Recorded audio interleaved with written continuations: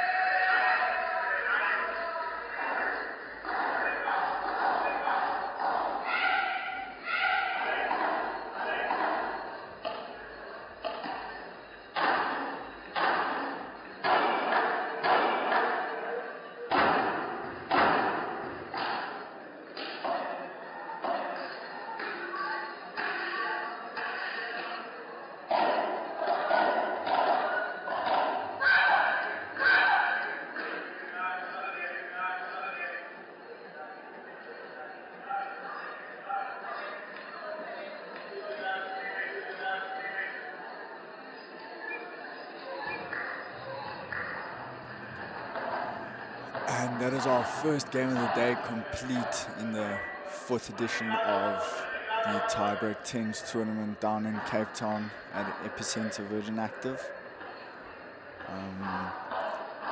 Could see Elena, Lisa, Wang and Wheeler playing there. I believe we'll be going on to the mixed space now.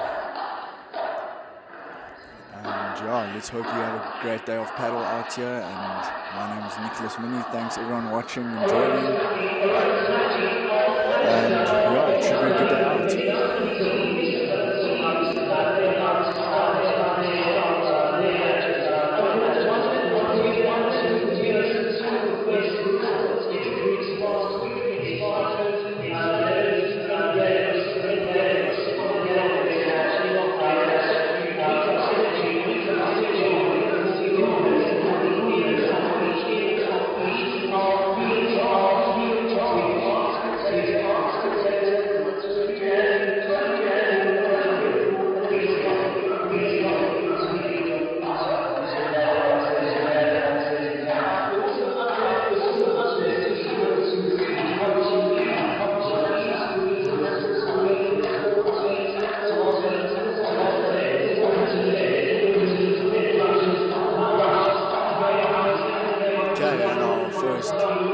Mixed game of the day, end game versus 11-1. Assuming that's a bit of a play on words regarding the tiebreak 10s. Goal here is to get to 10. Just again on the format, it's the first 2-10. Each team plays a tiebreaker. You play 2 mixed games, a ladies game and a men's game. And then at the end of the day, all your points are added up, and that decides who wins the fixture. We just finished up the first ladies game of the day on court 2, and going on to the first mixed game here on court 2 down in Cape Town EPICENTRE Virgin Active Paddle Club.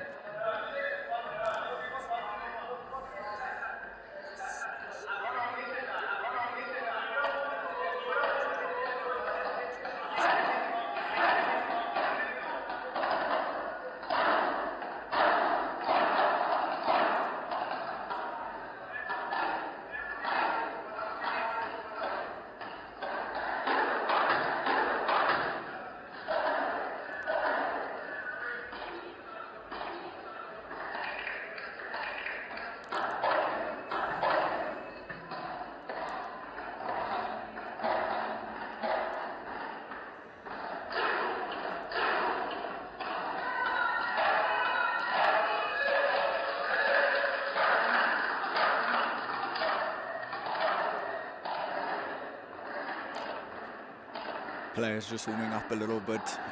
Not sure how it is down there in Cape Town today, but I've heard it was a bit of a cold week behind the fellow South Africans down in Cape Town. So yeah, take the time to warm up, make sure all's in order so we can watch some really good paddle.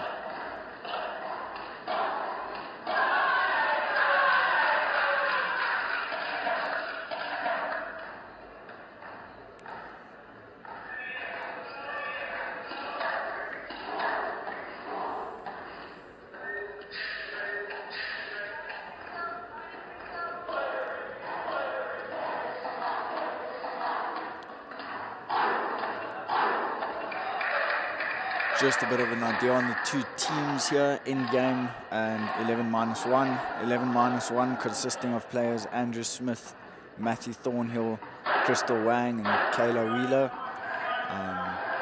Then taking them on as end game consisting of Igma Wenzel, Dion Ruiz, Terina Kutsia and Lena Lisa.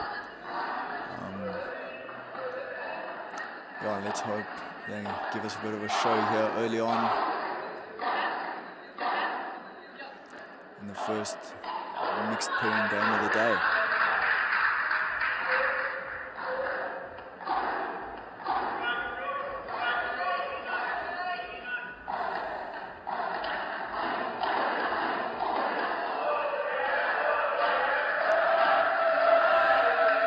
Some great hands being shown there early on.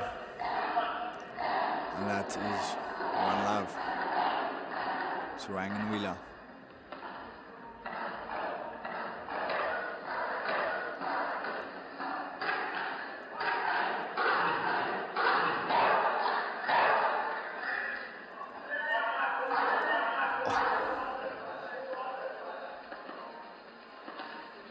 Puts us at a 1-all fence, working out nicely there after the volley.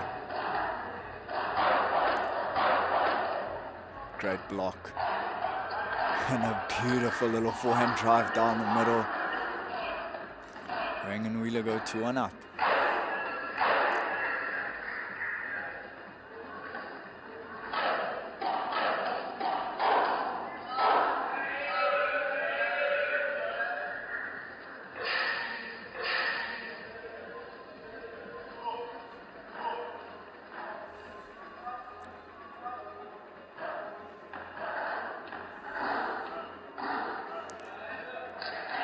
That serve just hitting the side glass there.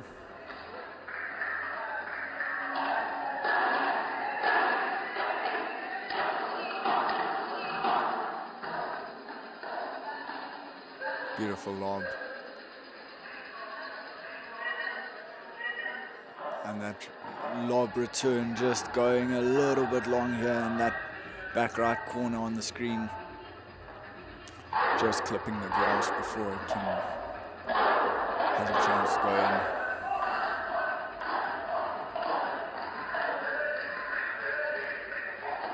Beautiful lob.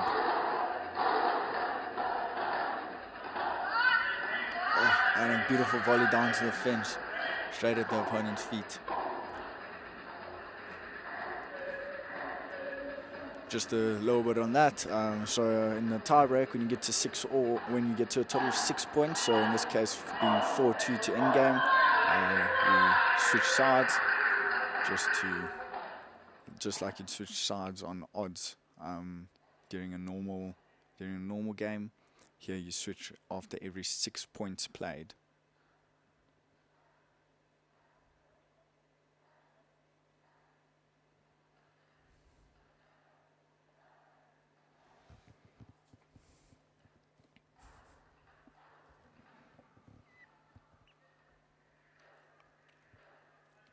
And the vibra just going into the net. Unlucky there.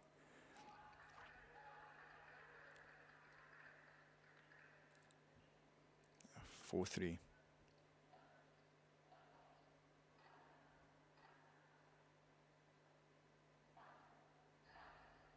Beautiful rouleau there. Beautiful, beautiful rouleau.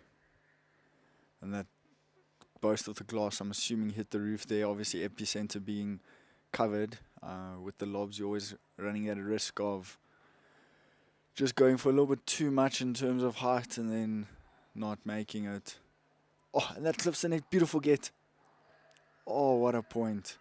Beautiful get there after clipping the net, but at the end of the day, finished nicely into the gap.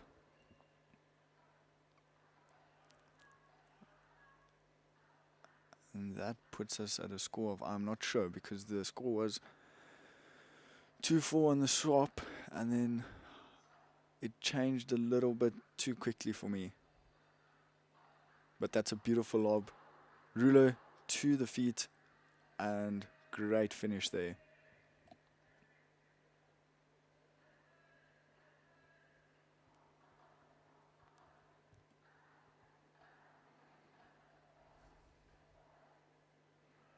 Oh, that net just catching him a little bit off guard, but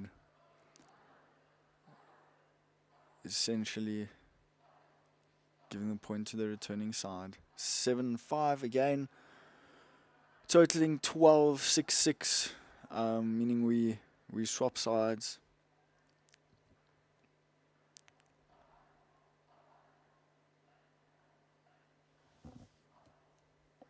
And could see it to serve.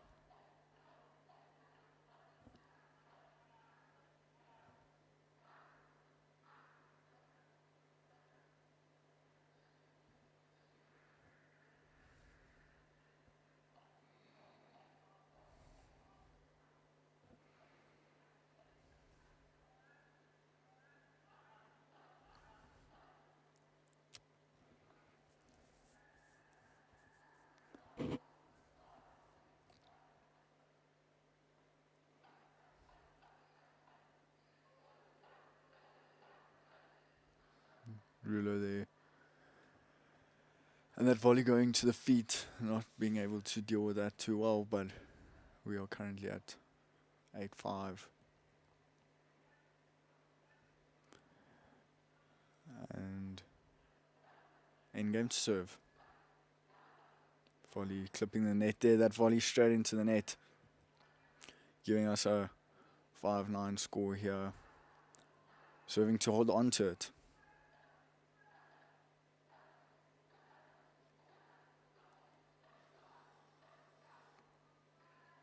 Oh, and that overhead just going into the net. The cross for the volley, really valuable. But it seems like, I think the score is 9-6.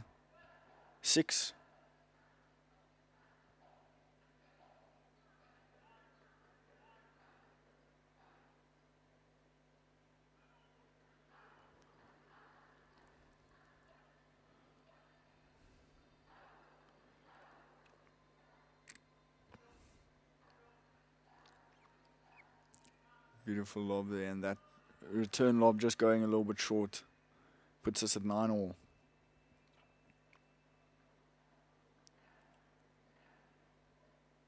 Oh, beautiful little drop there. And the overhead comes off the top of the racket, and the backhand boast is missed. And that's it for our first mixed game of the day, ladies and gentlemen. 11-1, take it 11-9.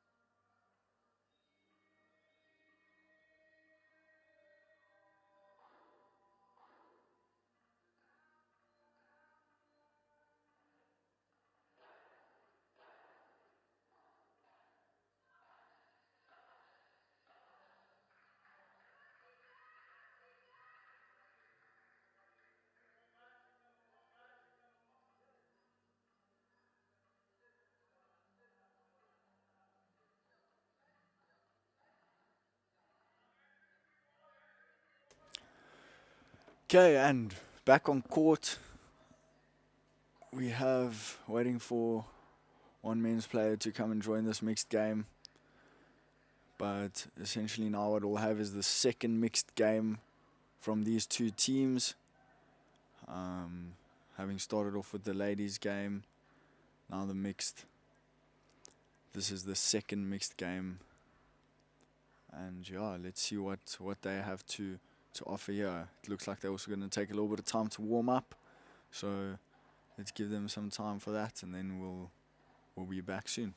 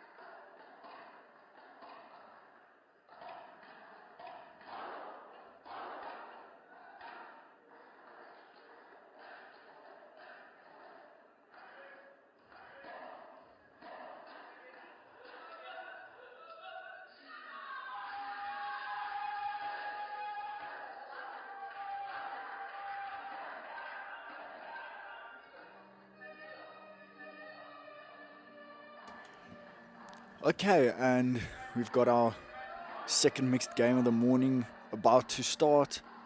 First serve there from endgame. That first service goes into the net. Second serve.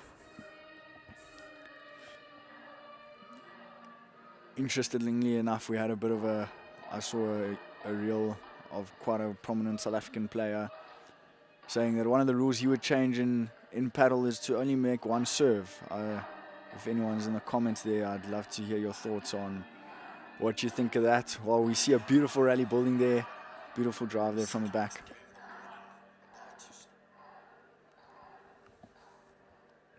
And the volley just going into the net. One love. That first serve, we're going to the net, to the fence. Beautiful vibra there down the middle. And that puts us at 1-1.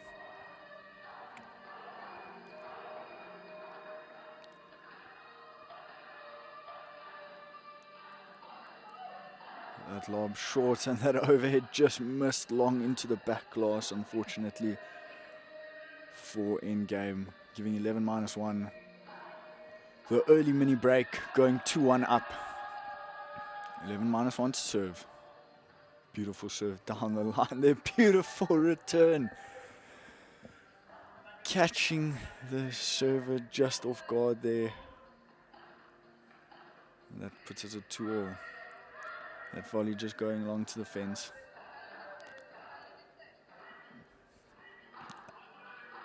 And 2 mini breaks there to be a mini break up. That serve called to be just long. Beautiful second serve there. And that overhead just hitting the top of the net and going straight down, unfortunately. Putting us at 3-3 in a game, both sides swapping at a total of 6 points in the tiebreaker.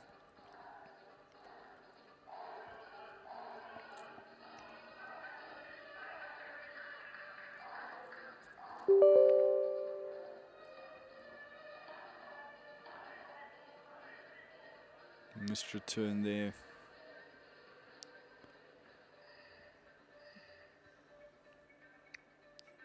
From 11 -1. 11 -1 to serve.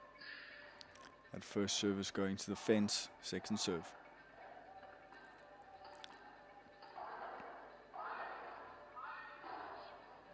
Lining up for the Bahada there. Beautiful Bahada down the line. Beautiful Bahada to finish the point.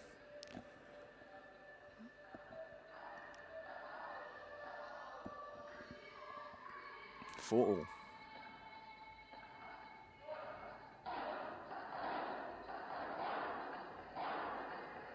And the smash just hitting the opponent straight in the feet there.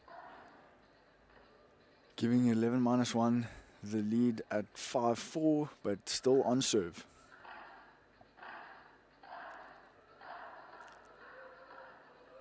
Beautiful vibra there, just to keep the net, and beautiful hands to take the point down the line. 11 -1, struggling to deal with that.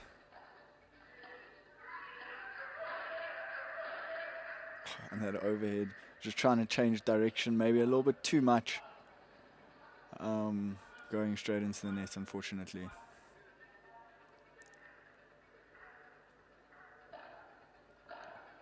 And that's a mini break that we just saw.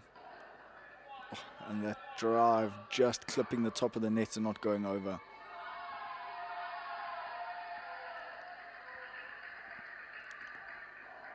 That puts us at 5-7, benefit to 11 -1.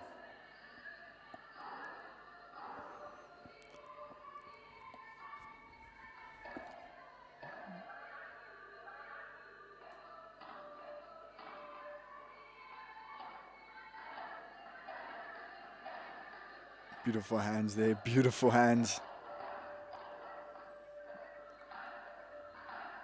Oh, and a nice volley lob. Oh, and the vibra down the middle just clips the racket. And that puts us back on serve. Endgame serving at 6-7. holding both is crucial here, so you don't give the opposition the opportunity to serve both serves for the match. Nice Vibra there down the line. Vibra down the line again, great block. Good defense there. And a great drive down the line. Opposition just struggling to handle that volley, and it goes into the net. Puts us at 7-all. Oh, and that overhead just missed.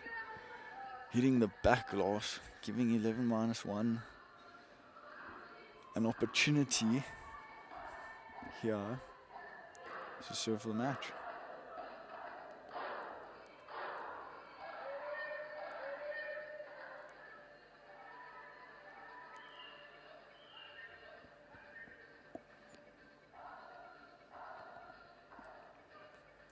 Okay, we have a match point here.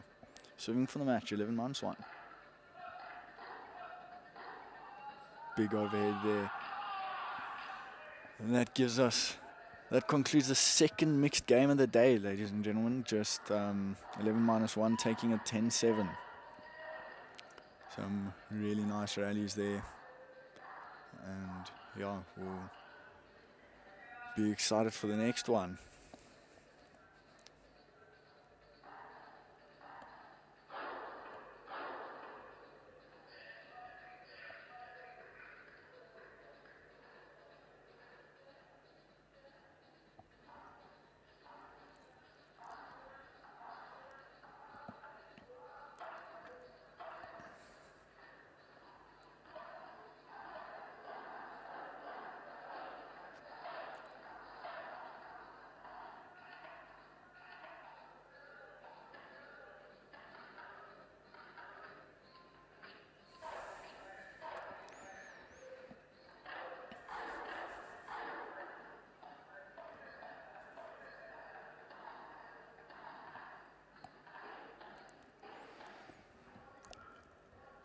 Okay, and we have our men warming up here from Team Endgame and Team 11-1. Wenzel and Roos versus Smith and Thornhill. This should be quite an exciting one. See who takes this. Let's give them a minute or two to warm up, and then we'll be back in a sec.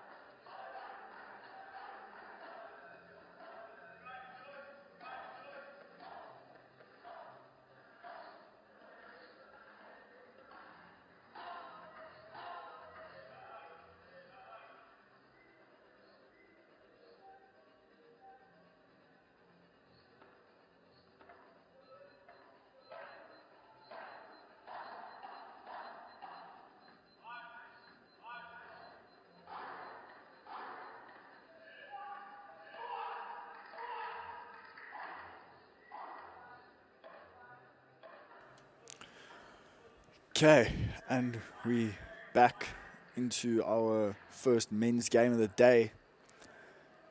Wenzel and Roos versus Smith and Thornhill. Let's see what they've got in store for us here. Just a reminder again, this is the tiebreak 10s down in Cape Town. It's the 4th edition. We've had an edition in Pretoria, in Johannesburg.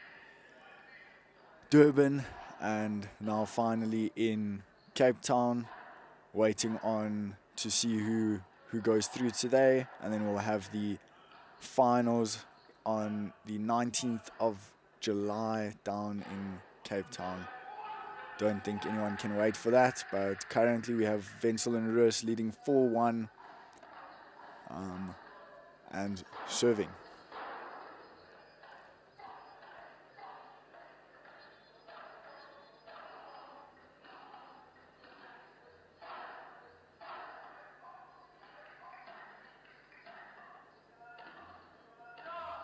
Oh, beautiful volley there. Just catching the opposition a little bit off guard while rushing the net. And yeah, beautiful little hands down to the fence to catch him down the line. Again, swapping on 6. Vincent Roos taking his second serve now.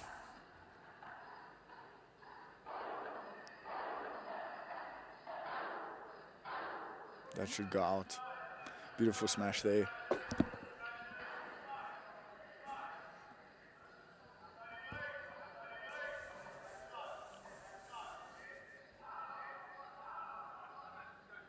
Score currently at 2-5. Smith and Thornhill to serve.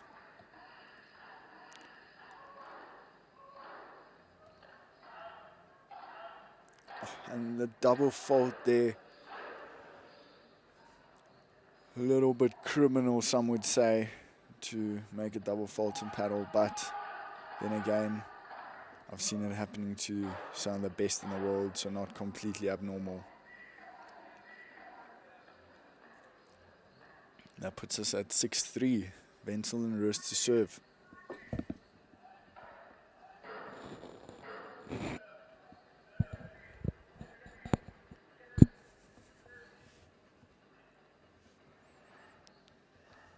Seven, 3.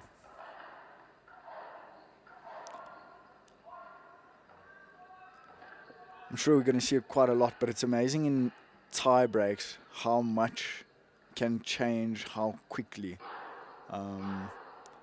You'll be 5-love, 6-2 up, and suddenly you lose 2-3 points and you're under pressure again because the momentum has shifted. The points aren't a lot. So it's quite an exciting thing to watch. You never really know what to expect. Currently it looks like Wenzel and Roos are in control here, leading 8-4, swapping sides again. They seem to have the slight upper hand at this point in time. Controlling the game just slightly better than Smith and Thornhill currently can.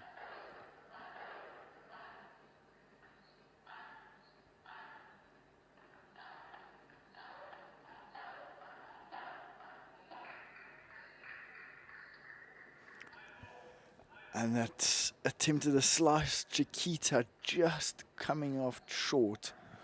Quite a high risk shot that, but very, very rewarding if it does come through. So you can understand why someone would go for it.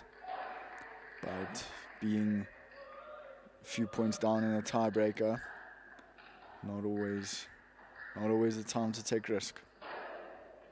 Big smash upcoming. And just unlucky there, but that is the game. Wenzel and Roos take it 10-4.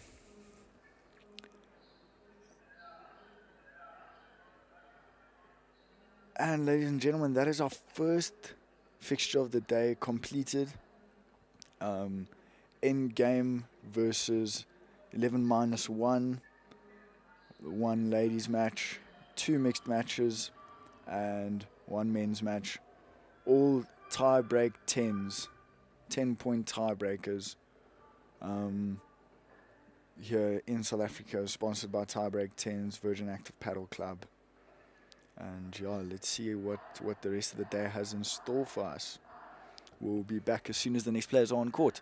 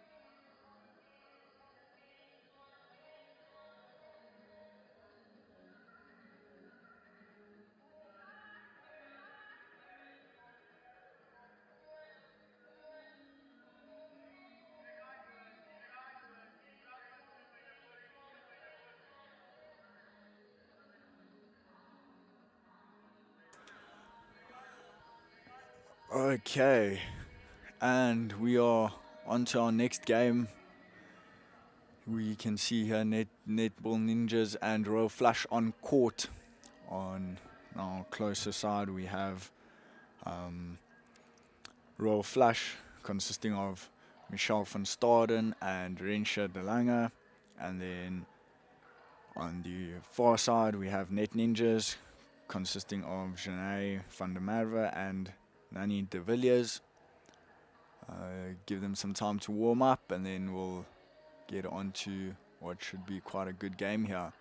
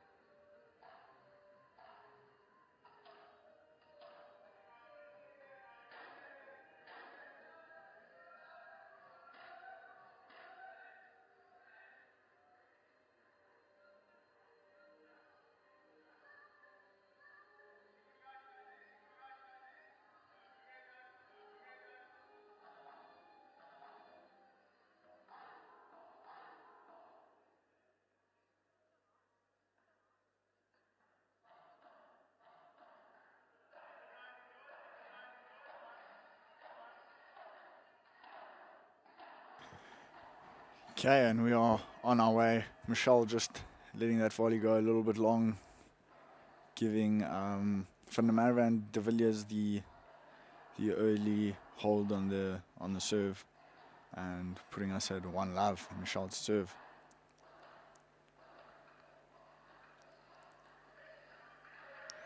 Beautiful return there down the line. Just bounces short of the fence, hits the fence, and goes straight down. Michelle unable to deal with the bounce there. Beautiful serve. That puts us at 2-1. Mini break up for Net Ninjas. Net Ninjas to serve. And specifically Nani de Villiers serving. Great serve there from de Villiers. Puts Net Ninjas at a 3-1 lead.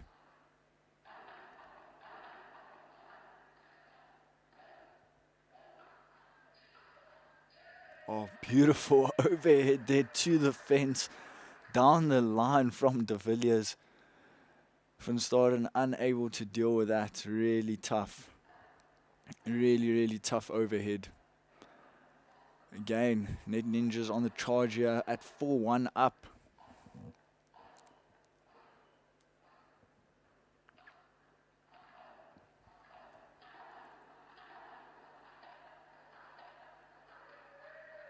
Beautiful volley there from de Villiers, giving them a 5-1 lead early on, switching sides. Momentum here early on is definitely on the side of Net Ninjas.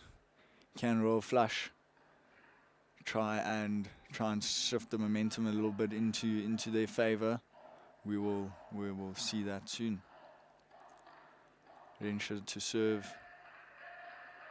And a beautiful return there. Renshaw thinking it's going long, and it just stays in. And the early lead up at 6-1.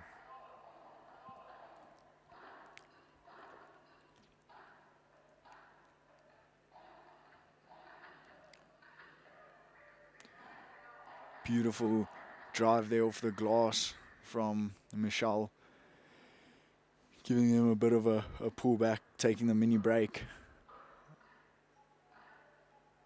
Beautiful backhand volley there. Great lob from Renshaw. Great lob in return. The Bahada down the line. Good hands. Another lob there. Just going long. Putting Net Ninjas at a 7-2 lead early on still. Trying to hold on to that lead. And can they do it? Michelle to serve.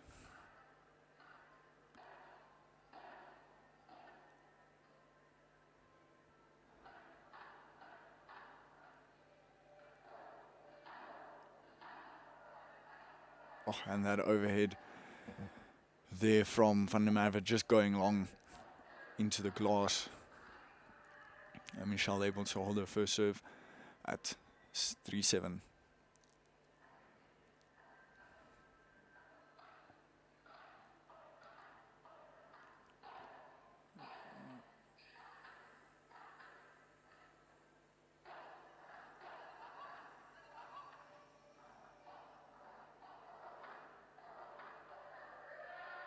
Oh, and a beautiful high volley there to the feet of Michelle. She was there to take it off the double glass, but unfortunately it just stayed a little bit too low to make that realistic. And the score currently 8-3, serving for the tie-break 10 here.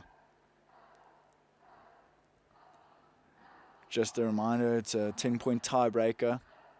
And currently at 8-3, we have Net Ninjas serving for this 10-point tiebreaker. Beautiful control there. Quite tight against the side glass from Michelle. And that volley there from de Villiers just goes a little bit long.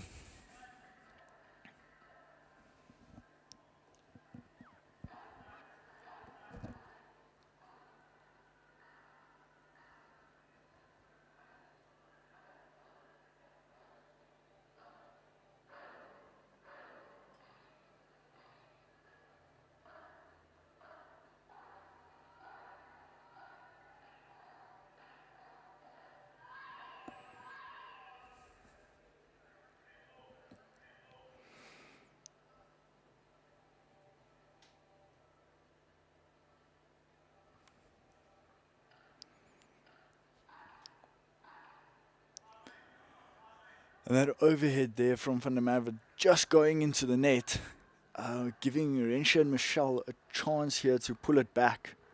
Currently serving with one mini break down. They'd want to hold both here and then try and fight to get a mini break back. Great work at keeping the net there. Beautiful hands there. And Michelle going for the big one, finishing the point. 6-8.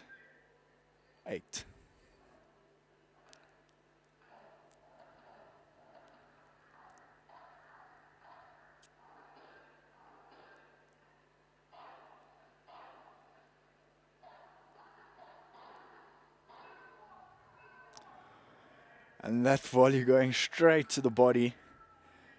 You got to do what you got to do, but that is a really good way to pull it back. And they'll be looking for the mini break here to go back on serve. And that overhead just hitting the side fence, it seems like. And a lead that was quite substantial just came down to being back on serve.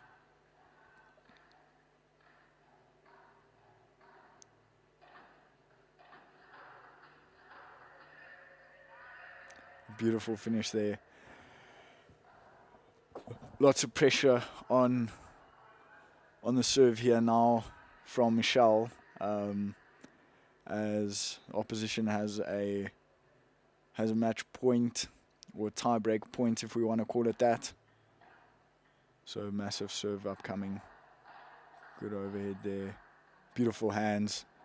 Taka taka, some beach tennis. Great lob. Great lob return. Lob again. Lob again. Oh, and Michelle just misses that overhead into the top of the net, unfortunately. And that gives Net Ninjas the first win of this fixture in the ladies fixture between Net Ninjas and Royal Flush. 10-8. Good fight there back from Michelle and Rensha, but unfortunately, at the end of the day, the win goes to De Villiers and Van der Merwe. And yeah, we will now go on to the two mixed games, and then that followed by the men's games.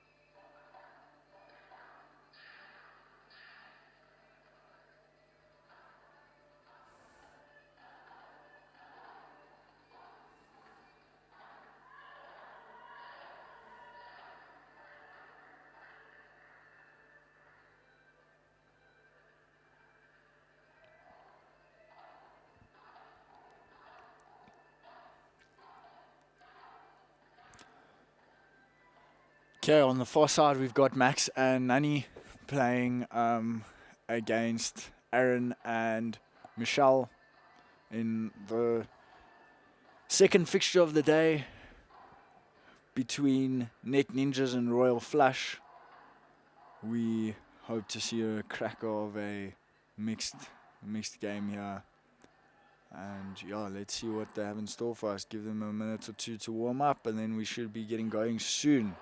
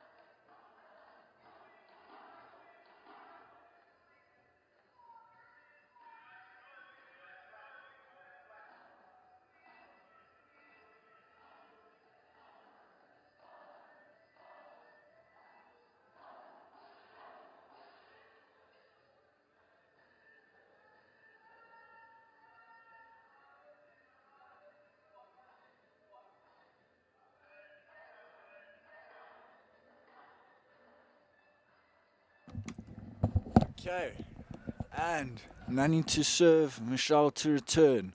Volley down the middle there. Beautiful overhead.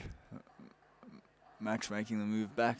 Lob comes through to Michelle, and that volley on the overhead from Michelle just going into the fence. Aaron to serve. Return down the line there. That volley just going out.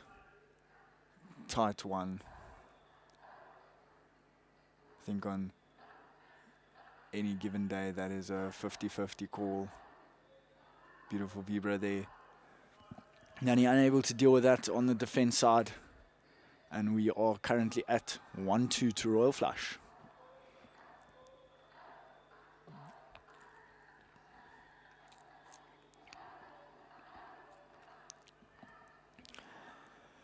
And that volley just going into the net there. Royal Flush taking the early mini break, going 3-1 up. As we saw in the previous tie break, that going up substantially does not mean as much as you would think anything can happen. Momentum shifts. And Aaron going for the big vibra, but straight into the middle of the net. Previously, beautiful block there from Max.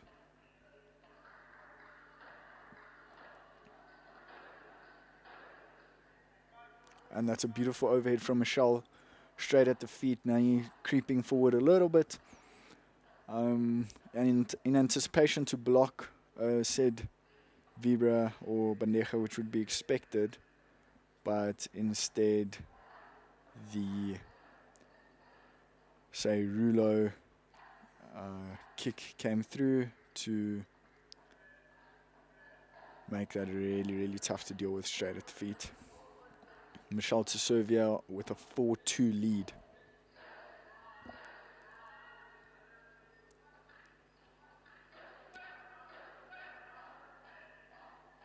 Beautiful serve there down the line. Serve, return a little bit high. Michelle goes to the smash. And then he tries to block. And the block goes long. Score currently 2-5 to Royal Flush.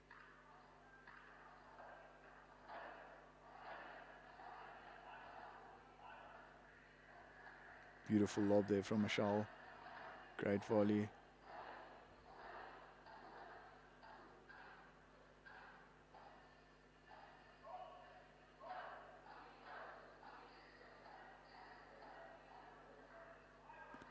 Great point building up here.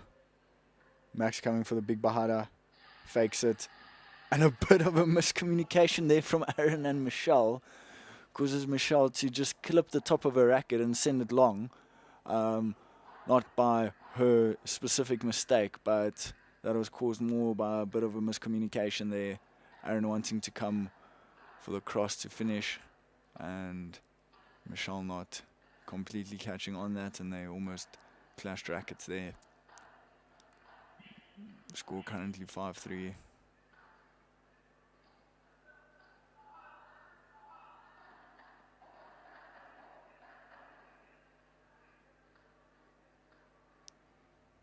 And that lob there just going a little bit to the side. If we had a look, we would have seen it dropping down there on the right-hand side of the court. Aaron to serve. Royal Flush leading 6-3. Beautiful backhand there from Michelle.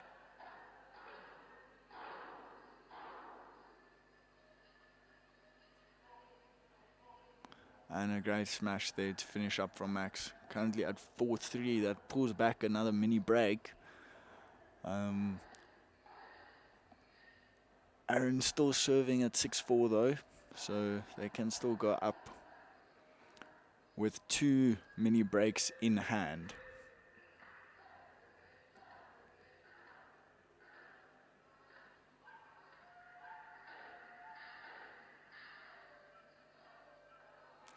Aaron goes for the big smash out the court. Max trying to run there, but if you've played down in Epicenter, you know there's not a bunch of space to get out the court there, so you've got to be careful. You don't want to be writing yourself off trying to run out.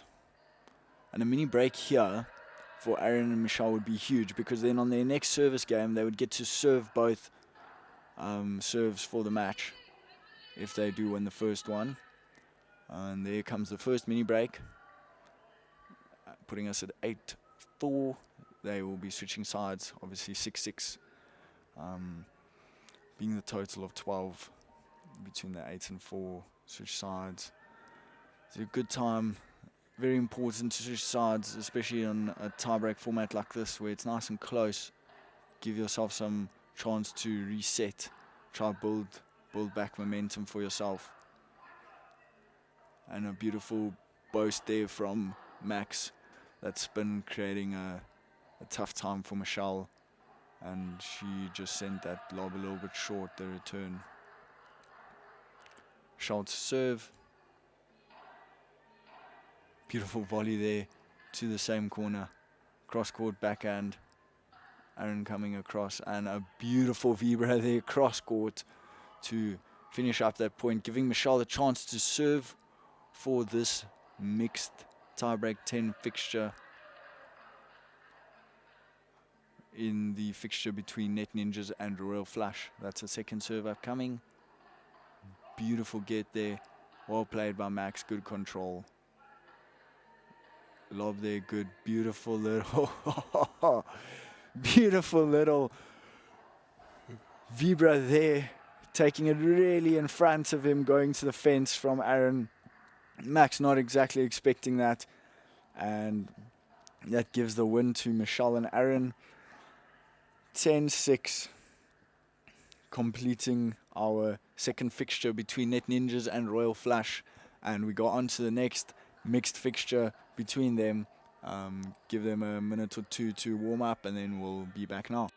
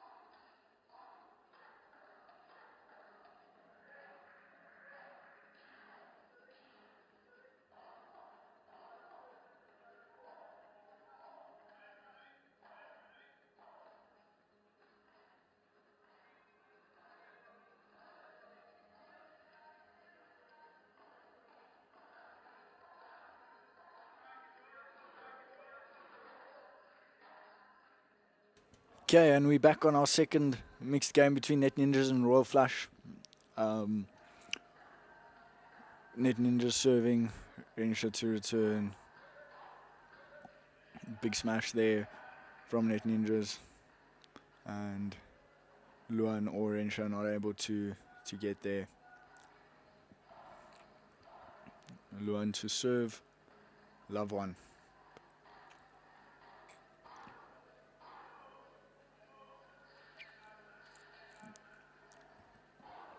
And the pop out there puts us at 1-1.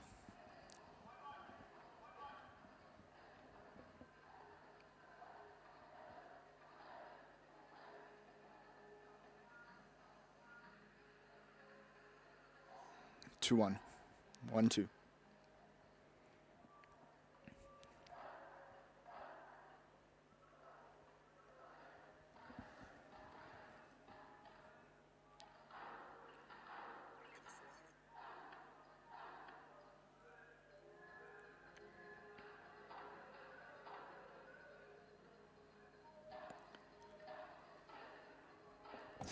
Beautiful over the head there from Rensha.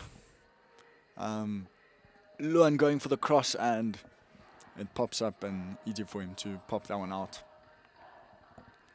Giving us a score of 3-1. That was a mini break there.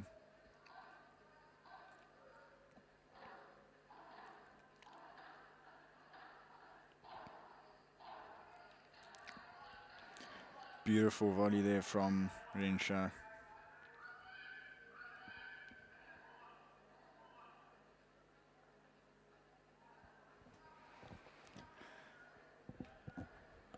For 1 and 2 mini breaks up.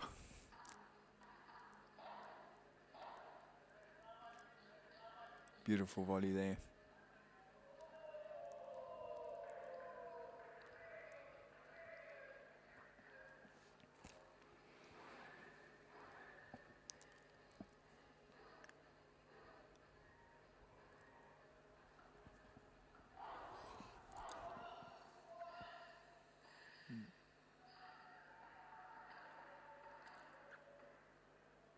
Oh, and a little cheeky no look there from Luan going the wrong way.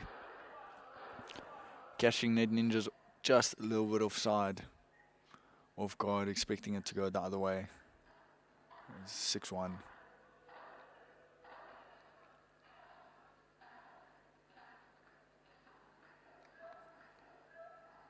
Beautiful block there. And that overhead from Luan just hitting the back glass, putting us at 2-6.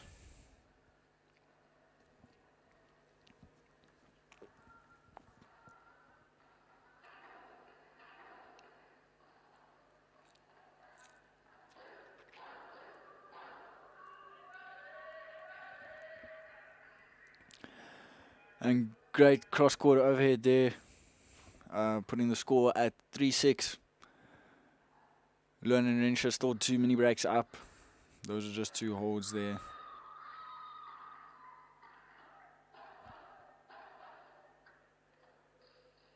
Beautiful overhead there from Rensha, and Janae just struggling to deal with that one.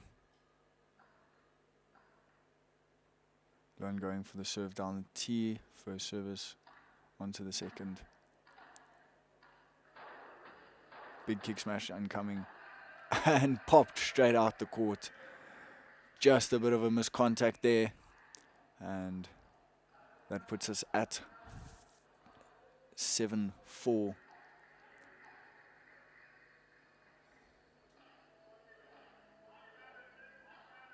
For 7 here. Net Ninjas to serve. Nice controlled volley there. Lining up for the big Bahada.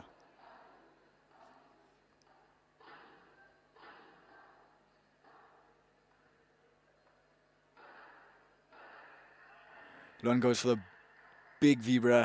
It just goes into the nets, unfortunately. Putting us at 5-7, swapping sides again. Net Ninjas on serve. 1 mini break down.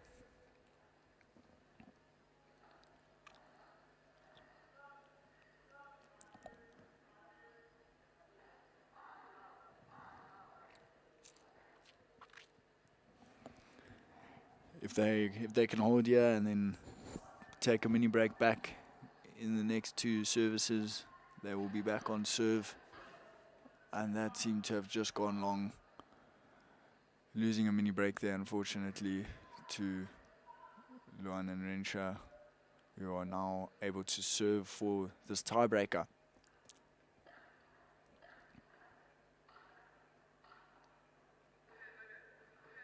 Beautiful lob there. And that big Bahada just going for a little bit too much cross court maybe. Goes straight into the net. And we have a match point. Beautiful get there. Oh, and after the beautiful get, it goes back to the corner, just unable to reach it. And we have Royal Flush taking the second one of the day, 2 of 3, being the 2 mixed games. And we'll go on to the men's game now between Luan. The men's game between Luan, Aaron, Max, and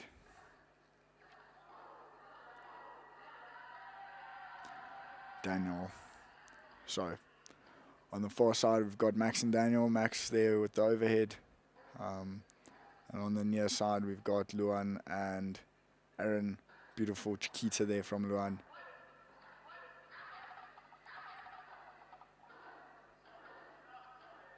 And Daniel just missing that a little bit long into the glass, giving an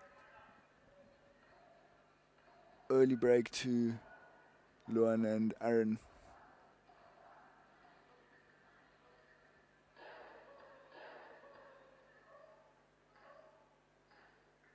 Oh, and Aaron goes for the little short volley, which just goes into the net. That puts us at 1-1.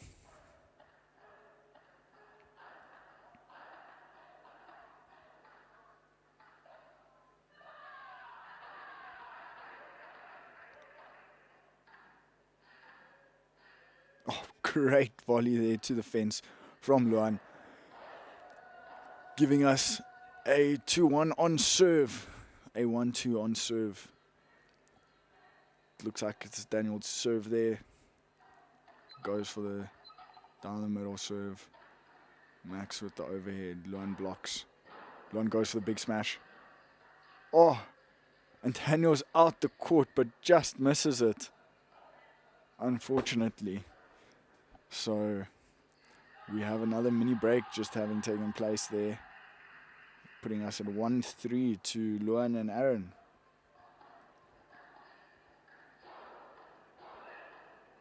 Oh, and Max going for the volley there, back cross court. Just reaching a little bit and putting it into the net. Luan to serve.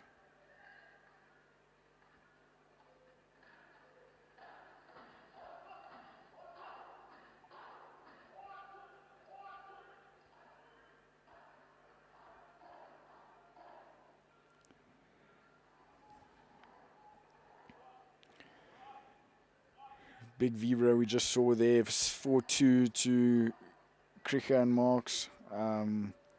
We'll be going on to swap sides. Luan still got one serve left.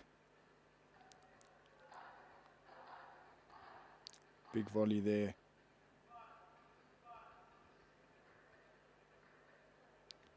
Two 5. Max to serve.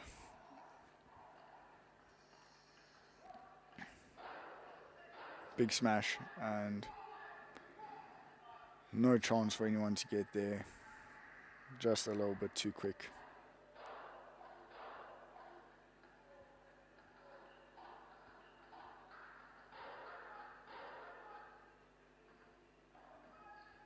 Oh, and Luan's there to finish that. That smash just staying a little bit too low.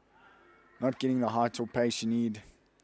Either low and fast or slow and high, one of the two. Big kick smash there. Beautiful get. Unlucky with that backhand boast there. Running cross court.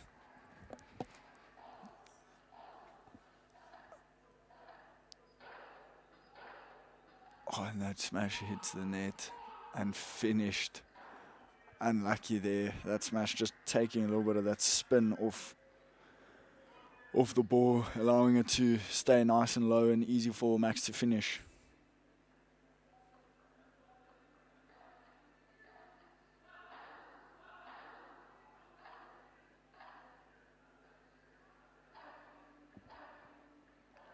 Oh, beautiful pick up there from Luan. Oh, and that cross court drive off the glass. Very well thought out. If that had worked, it would have been beautiful, but unfortunately it just goes a little bit long into the fence.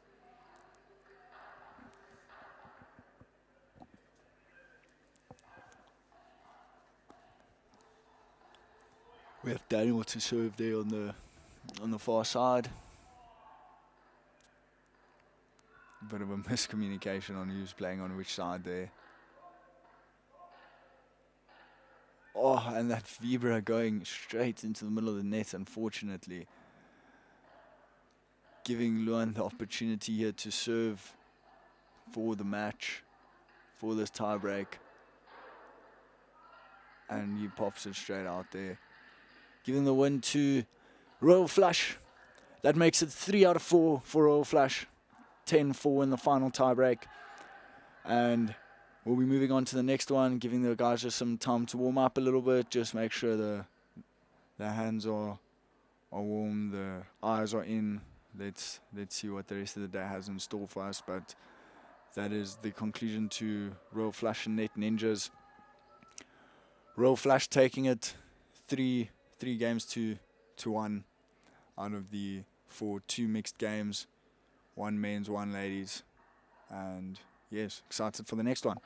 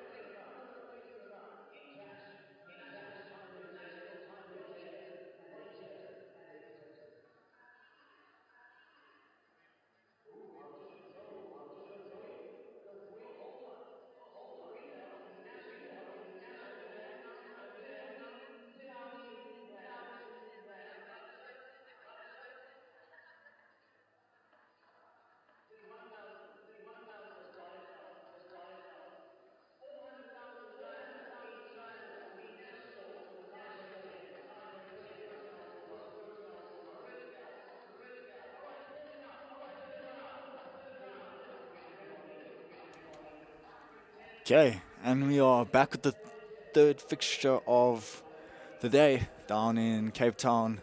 Virgin Active Paddle Club, EPICENTRE, tiebreak 10s.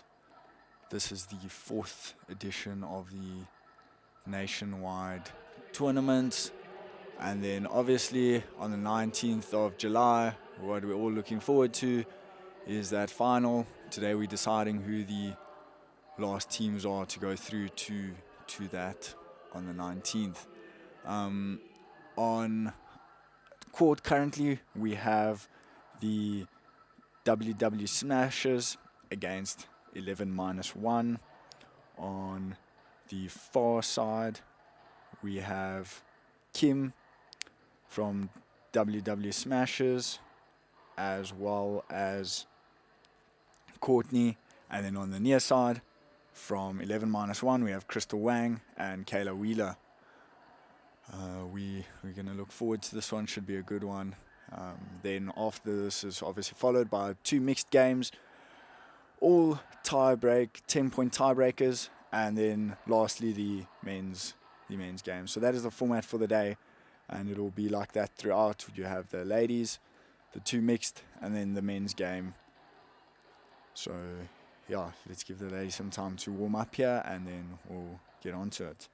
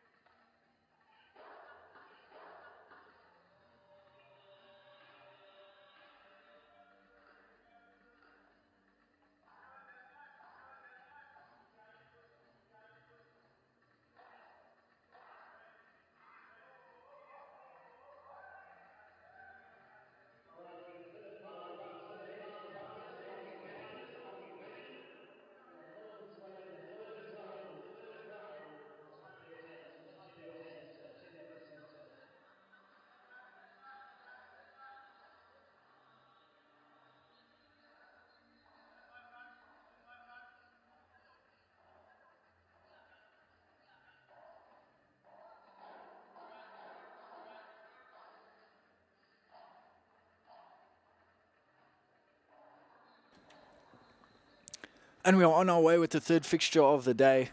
The ladies fixture between WW Smashers and 11-1. Beautiful overhead there. And the first point is complete, serving at 1-love.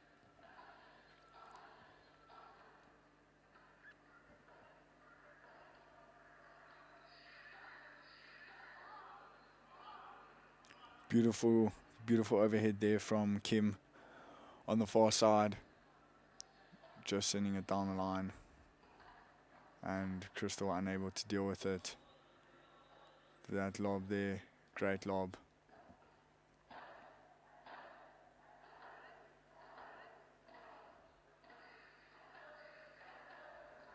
Kim with the overhead. And Crystal back straight to her, and the volley in return goes into the fence, giving us a 2-1 lead to Wang and Wheeler. Ulrich and Wigston to serve.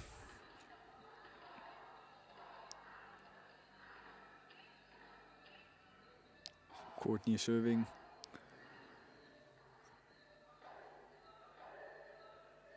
Tool.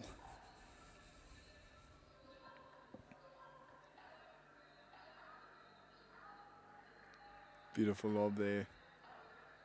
Overhead. Bandeja going cross court, high backhand.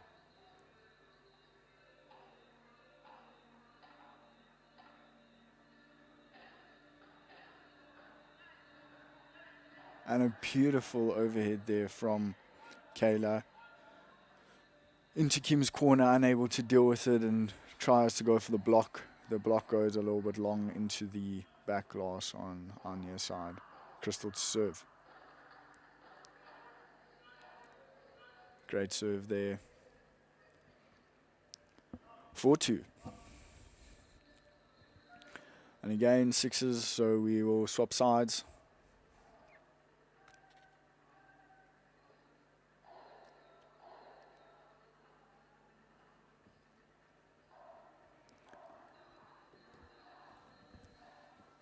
Crystal on her second serve.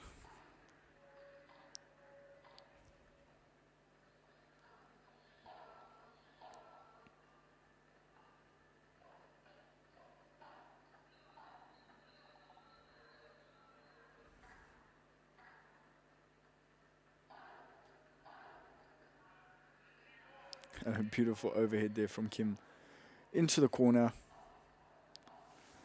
Tough to deal with.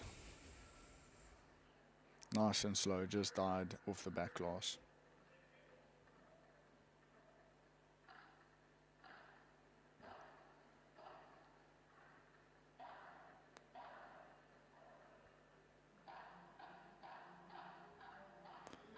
Beautiful rally building there, a little bit of beach tennis we get to see.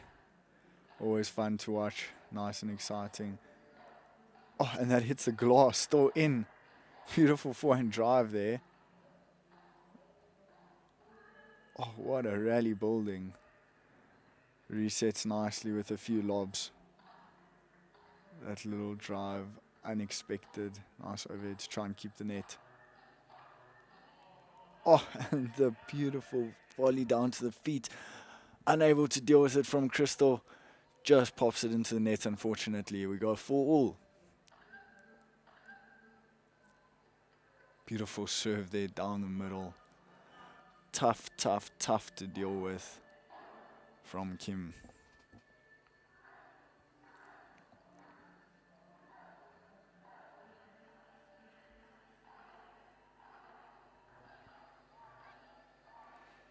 Great serve there from Kayla.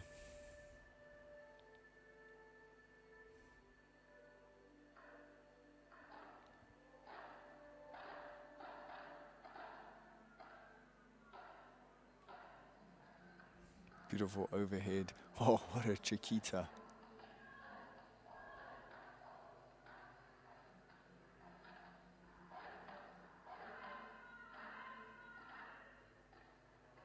Oh, and that volley just goes long to the fence.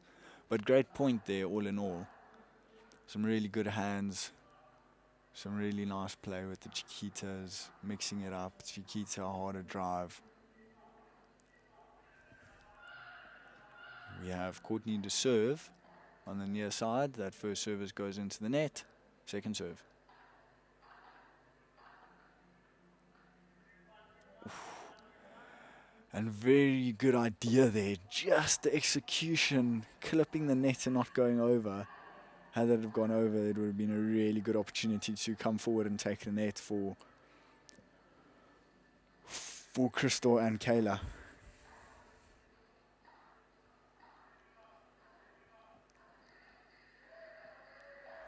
Again, we have Courtney on her second serve, having just swapped sides. Crystal and Kayla slowly moving towards the net here. Beautiful play there, great boast. And the big smash just hits Courtney. And that would be a mini break back, putting us back on serve for this tie break. Quite an evenly matched game here, I would say. No real dominant side. Oh, beautiful overhead there. Courtney just getting caught a little bit, running forward, expecting the slightly harder smash off the back glass. Happens to be a little bit slower and dies before getting to her.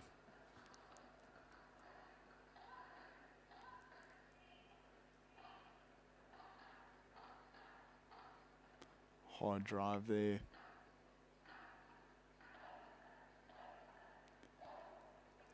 Great lob.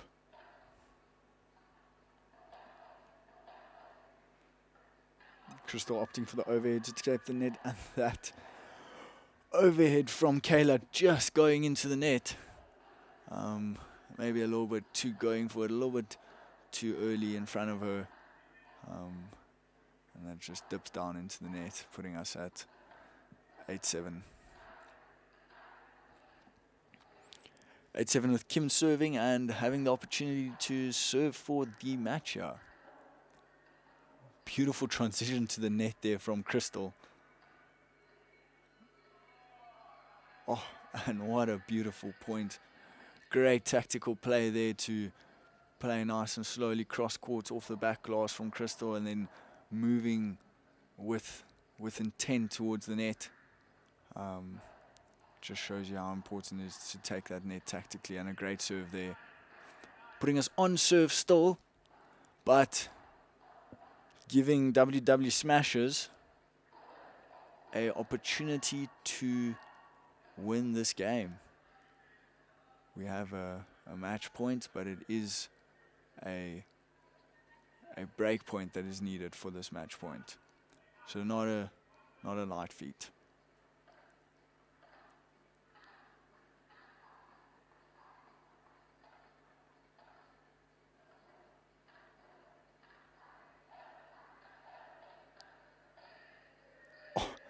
And Crystal reaching out there to try and block that drive down the middle out, but unfortunately just mistiming it a little bit and sending it long into the fence. Gives us a close one, but giving the win at 10-8 to W&W Smashers. And we go on to the two mixed games. Funnily enough, I was a little bit confused there because W&W obviously referring to surnames Woolwich and Wixton. However, on the other side of the court, the surnames are also W&W, so we have 11-1 taking the loss there, and W&W Smashers taking the win there.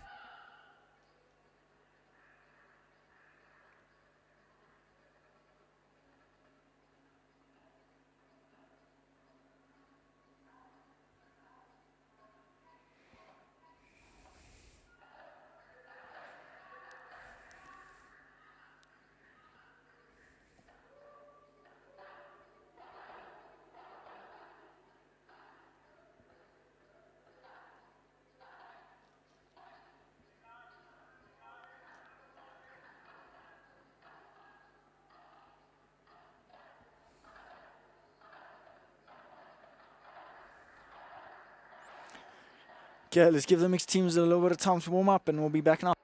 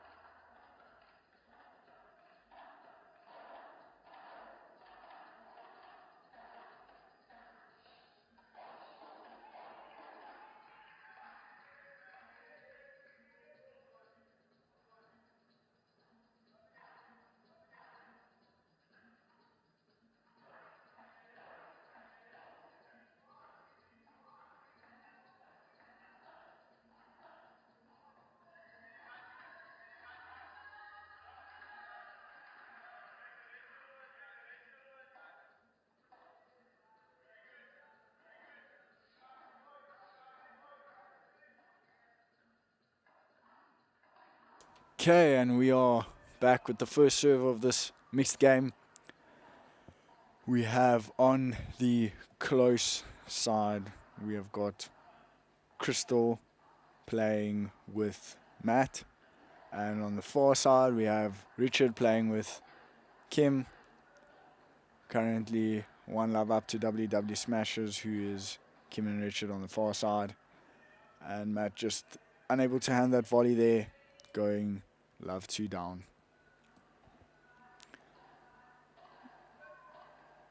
Matt to serve, and beautiful serve there. Kim unable to deal with it. 2-1, 3 love. No? Quite sure it's 2-1.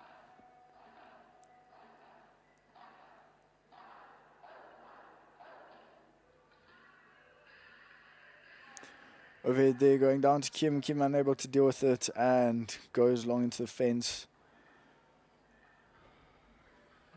Beautiful serve down the line there.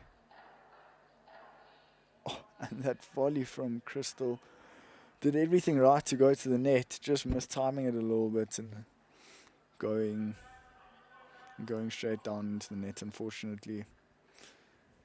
Seems like the score is 1-4 currently.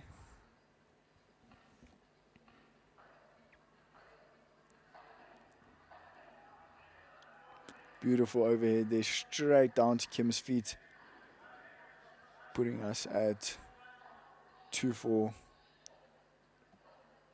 Wang and Kayla would obviously be quite keen to win these two mixed matches. They had just lost the ladies one in quite a close fought game.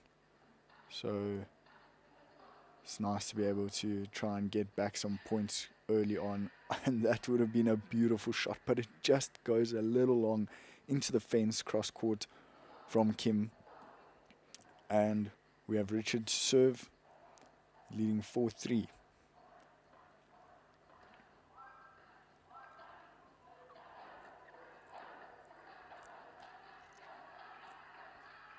Good hands there from Kim and Crystal. Great drive, keeping the net. Matt going for the overhead. And that drive to Crystal, just a little bit tough to handle, puts the racket in the way, but unfortunately, control just not there, going long into the side. Richard to serve here at 5-3.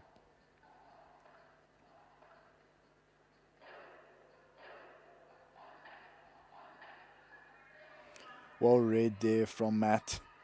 Puts that 2 back to Kim's side on the opposite side of the court.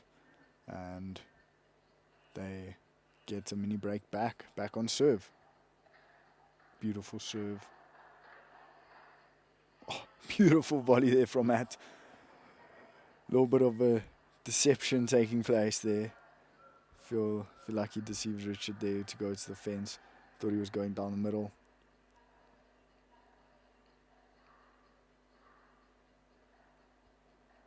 Second serve.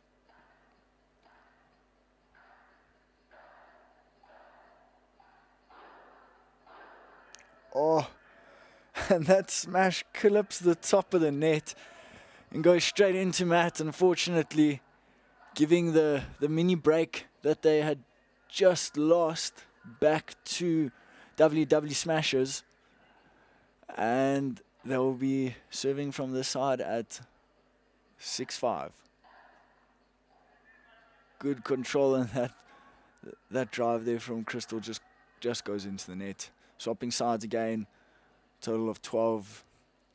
Obviously every 6 in a tiebreak you swap sides. And we'll have one more serve here from Kim, and then Crystal to serve. That is a late first service.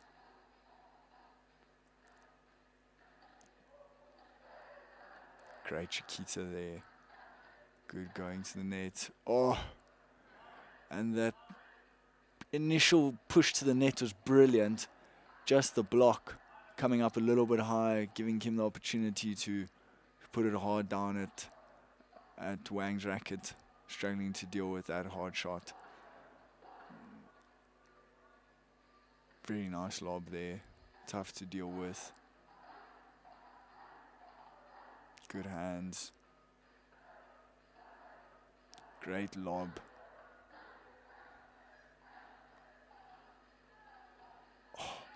And the Bahara going down at the feet of Wang.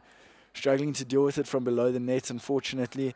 And we have a match point here for WW Smashers. Wang to serve.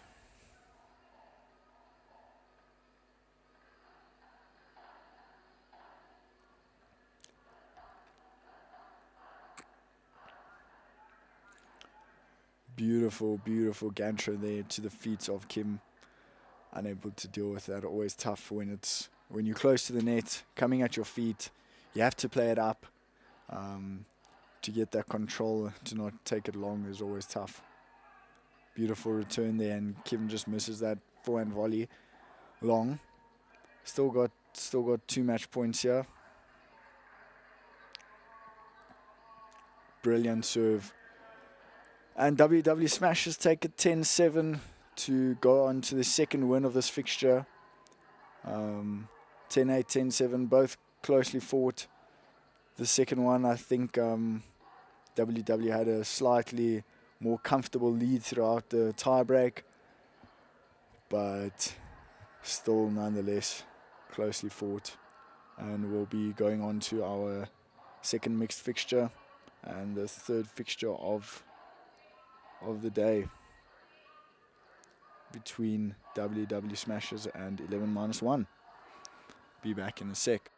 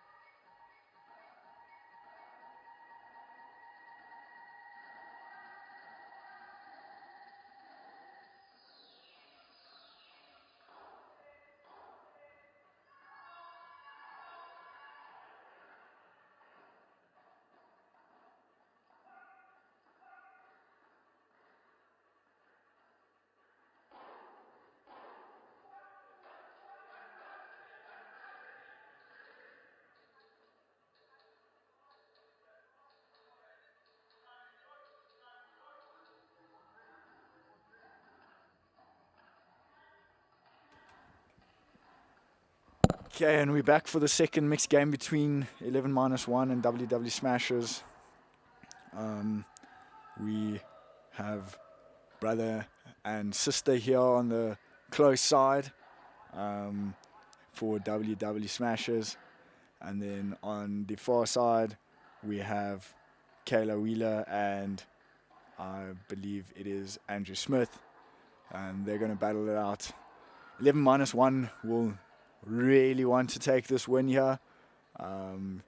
Having gone down the first two, it's an important one to try and stay within this fixture and giving themselves a chance. Some beautiful hands there.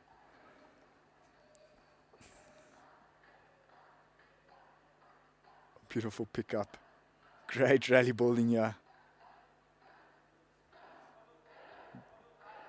Oh, and a beautiful finisher there from Kayla.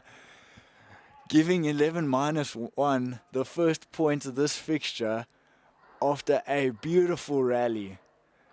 Yes, if we can see another 15, 20 of those, I'm not going to complain. I guess none of you watching are going to complain either. And there we go, 11-1 serving. Oh, what a pickup. And that, after the great pickup, that drive just going a little bit long. We have Andrew and Kayla taking the early lead on 2-love. Kayla enjoying that volley down there to the corner, to the fence, and Courtney struggling to deal with that one. Courtney to serve here, Love 3 down. They want to make sure they hold to then go on and get some of those mini breaks back. 1-3. Great volley down the middle there from Bryce.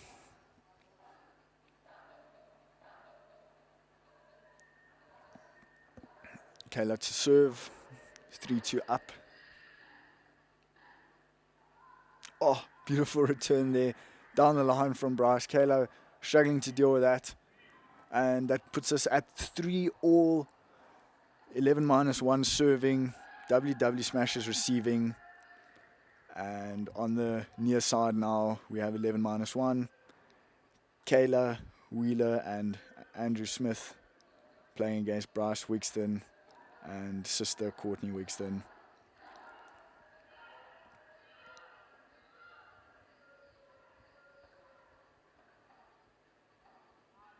Kayla on a second serve there, going 4-3 up. All on serve. And we have Bryce to serve on the far side.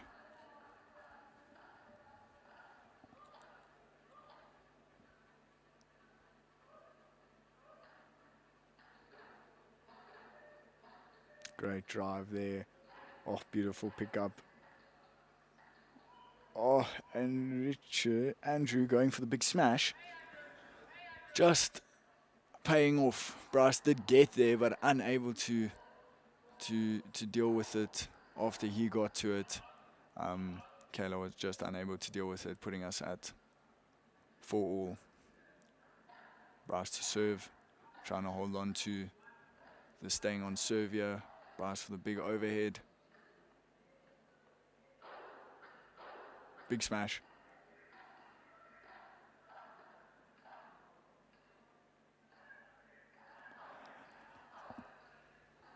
And Courtney just unable to deal with that there in the corner. Again, Bryce, Andrew and Kayla enjoying those volleys down to that corner there of Courtney. And we are currently at 5-4. Courtney and Andrew having a mini break in the bag. And we'll be trying to hold on to that here after holding on to it for their first serve. Great return, nice low to the feet. Good transition to the net there from WW Smashers. Oh, and a beautiful vibra there down the line from from Bryce. Making it really, really tough for Kayla to deal with.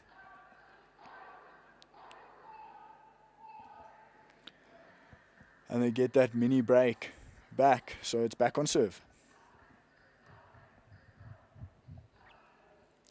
And again, WWE Smashers, having taken the first 2 fixtures of this specific fixture, the first 2 matches of this fixture,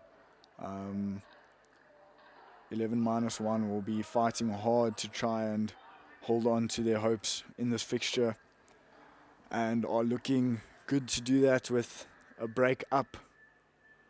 It seems like 2 breaks up now. And yeah, we'll see if they can hold on to this. If they can hold on to these 2 service games here. If they can, well, this service here from Courtney. If they can try and get the break here, they'll have the opportunity to serve for the match. Bit of a miscommunication there, and not ready. That'll be first service. Great lob there. Kayla pushing the net. Oh, beautiful volleying. Beautiful play there from Kayla. Completely moving Bryson Courtney around and taking the point, giving herself the opportunity to have 2 serves. And if she can get this first one, she'll be having the second serve for the match. Nice overhead there down the line. Oof, bit of a racket clash there. Volley. Oh, and Andrew just missing that volley. Maybe a little bit eager. Just missing that volley into the net, unfortunately. All about here by 8-6. You want to ensure you're not making unnecessary mistakes. Just trying to allow the other team to play. That must be the main goal. Unfortunately, Kayla and Andrew were unable to hold on there and lost their 2 mini breaks, putting us back on serve in a closely fought match here. Ooh, and that overhead from Courtney just going down into the net, giving that mini break back and giving us a match point. Although it is a break for match point, not serving for it.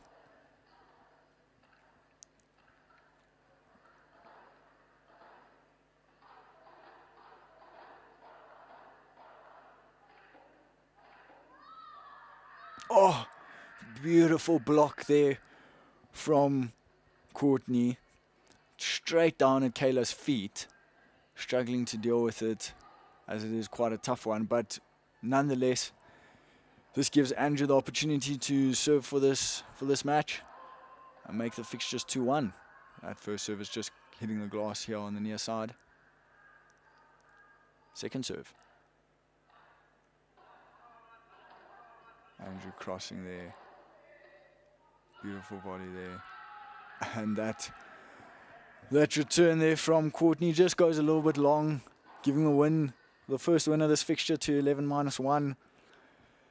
And that'll give us two games to WW Smashers and 1 to 11-1. Leaving it down to the men to see who's going to take this one and whether we can be excited for a close fixture here. I think in terms of points, it's also quite close. 10-8, 7-10, 10-8 were the scores. Which means that there's all to play for here. Anyone can take it. And yeah, we're excited to see what they can show for us. Let's give them some time to warm up and we'll be back in a sec.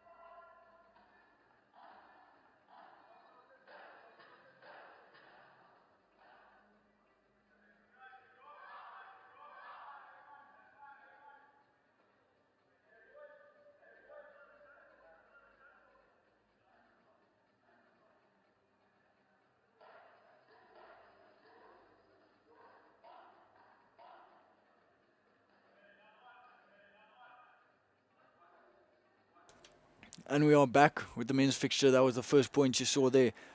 WW taking it, 1-love. And we have Matt to serve. That serve going a little bit long. Second service.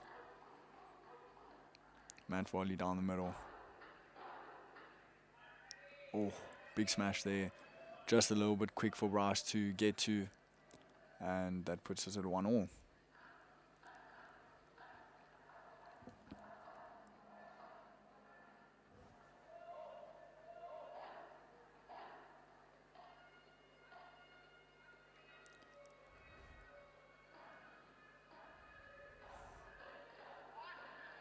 Oh, beautiful Vibra there down the middle, giving 11-1 the hold on their second serve, and on serve here going into the fourth service.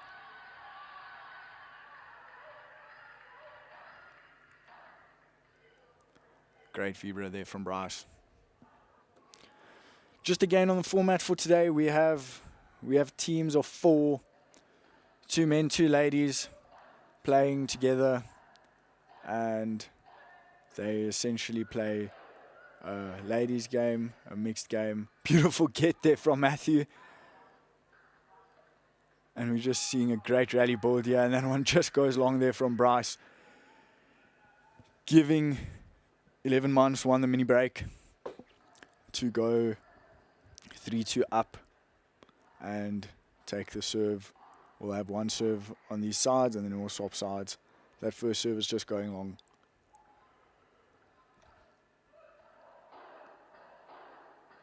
Not going for the big smash there.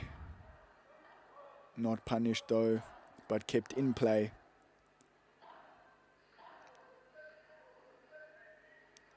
And the mini break is broken back. We'll now see them switching sides. As I was saying on the format, it is a teams of 2 men, 2 ladies.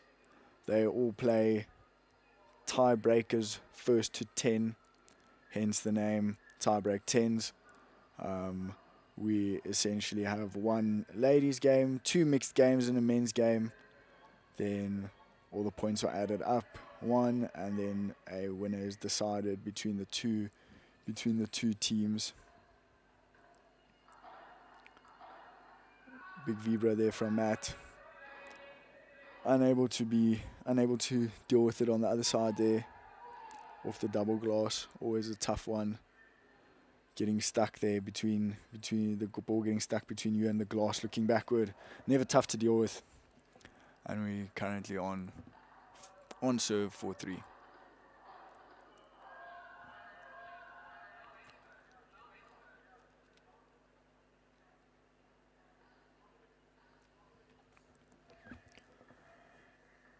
Richard to serve.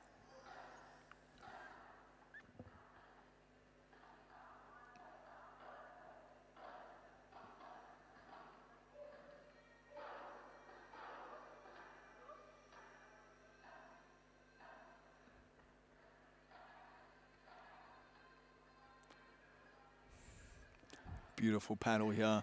Oh, and a beautiful shot cross court to the fence. That Bahada going exactly as planned, completely catching Andrew off guard there, unable to deal with that. Keeps us on serve. Matthew to serve here on the near side. Obviously cross court in a tiebreaker, you always start serving on the ad side.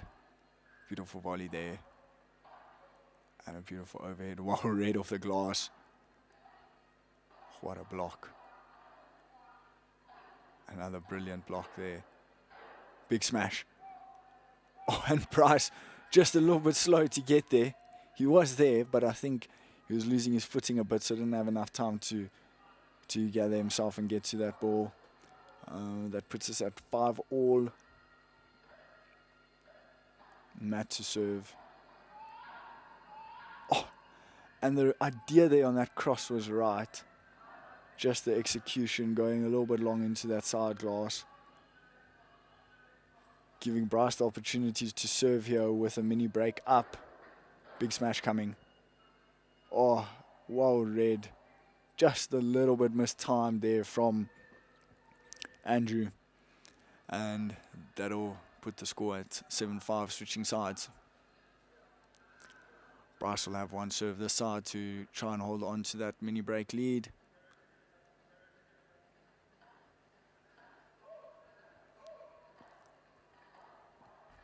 Beautiful, absolutely beautiful high backhand there. Quite an unconventional shot. More often than not, relatively weak shot, but when timed well, when executed well, it can be quite unexpected by the opponents. The angles you can get are a little bit different from it. So brilliantly executed there. 5-8. Beautiful pickup.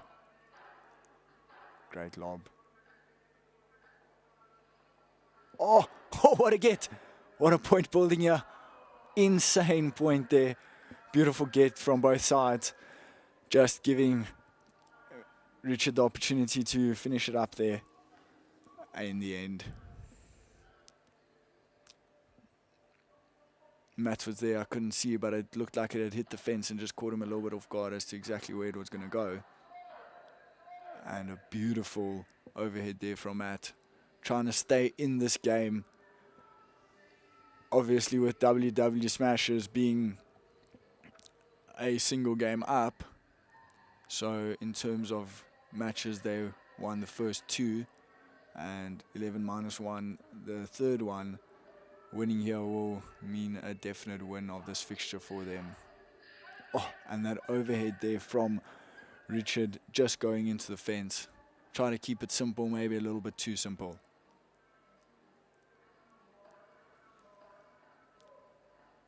Great serve. Beautiful vibra there.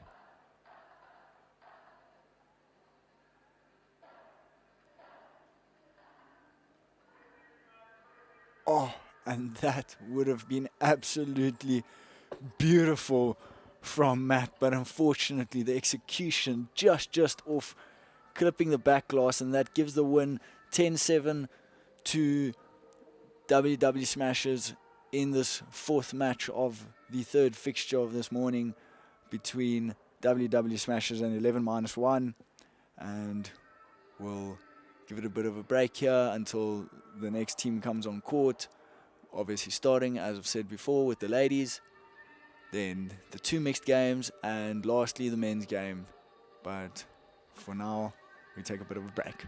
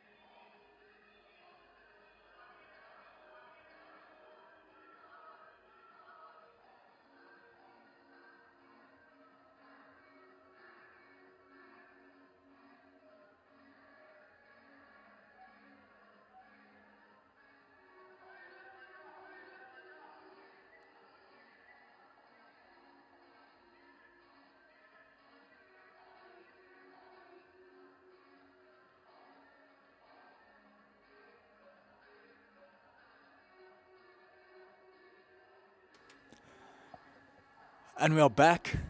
We have some familiar faces here on the near side. Michelle and Rensha playing against from Royal Flush, playing against Powerhouse. Elizma there on the far side in the black peak cap, and alongside her we have Marty. The two of them will be taking on Rensha and Michelle in what should be quite a good match. Let's give them some time to warm up and we'll be back in a sec.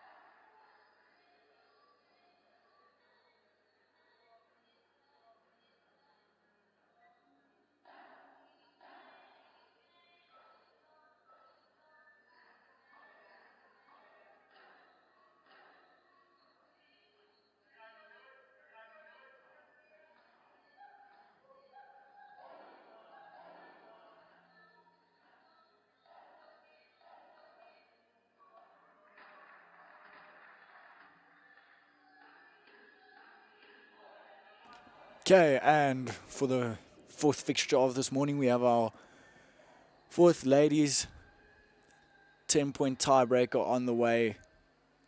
Michelle and Rensha missing out on that first point, first opportunity to get the mini break. Serving here. Beautiful rally building. Beautiful shot there on the far side. From my understanding, that just went out. Oh, that stayed in. Great shot.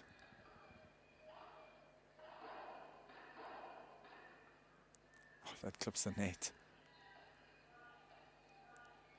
Great lob there. Worried. Oh! And going for just maybe a little bit too much off the glass there. Just clips the side fence. And Michelle takes that to go. 3-love down, unfortunately. 3-love down, and we have Powerhouse to serve there on the far side.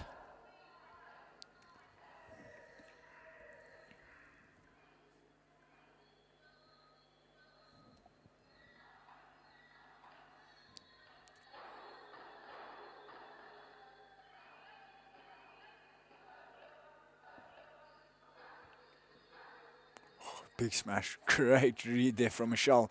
Beautiful volley into the corner. Michelle moving back in that spin there, just catching her a little bit off guard. It seems like I couldn't see nicely exactly what happened, but it looks like that spin just caught her a little bit off guard off the back glass there, and they go love 5 down. It's an uphill battle from here for Michelle and Rensha. Let's see what they can pull out the bag.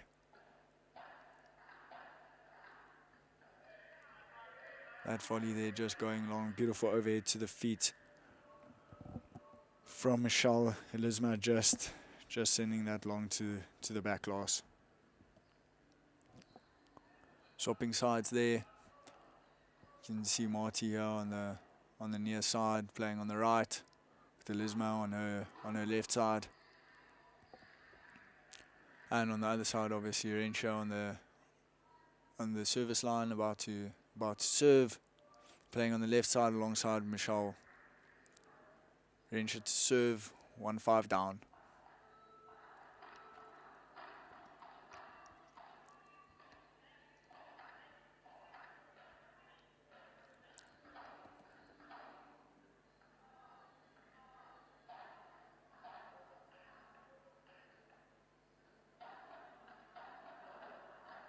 Beautiful half volley there from Rensha.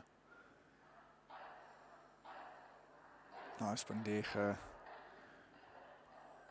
from Marty. Another good bandeja there. Michelle with that double-handed lob.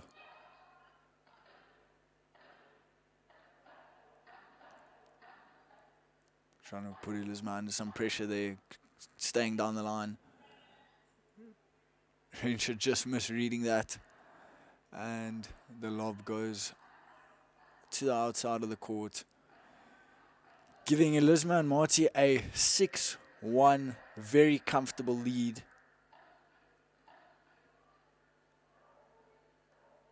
That is 3 mini breaks.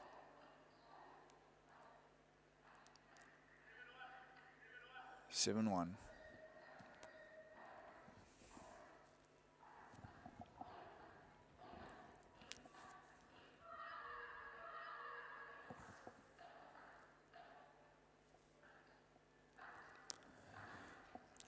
Elisma on the second serve here, serving at 7-1.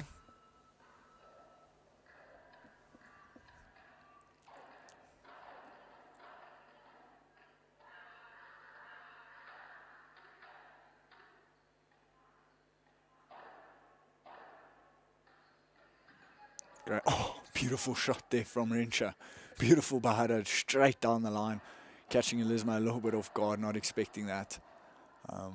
Usually expect that shot there to go cross court, but when you're able to pull it off down the line, it's generally very effective. Good serve there from Michelle. That lefty spin maybe catching Elisma a little bit off guard. Trying to pull it back here, getting two mini breaks. And we are currently at 3-7. Michelle having 2 serves here to pull it up to 5-7. Big backhand there. Beautiful, beautiful shot there down the line. Really tough for Rensha to deal with. Only option left there was a boast. And that boast just hitting double glass and going short of the net. 8-3 for Elisma and Marty. Marty to serve.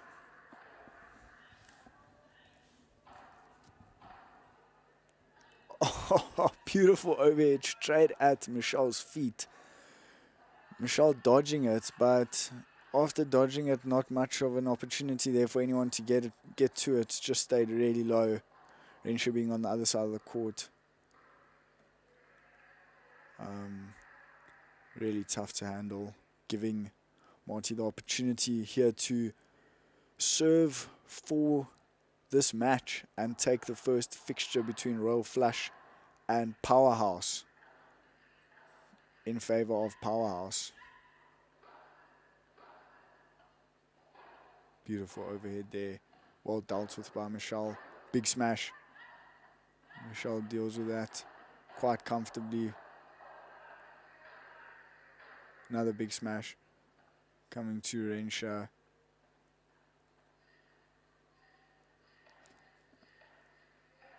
Beautiful lob there. Oh, and a beautiful overhead there from Marty into the fence. Drops down, no chance for Rensha there. And we have quite a convincing win here by Marty and Elisma, taking Michelle and Rensha with a 10-3 win. We will now move on to the mixed games. if it was as per previously, I think it's going to be Luan and Rensha and Aaron and Michelle. And on the other side for Powerhouse, we will see how they will put their pairings together. But it does look as if it's Aaron there in the corner taking off his shirt to play with Michelle. Yes. And then we have Marty there on the other side, waiting to see who she is going to be playing with. Either going to be Scott Weisel or Philip Franken.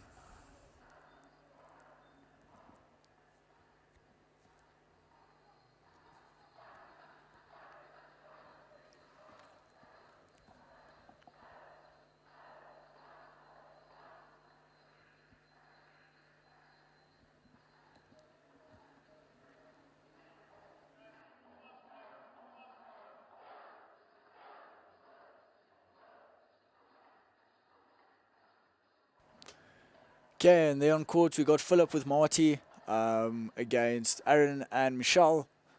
We're going to give them a second or two just to quickly warm up. Ladies will be quite warm from their match, but you're actually never sure. 10-point tiebreaker isn't the longest amount of time to get warm, but nonetheless, I think we're up for an exciting one here. Should be good here. Let's give them a second or two to warm up, and then we'll go on to watch this match. Thanks.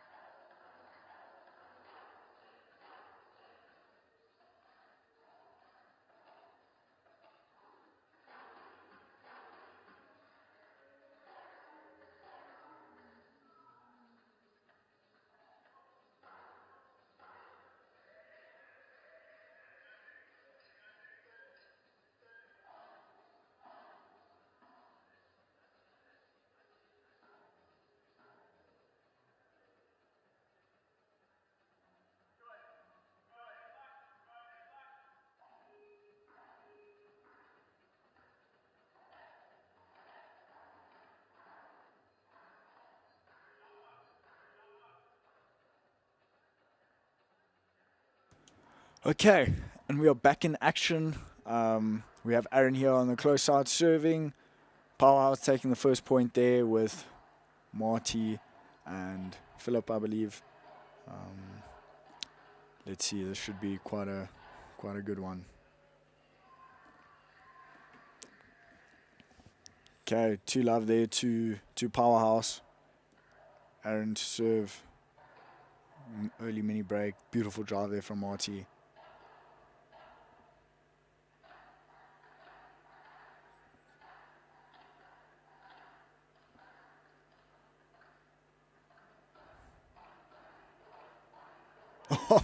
Great block there from Aaron. Goes to the vibra down the middle. And Marty just putting that into the net. They're able to hold one of their serves there, but still a mini breakdown. And we have, I think it's going to be Marty there on the far side to serve to 1 up.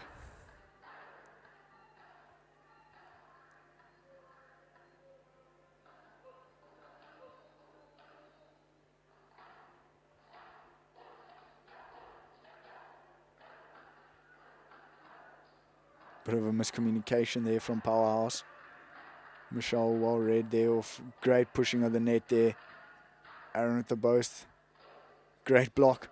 And the big smash from Philip goes straight into the net, giving Aaron and Michelle royal flush. The little mini break back there. And we are back on serve. 2-all.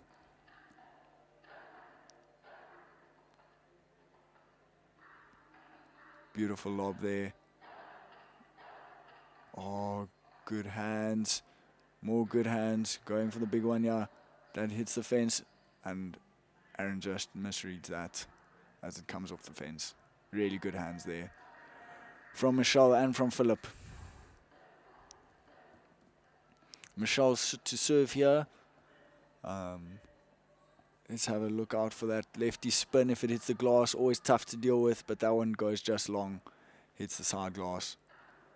Second serve. Beautiful second serve there, nice and deep. A bit of a miscommunication there. Philip just putting that forehand volley into the net as they try to push up, rushing the net there. We have them swapping sides at 3-all on serve.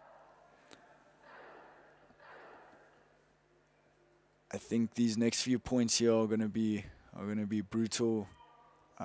Just both sides fighting to keep the momentum on their side.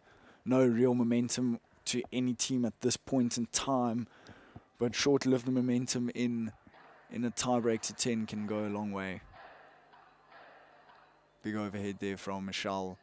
Marty putting the racket out. Unfortunately, just popping out the court on the side there. We're going to have Philip serve here at 3-4.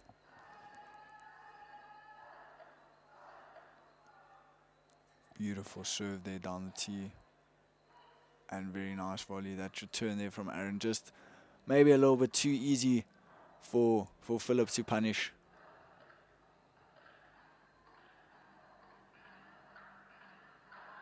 Aaron goes for the boast. And that overhead from Marty just goes out on the side, giving Aaron and Michelle the mini break.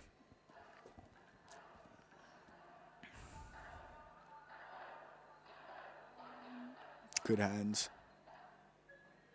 Very good hands.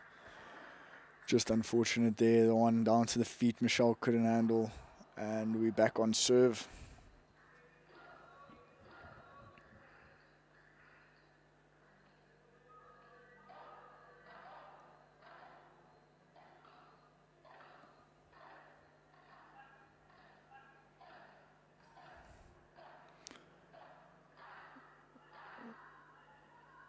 Beautiful play there.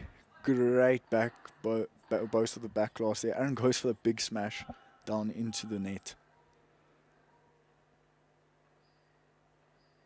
And that gives Philip and Marty another mini break.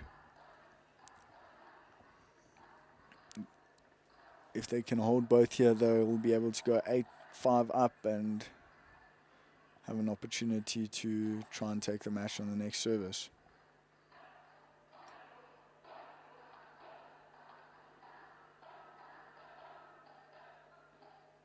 Oh, beautiful play there from Aaron and Michelle. Neither team really dominantly taking the net. So it was always going to be down to who can play down to the feet first, and essentially who makes the mistake first. And that mistake was forced onto Marty from Michelle. Brilliant play there. At 6s we swap.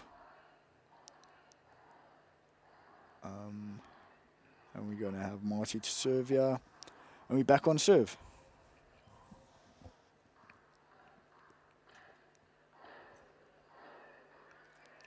Backhand return there from Michelle to Marty's backhand. She just misses that into the net, giving an opportunity here for Aaron to give himself a substantial lead should they hold both.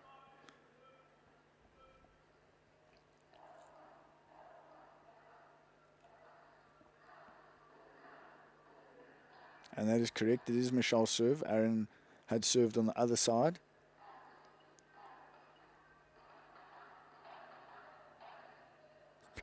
Absolutely beautiful pickup after a brilliant volley there from Michelle. Great hands.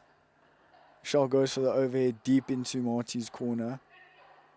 Oh, and that continuous effort to take the net from Michelle pays off, being able to put Marty under enough pressure to force the mistake.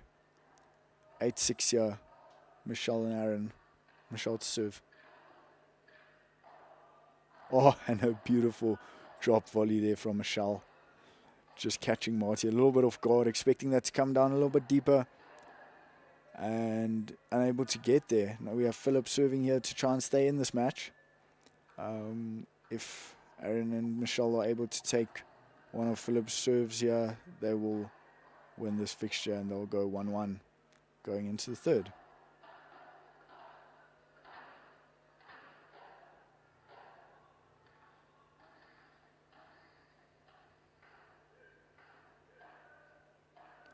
Beautiful player from both sides. And that lob just goes long from Michelle there. You can see her partner confirming it was out. It was very close.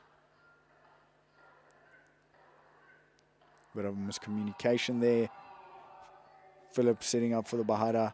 Goes Bahada down the middle. Michelle blocks and that block goes long. Putting us at 9-8. Giving Aaron an opportunity here to serve for this match. And giving Powerhouse an opportunity here to stay in this match. Beautiful, beautiful overhead there from Michelle. All red off the glass. Aaron goes for the boast. Philip down to Michelle's corner. And Marty just misses the overhead there into the net. After a brilliant deep lob from Michelle, giving Royal Flush a 10-8 win. And that is one match each. So we had Powerhouse taking the first match. Elisma and Marty against Rensha and Michelle taking that first one. And now in the second one, closely fought between Michelle and Aaron. Michelle and Aaron take that 10-8. Next up we'll have Luan and Rensha against Elisma and Matthew, I believe. Sorry, against Elisma and Scott on the far side. And on the near side, we have Rensha and Luan. So it's Scott was all there on the far side, and Elisma, along with Elisma Slabbit. And then on the near side, it's Luan Kricher, along with Rensha Delanga. And this is a big one. I think it's going to be close. Closely fought, and excited to see who takes the win here. Let's give them a second or two to warm up. We'll be back shortly.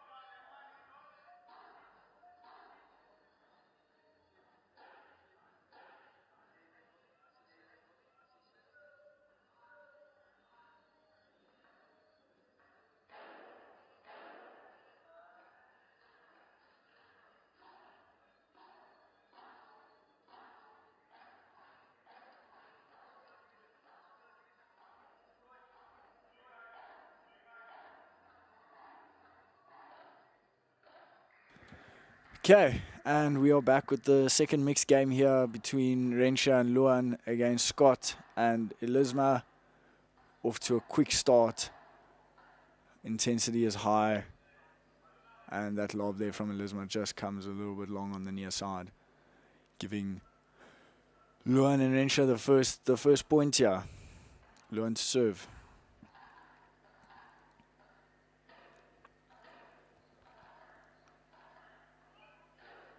Oh, and that volley there from Rensha just goes into that side glass there, giving us a score of 1-1. Second serve.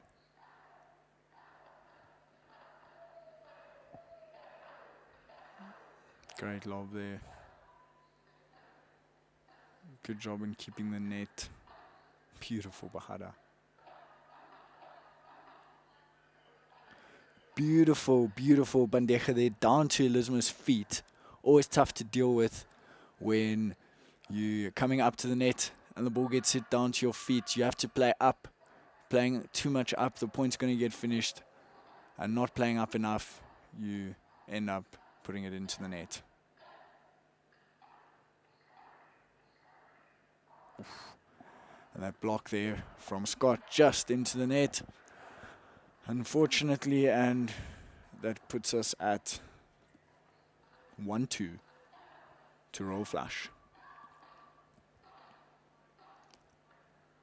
Beautiful volleys there, keeping Rensha at the back. Great lob.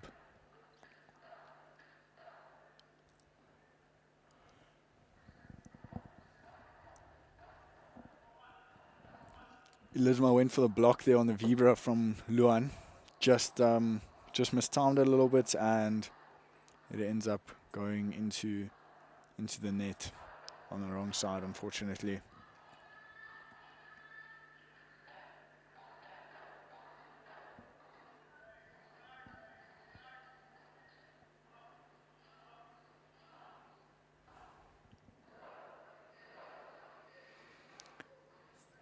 Okay, and that puts us at 5-1 to roll flush. Powerhouse not lacking a little bit of momentum here early on, and the momentum going to the side of Luan and Rensha. Luan and Rensha will try and keep this momentum as Rensha goes for a second serve now. Great volley there. Very nice overhead. Oh, beautiful, beautiful volley there from Elisma, straight down at Rensha's feet. Not giving her many options other than trying to put the racket in the way. But unfortunately, there doesn't go her way. Beautiful Chiquita. Ha ha. Luan going for the Chiquita and the rush there, but slightly mistimes it, and credit to Elisma for reading that brilliantly. Hitting the cross-court volley just far enough that Luan can't get there. We're now at 6-3 to roll flush. Luan to serve. He'll be serving 2 here, trying to make it 8-3.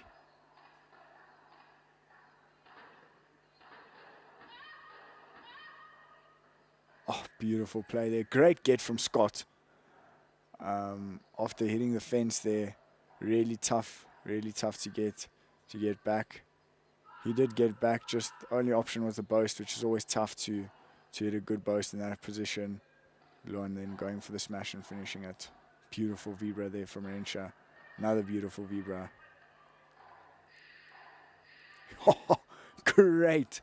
Great ruler there from Luan. Coming straight down off the fence. Scott having no chance to get to that. And Elisma neither.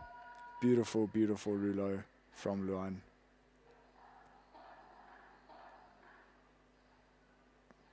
Great cross there from Luan.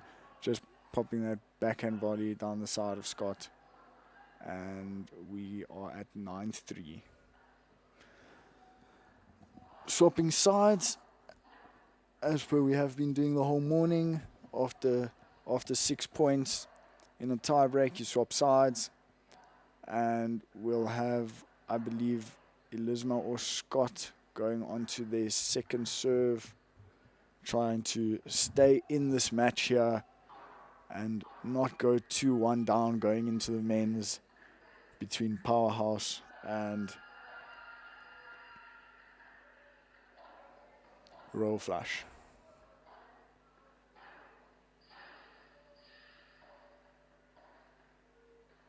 Oh, beautiful play there from Luan. Elisma got the racket there, just not enough power to get over the net. But really well played, and that's a 10-3 win to Royal Flush.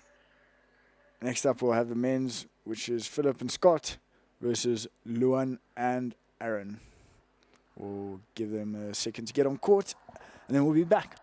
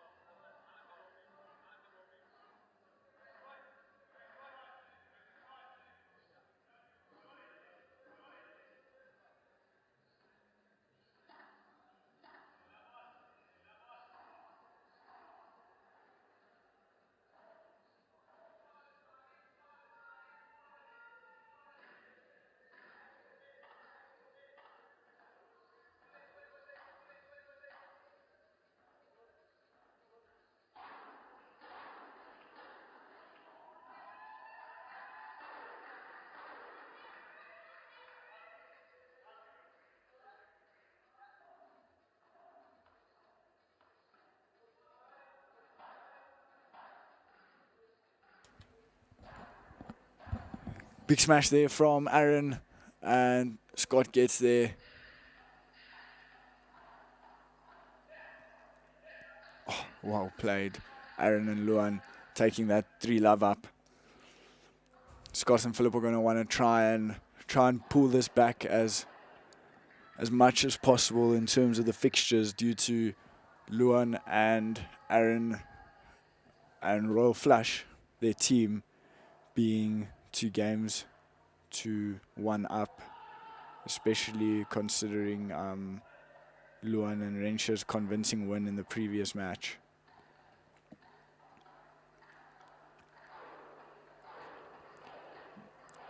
Beautiful volley there down the line from Philip, giving them a 3-1 lead early on.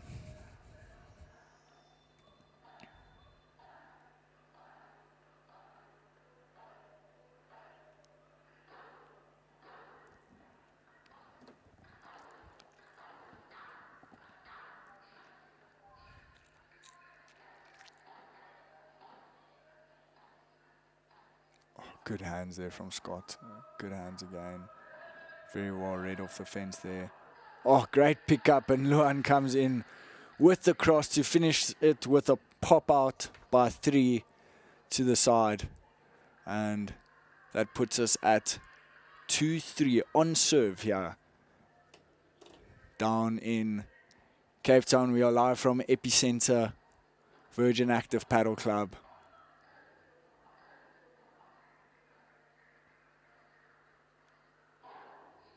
Big smash from Luan. Scott's out the court. Gets it back in.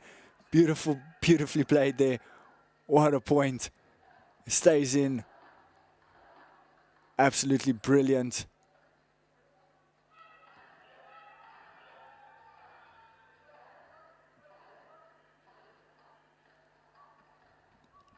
Great hands. Will Philip get there? And Philip just doesn't get there, but what a brilliant point. Scott running out, getting that back in. Aaron playing the ball back. Philip keeping it in play to give Scott time to get back into the court. And then Aaron with some great hands towards the end. Put it down to the fence. Philip just unable to get there, but what a brilliant point. Some great paddle we're seeing here. If you're down in Cape Town, don't hesitate. Go through to Virgin Active Paddle EPICENTRE.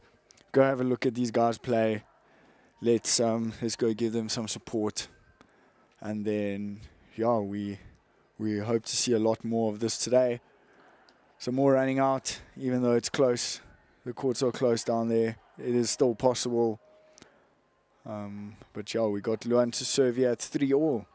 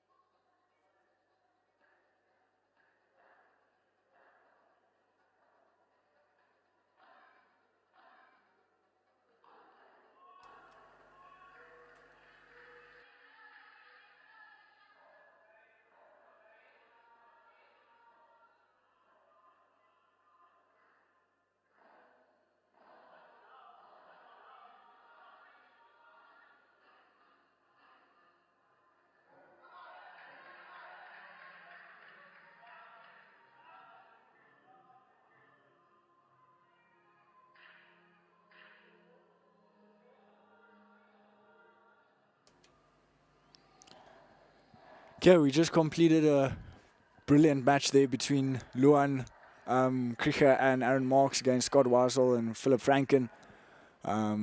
Scott and Philip taking that, what looks quite comfortably on the scoreboard, but the match was not as comfortable. Every point going down to the wire, seeing a nice run out, seeing some really interesting, fun stuff.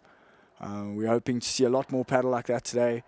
As I've said before, if you guys are in the Cape Town area, go swing by, have a look. You won't be disappointed. Some really good paddle happening there. Furthermore, on the one we just had between Royal Flush and Powerhouse, it was really closely fought between the two teams. Not exactly sure who would have taken it because it was 2-2 in terms of wins, and then some 2 convincing wins and 2 closely fought ones. So it's going to go down to the wire there. Next up, it looks like we have WW Smashers versus Atlantic Aces. So while we wait for them to get on court, let's take a bit of a few second break here.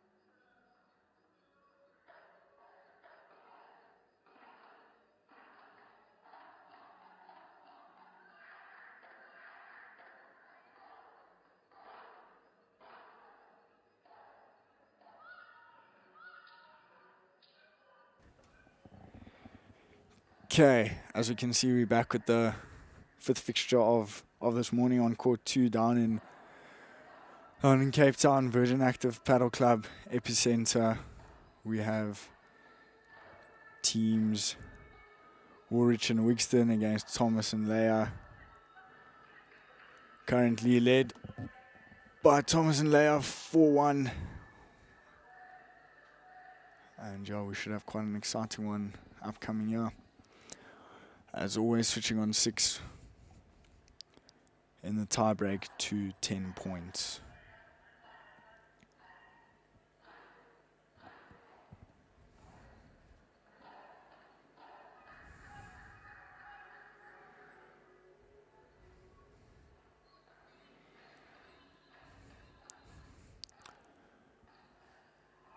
So on the far side on the left, we have Tegan Thomas. Alongside her, playing on the left-hand or backhand side, is Leia. And then on the near side from WW Smashers, we have Courtney Wigston and Kim Woolrich. Kim playing on the near side, on the backhand side with the cap on. And on the right-hand side is Courtney. They are from WW Smashers. Beautiful volley there into the corner from Tegan. We have Courtney to serve.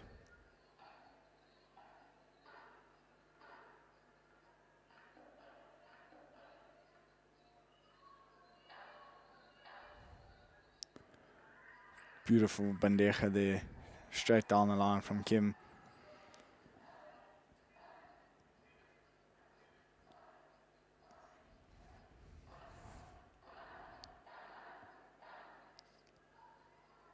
Great backhand volley there from Kim into Leo's corner. Leo not able to deal with that, and Kim and Courtney trying to pull this one back here.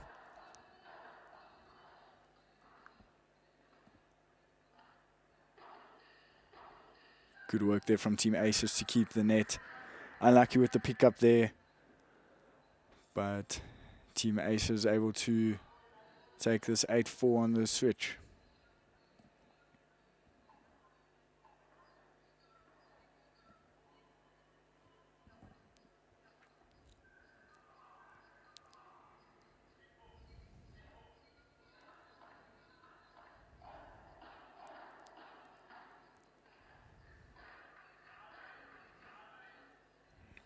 Unlucky there from Tegan, just popping that volley into the net.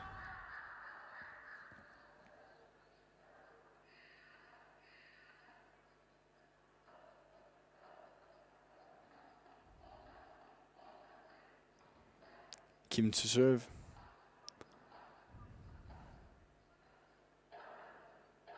Beautiful pickup there. Great backhand drive. And Leia just unable to deal with the volley there. Gets the racket in the way, but just pops out the side gate. And that puts us at 6-8.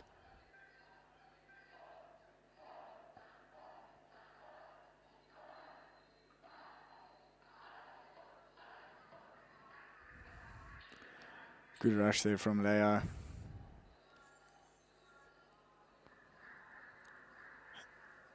And gives Tegan the opportunity to serve for the match here.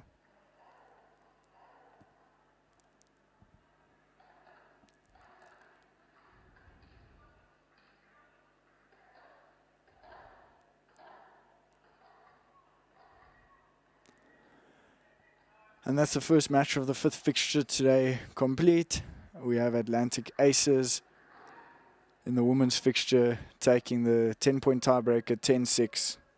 And we'll now move on to the 2 mixed games. As the players get on court, give them a second or two to warm up, which will obviously shorten throughout the day as the players stay warm. And yeah, let's give them a second and we'll be back soon.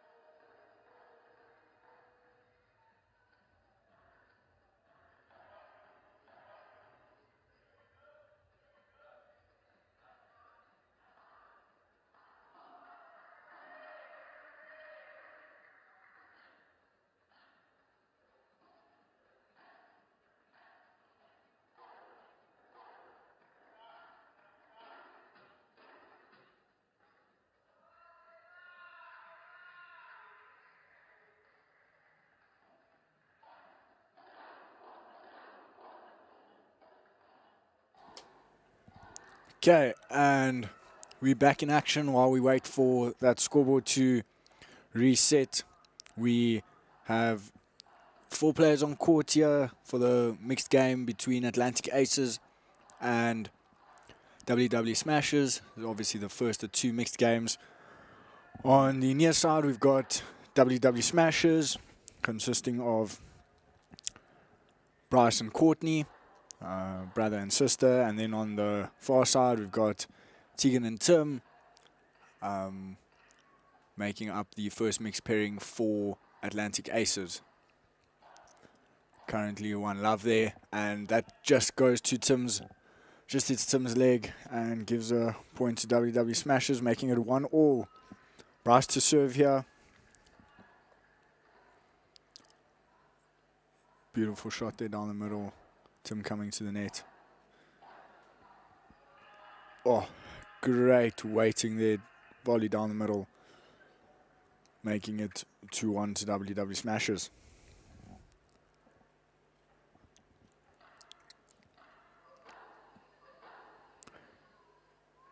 Oh, and that smash just goes out. Saw Bryce waiting there, hoping for that to stay in. Great smash there by Tim. Out the court. 2-all. Tegan to serve. Oh, and that cross there from Tim goes to the back glass, giving WW Smashers the mini break early on, and we have Courtney to serve.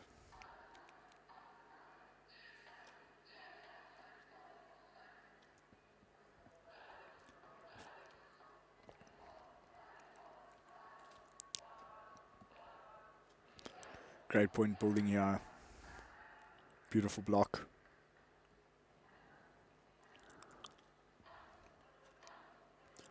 Bryce going for the bandeja. Beautiful glass work there by Tegan.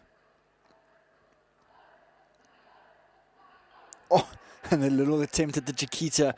Just too short. Goes into the net. And WW Smashers switch sides with 3-all. 4-2. Apologies. Scoreboard was just corrected there. WW Smashers leading 4-2.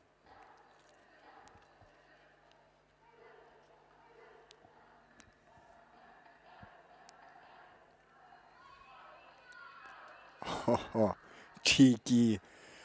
That serve there, brilliant serve.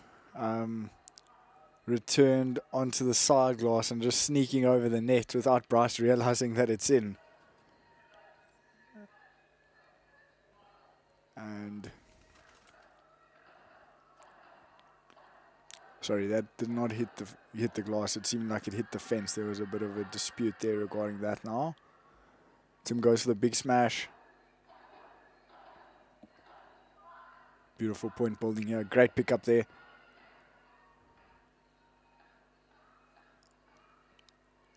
Tegan plays that off the glass. Bryce for the big bahada. And that bahada just goes long into the back glass.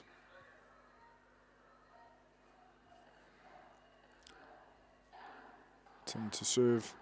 I believe it's 8-3 now. Great drop shot there from Tim.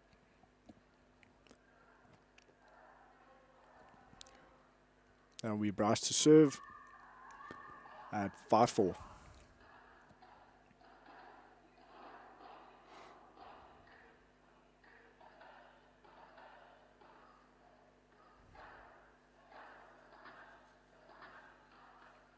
Oh, beautiful back glass boast there from Tegan.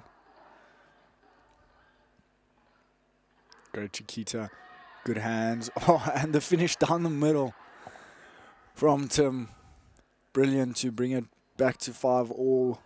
Right back into this match are Atlantic Aces. Bryce to serve. 5-all.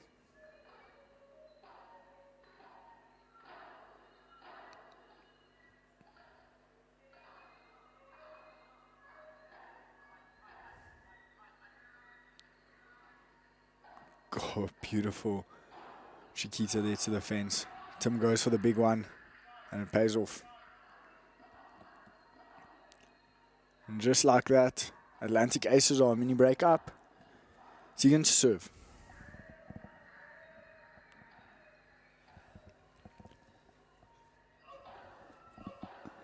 Big smash there from Tim. Bryce gets there quite comfortably. Into the corner. Tim unable to pick it up. We are back on serve. 6-all swap sides.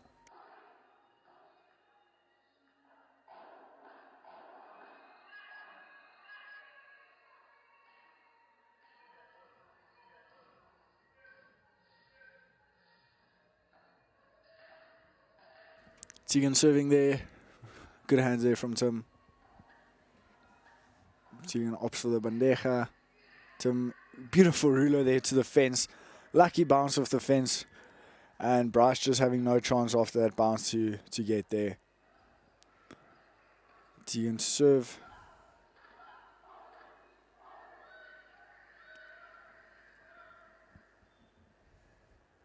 Sorry, Courtney to serve here. From the right-hand side. 6-8 down.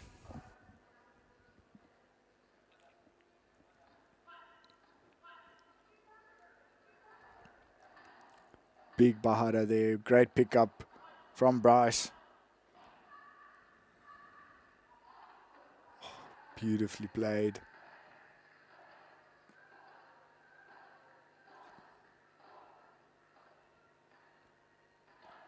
Great point bowling here.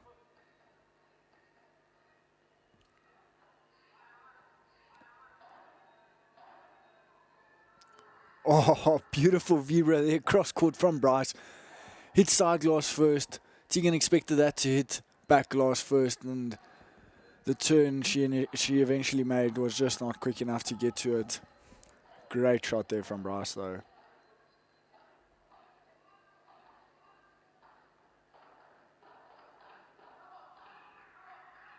Oh, well played there by Tegan and Tim. Giving themselves a chance to take it here.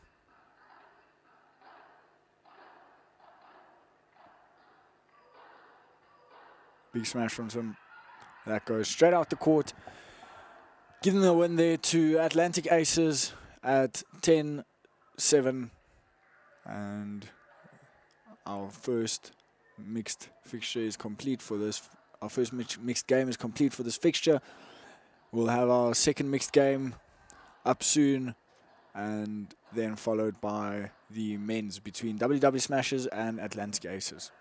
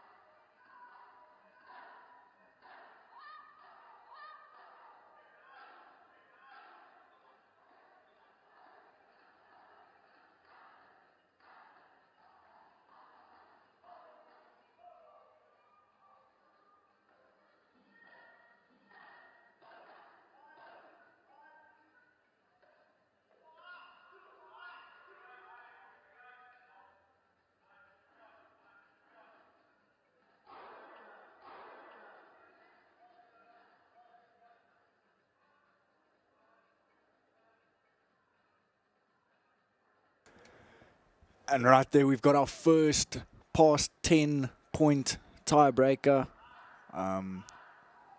These two teams are going to battle this one out to see who will take the win here. Atlantic Aces, WW Smashers. Who is going to take the first past 10-point tiebreaker this morning? Let's see, that is Atlantic Aces there on the far side.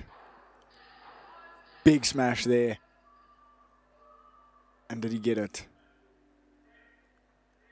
Doesn't look like it.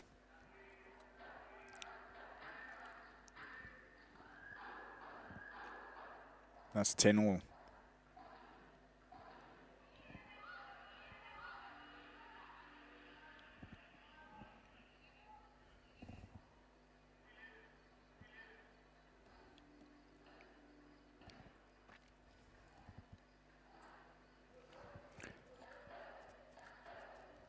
We've got Kim there serving. Beautiful Bahada there down the line. And we back to 11-all.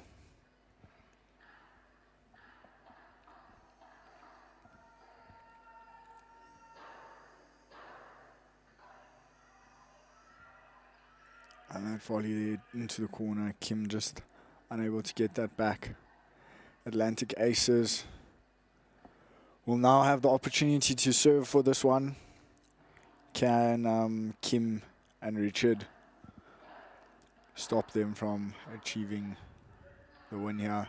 Oh, and that shot there from Kim just going long into the fence. And Atlantic Aces take this mixed match, going on to the fourth match of the fixture now between Atlantic Aces and WW Smashers. It'll be the men's game consisting of Richard and Bryce playing against Tim and Jacques. Let's see who can take this one.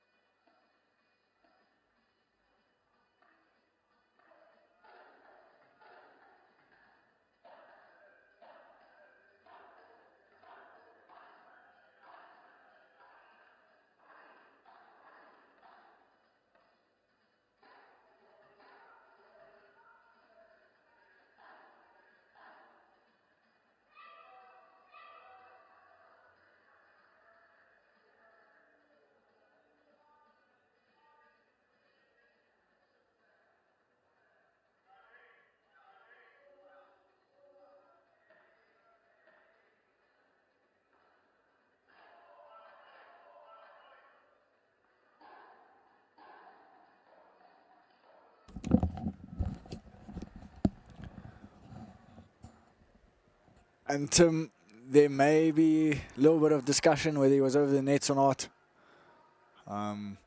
Obviously, the rule being you are allowed to take your racket over the net after contact with the ball, but you're not allowed to make contact with the ball over the net. And that's just what they were discussing there. But it seems like they decided that he made contact before going over the net and then continued over the net after making contact with the ball. Beautiful vibra there from Bryce. Nice little Rulo. Gancho there to the side glass. Bryce setting up for the Vibra. Beautiful finish there from Richard.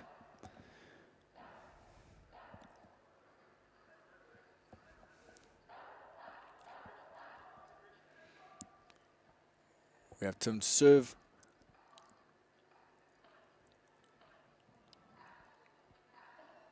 Oh, great patience there from Jacques. Oh, Bryce going for that little Chiquita cross court to the fence. Just clipping the top of the net there. Making the score 2-all. Yeah, still on serve. No mini breaks yet.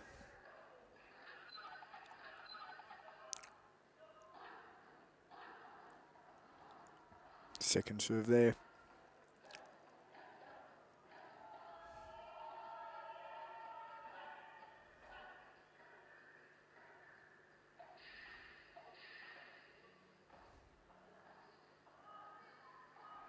Beautiful volley there from Jacques to the fence.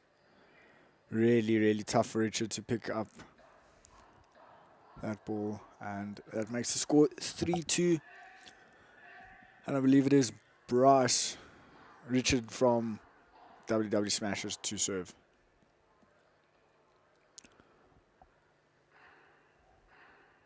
Just a reminder, on the near side we've got WW Smashers, Richard and Bryce. Bryce on the left backhand side and Richard on the right forehand side. On the other side of the court we have Tim and Jacques. Tim on the right hand side playing on the backhand side of the right hand side of your screen, and Jacques on the left hand side of the screen playing on the forehand side. Beautiful volley there from Richard, just catching Jacques a little bit off guard. And we go to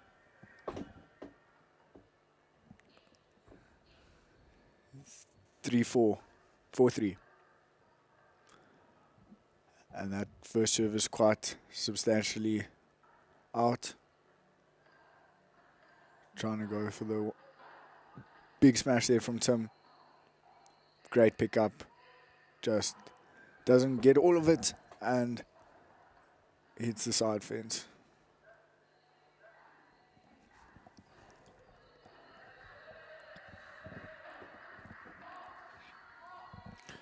Backhand drive there from Richard, just into the net.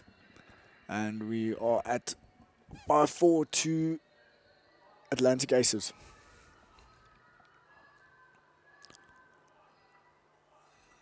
Bryce serving here. On serve. Great Chiquita there from Jacques. Well handled by Richard. Big Vibra. Great block. Unlucky there from Tim. Just off the glass there. Maybe going for a little bit too much. And hitting the net, ball staying on his side.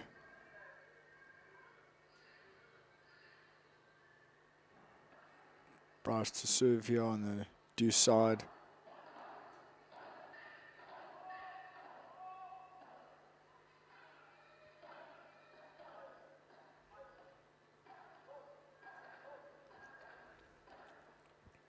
Beautiful rally building here. Tim goes for the big smash. Out the court. Great smash by 3 there for Tim of the Atlantic Aces. And they go 6-5 up. Serving with a mini break in hand.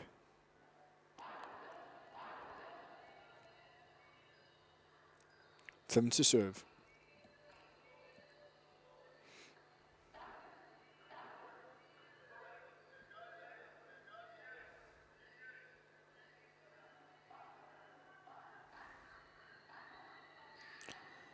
Six all, swapping sides. Mini break has been broken back. So we're back on serve with Atlantic Aces serving. And we have quite a close one on our hands now. You're going to see, I think whoever can take the momentum in the next 2 points will most likely have the upper hand going into the last stretch of this 10-point tie break. For the viewers, hopefully we can see another one going past 10 points. I'm not sure anyone on court wants to rather get a tiebreak over and done with. But a beautiful point building here. Jacques trying to maybe go for the little tweener there. A little bit late on it, but it would have been nice to see. Just like that, we have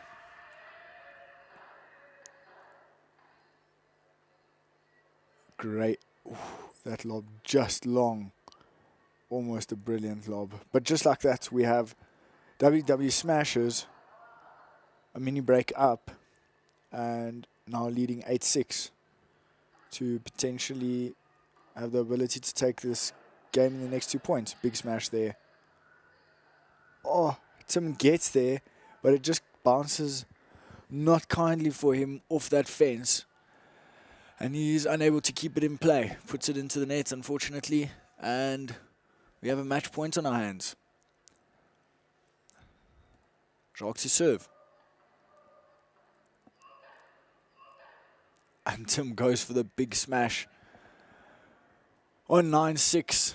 And giving the win to WW Smashers in this 5th fixture of the day and 4th match of this fixture between WW Smashers and Atlantic Aces. While we wait for the next fixture to come up, we'll take a quick break and give the next player some time to warm up before we get back on air.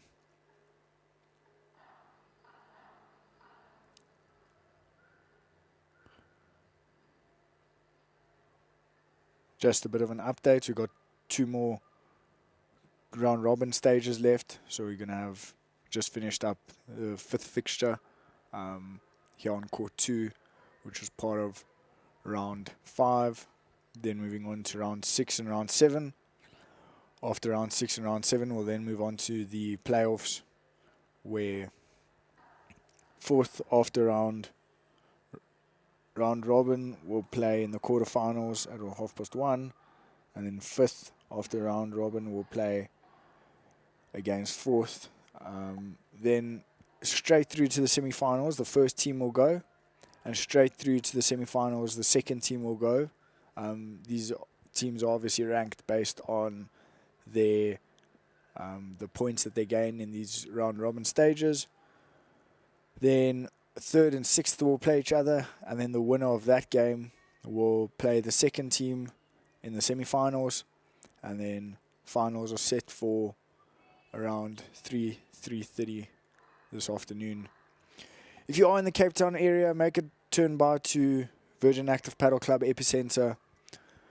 Go have a look, watch some great paddle while we wait for the next teams to get on court here. Powerhouse and Endgame. Give them some time to warm up. Be back in a sec.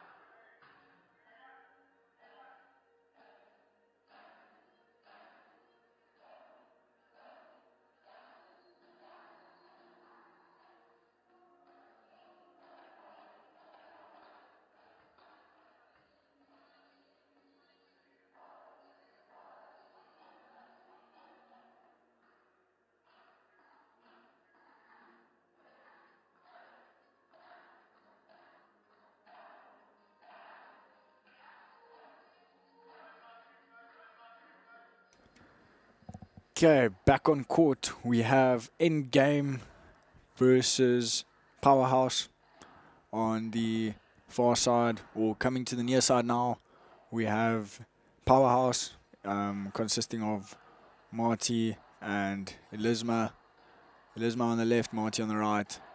On the far side, we've got Tarina and Lena Lisa. Tarina on the right-hand side, sorry, on the left-hand side, playing on the forehand side of the court, and now having switched sides there, it looks like she's playing on the backhand side. And then on the forehand side of the court, we got Lena Lisa against Elisma and Marty. That smash there from Marty, just going along into the back glass. But with the 6-1 lead up, I guess a risk can be taken here and there. Marty now to serve. Sorry, Elisma to serve. 6-2 up. Bandeja there. Stays nice and high. Oh, and that comes off the fence. Off the net. Beautiful hands there from Lena Lisa.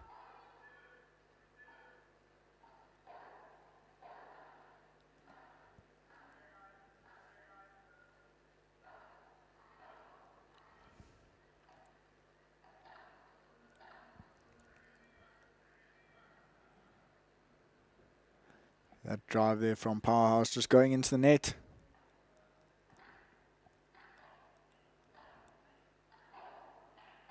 Big smash there. Good hands to block that. What a pickup, but it goes into the fence, unfortunately. Score now 4-7, 7-4 to Elisma and Marty on the near side. Marty to serve here. Big forehand volley there. Backhand down the middle. Big smash. Straight at the feet of the opponents, and that gives them an 8-4 lead with an opportunity to take this next point and give themselves 5 match points to take this 10-point tiebreaker.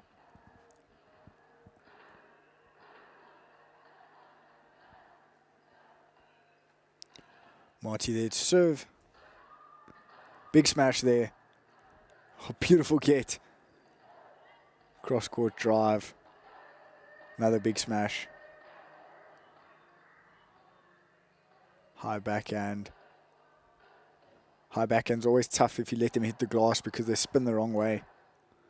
That's a beautiful point here. Oh, and there we see it. The backhand spinning the wrong way. Just catching the opponents off guard and giving Powerhouse 5 match points.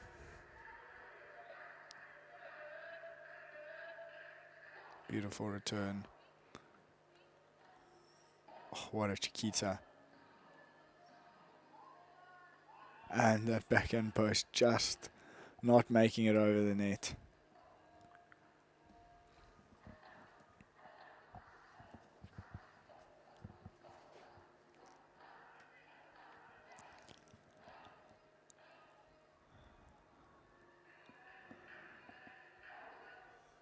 (9-5) Elisma to serve there on the far side for Powerhouse. Serving for the match. Big smash. No one gets there, and that's the first game to Powerhouse. 10-6. We'll now go on to the 2 mixed games and then on to the men's games from there. We'll be back once the mixed partners have completed their warm-up.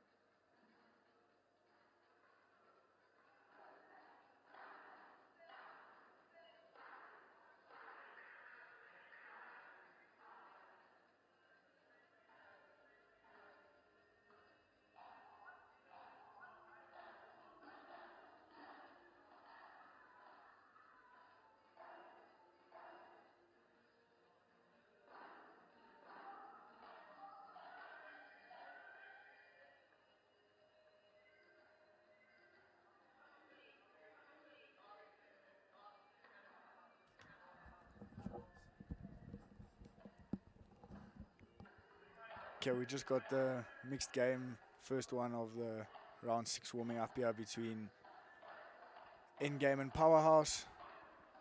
On the far side, that seems to be Powerhouse, and on the near side, it is Endgame. Should be quite a good match, this one. The ladies one was a good match. Excited for this matchup. Let's give them a few minutes to warm up and then we'll be back soon.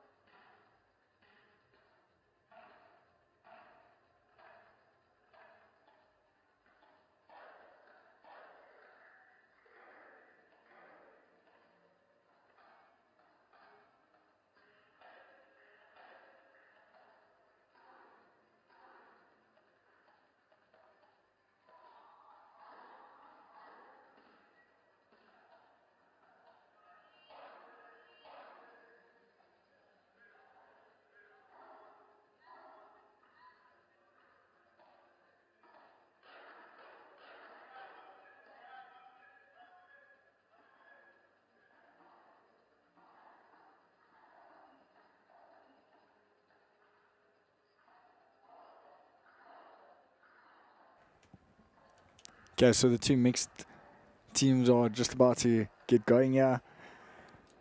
On the far side, we have Scott, Weisel, and Elisma. And then on the near side, we have Igma and Lisa playing in the first mixed game of the fixture between Powerhouse and Endgame. Let's see what they have in store for us here. And Scott starts there with a beautiful return cross court to the fence. And then that is followed by a great serve down the tee to make it 2-1 to Powerhouse. Elisma now to serve.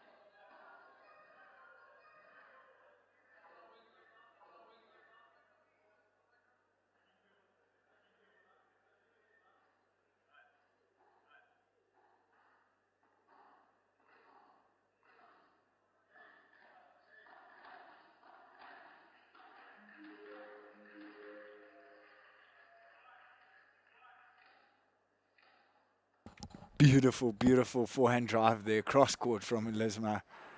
Completely catching the opposition off guard. Not much he can do there. Pure class. He's got to serve 6-1 lead. Quite comfortable at the moment. It is looking for Powerhouse. Great volley there. Oh, and that gancho to the fence is beautiful.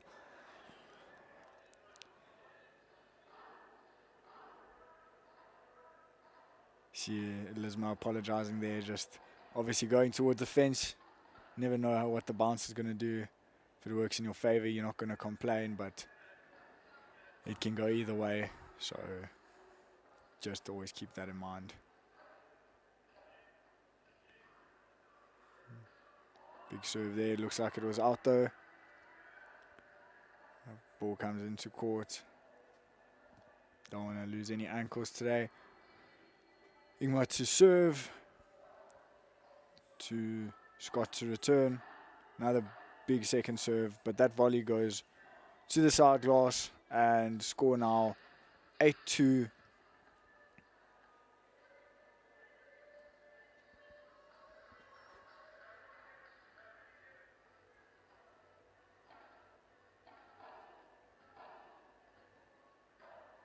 Great get there from Elizma.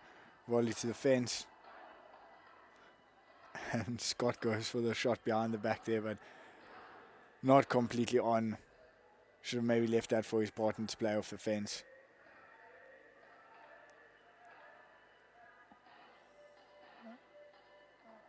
Great block there. Good hands. A bit of a miscommunication there from in-game. And Scott and Elizma go 9-3 up, if I have it correctly.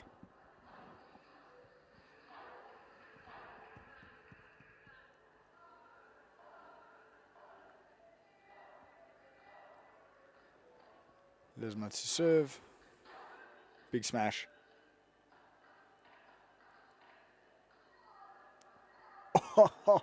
And Scott goes for the volley there. Clips the net. And just really tough to get to. Seems like I was wrong and the scoreboard was right. Score now 4-9. End game to serve.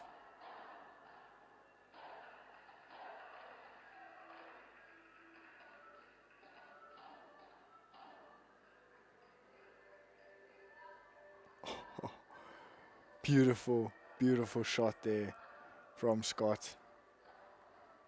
Cross court, bounces, hits the fence, straight down. Not much he can do there. That's the first mixed fixture here between Powerhouse and Endgame. The second one will be coming soon. And we'll be back as soon as the players have warmed up and are ready to play.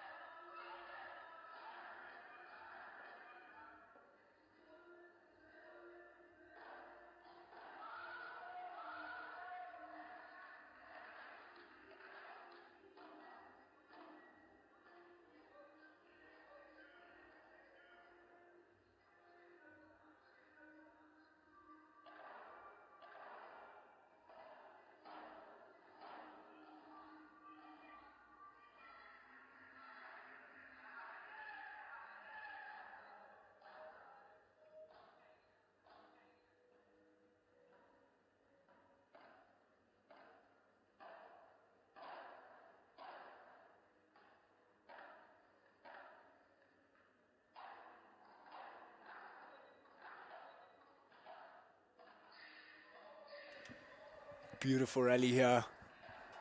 Building. Great volley. Into the fence. What a pick up there. Big smash from Philip. And great rally. Powerhouse take it at the end of the day, but Paddle definitely were the winner there. Just a little bit of an idea who's on court. On the near side, on the backhand side, to the left of the screen, we have Philip. On the right-hand side, forehand side of the court, we have Marty, and then on the opposite side, we have Tarina there playing on the forehand side, on the left side of the screen, and on her backhand side, we have Dion Rose. Currently, Powerhouse leading 8-3. And what's looking like quite a comfortable game here for Philip and Marty after their really tough fixture against Royal Flush.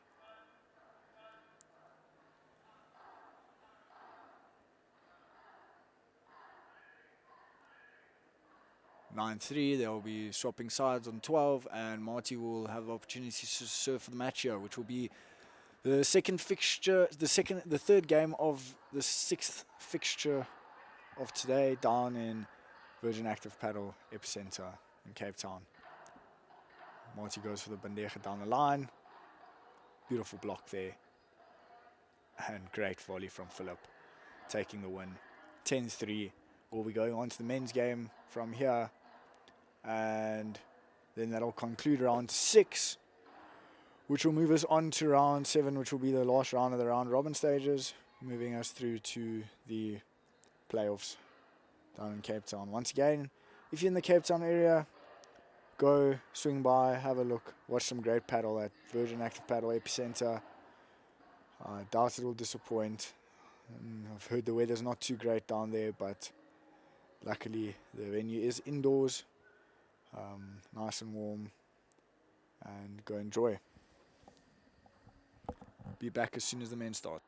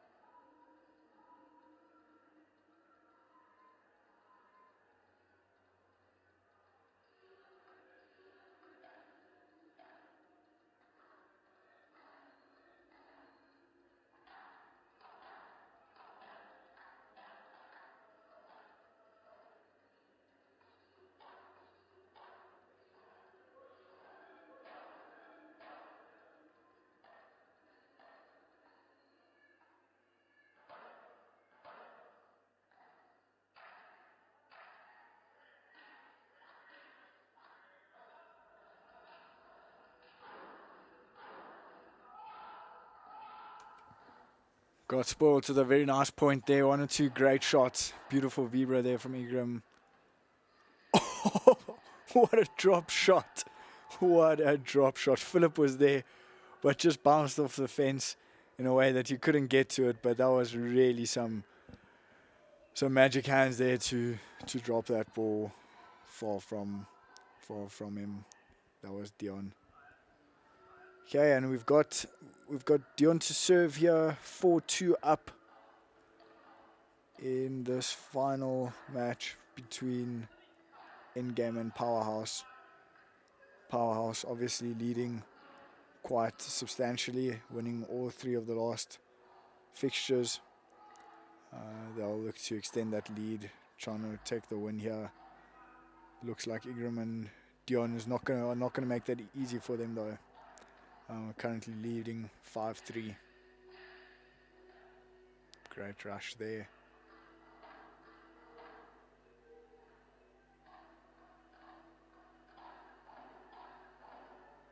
Good hands. Scott going for the big smash. Ingram just doesn't get his bat on that, but he was definitely there.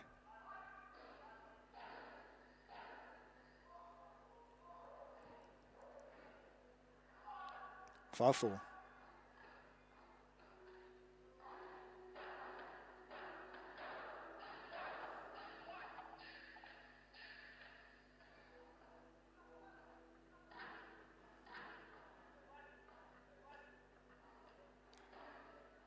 Great point here. Beautiful vibra. Well covered.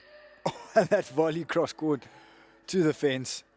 Works like a charm. Goes straight down. Doesn't give Philip any chance to get to it. And they extend their lead to 6-4. Having one more serve to extend that lead even further. Great pick up there from Scott. And a beautiful lob to follow. Scott going for the big smash. Ingram's there. Oh, some beautiful paddle there from everyone on court. Behind the back from Dion. Scott gets it back and Ingram just crosses and finishes the point with the smash times 4. Right out the back of the court. Score currently 4-7. Great serve there from Philip. No answer to that serve. And we swap sides on 7-5.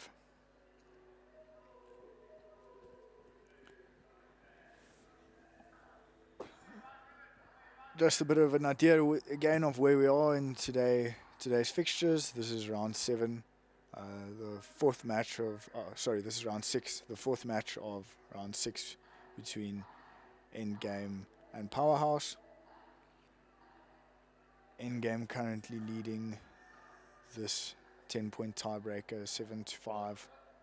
Scott going for the fake smash there. Now setting up for the big one. Doesn't go out. Great pickup. Beautiful lob there.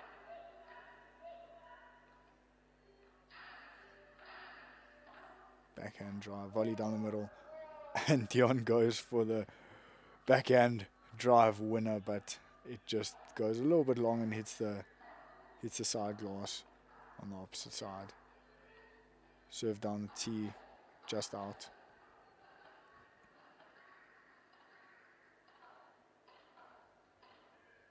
And that backhand volley just slips in, and just like that, Philip and Scott are right back in it, back on serve. Dion now serving to hold on to his serve and keep it on serve. Great rulo there. Big smash. Scott goes out. Ball doesn't go out. Stays in. Scott gets it. Good lob there. Big vibra.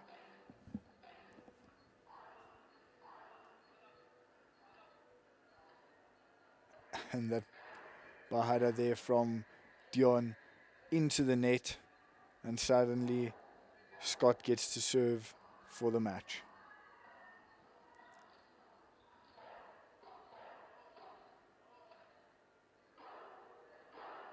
Bit of a confusion here. It looks like a ball came into court.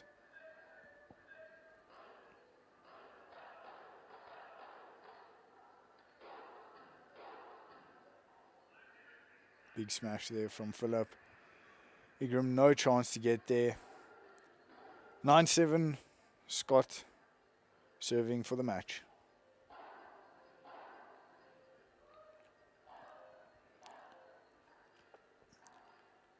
Second serve.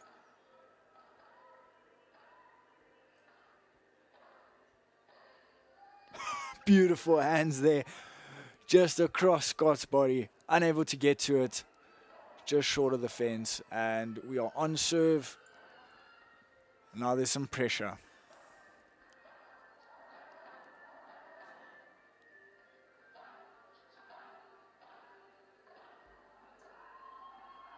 Beautiful volley there. Allowing Powerhouse to take the win. That's a full house for them. 1, 2, 3, and 4. Both mixed, ladies and men's. Scott Wazel and Philip Franken take it home with the last win for the fixture. And we now go for a bit of a break until the round 7 matches, which is the last of the round robin, starts, whereafter we will move on to the quarterfinals and semi-finals and finally the finals.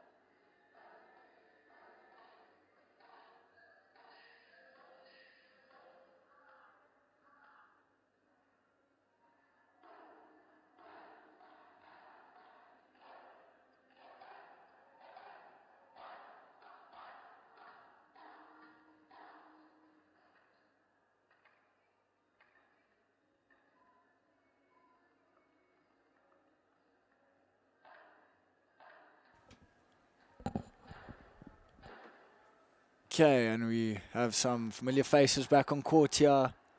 On the far side, that is Wang and Wheeler. And then on the near side, we've got Marty and Elizna. They are from teams on the near side. That'll be Powerhouse. And then on the far side, I just want to not get this wrong.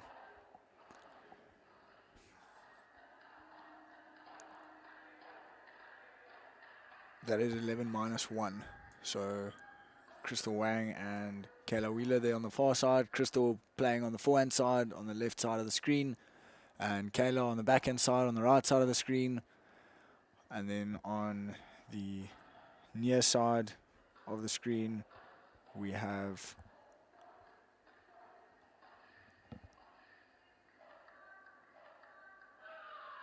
Powerhouse, which is Elizma and Marty. Marty playing on the backhand side and Elizma playing on the forehand side. 2-4 currently to Powerhouse, Marty and Elizma. We have Kayla serving currently at 2-4, and they would have just swapped because of the swapping every 6 points in a tiebreaker.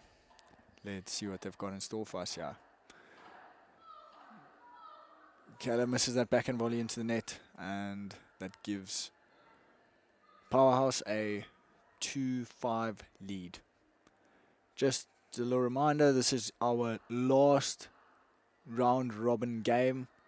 Essentially, this is round 7. From here, the top 2 teams from the round robins go straight through to the semi-finals. The next 4 teams after that will then battle it out to decide who goes through to the semi-finals. That'll be team 3 will play team 6, team 4 will play team 5. The winners of each of those games will then go through to play the semi-finals, and then obviously the winner of the semi-finals will go through to play the finals, and that should be around 3 to 4. In that period, the final should take place. But for now, we've got Powerhouse versus 11 minus 1, and let's see whether 11 minus 1 can get that 11 minus 1 10 score, because currently they are on the back foot here a bit, trailing by 7-2. They need some momentum to turn their way soon.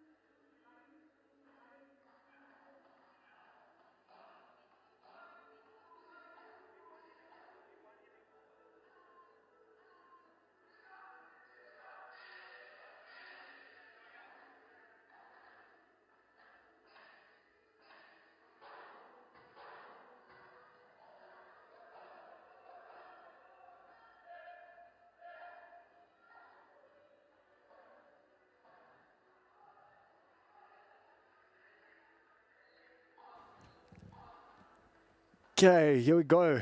We're back on court. 11 minus 1 versus Powerhouse. On the near side, it's 11 minus 1. We have Matthew and Crystal. On the far side, we have Scott and Iluzna. Nice little vibra there from Matthew. Scott gets there, but unable to control it. And that gives, if I'm correct, 11 minus 1 a 2-1 lead. Yep, that is correct.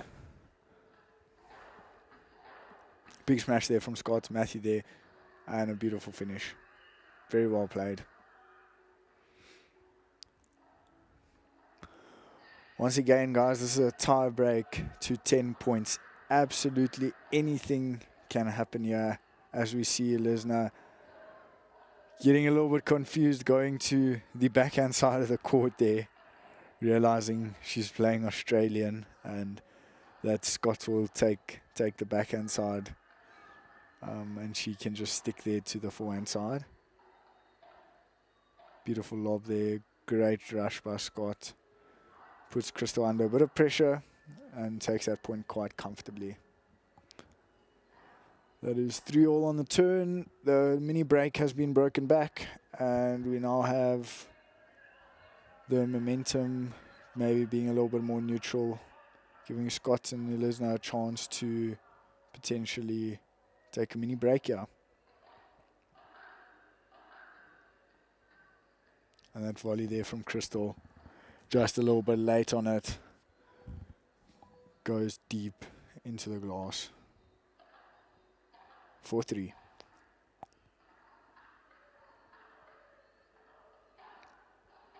Big smash there. And beautiful kick. Just bounces off the fence. Not in a friendly manner for Matthew. Unable to pick it up there. He was there. But some big kick there for Scott.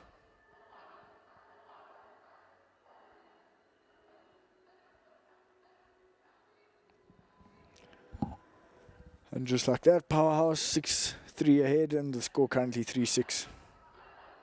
And Matthew goes for the big forehand volley, just a little bit far in front, and doesn't get everything on it into the net.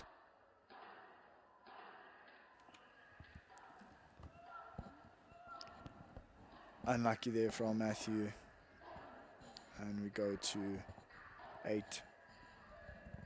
8-9-3, how I understand it.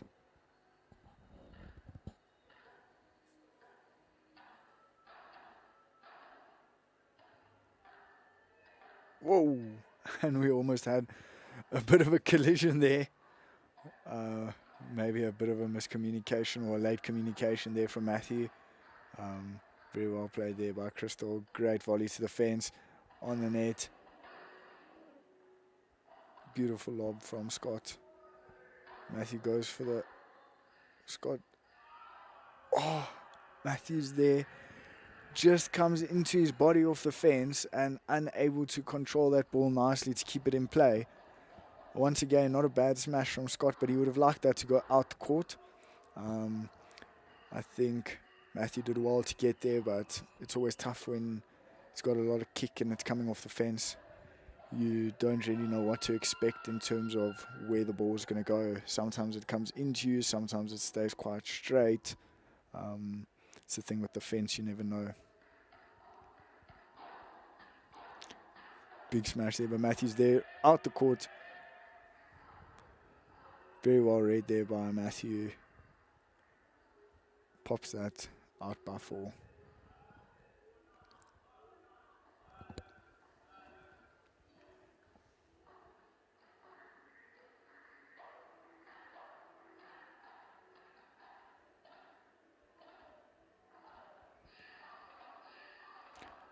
Beautiful Chiquita and rush there from Scott.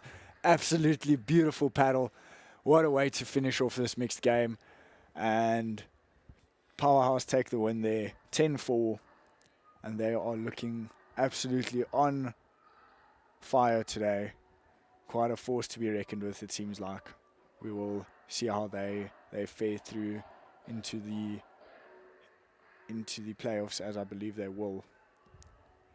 But while we wait for the next mixed game, let's take a bit of a break.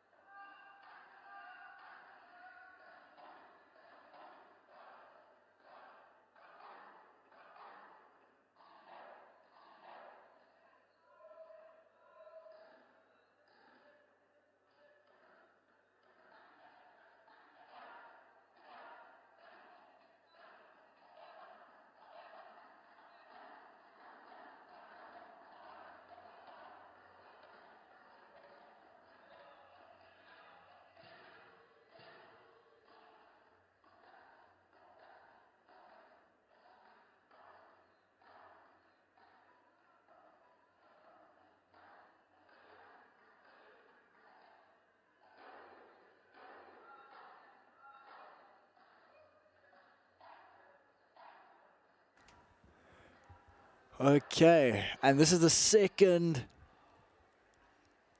mixed game of round 7.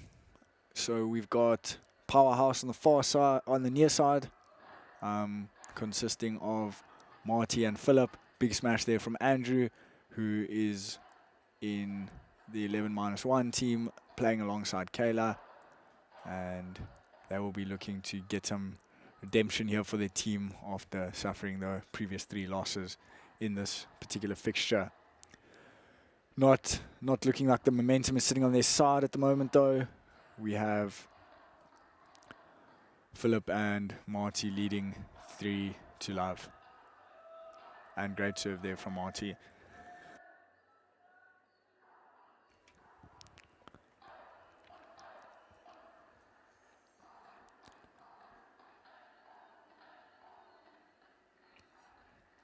Good hands there on the half volley.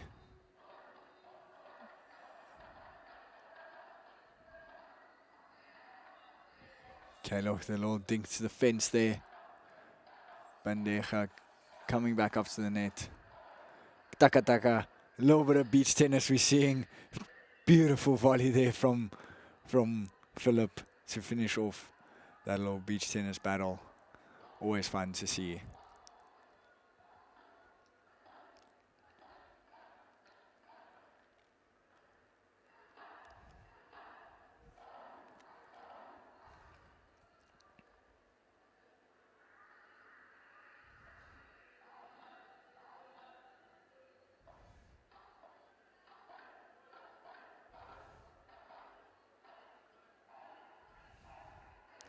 Great volley there down the line from Kayla, completely catching Philip off guard. Nothing he can do there. Switching sides at 5-1.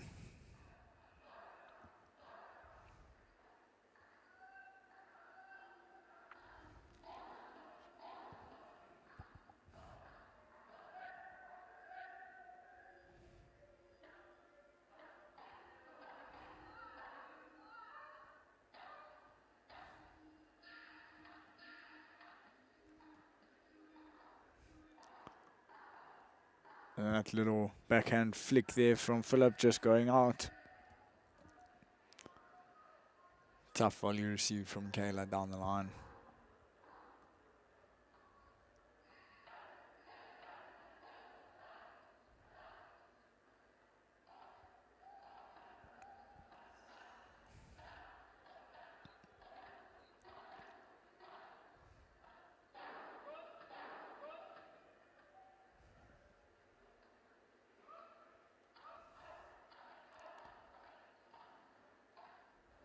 Oh, great half volley there from Horty.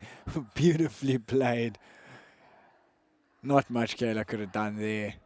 And that gives them the lead at 6-2. Philip serving.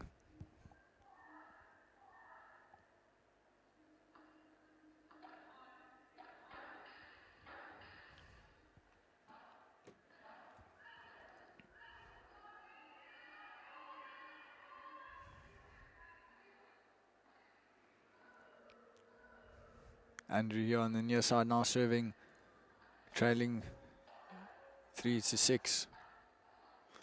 Oh, and a beautiful little drop volley there to the fence from Kayla. Marty trying to get there, but just not. 4-6.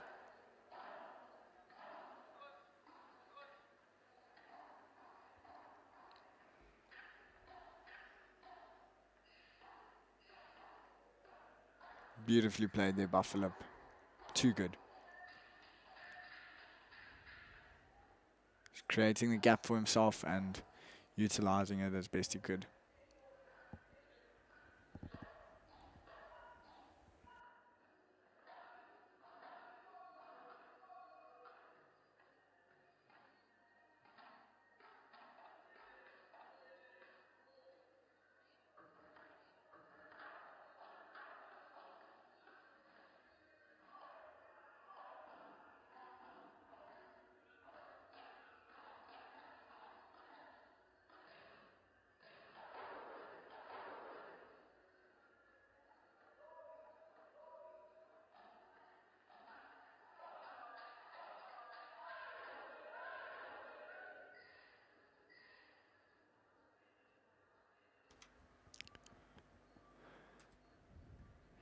Okay, Marty to serve.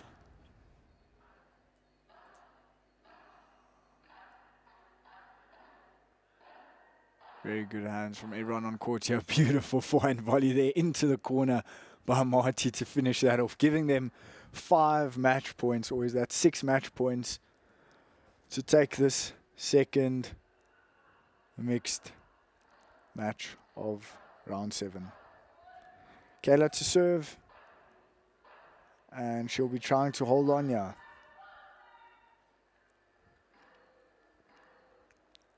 Oh, that's too good. Boast off the side glass from Kayla there. But at the end of the day, Philip goes for the soft backhand volley down the line, and not much Kayla can do that time, unfortunately.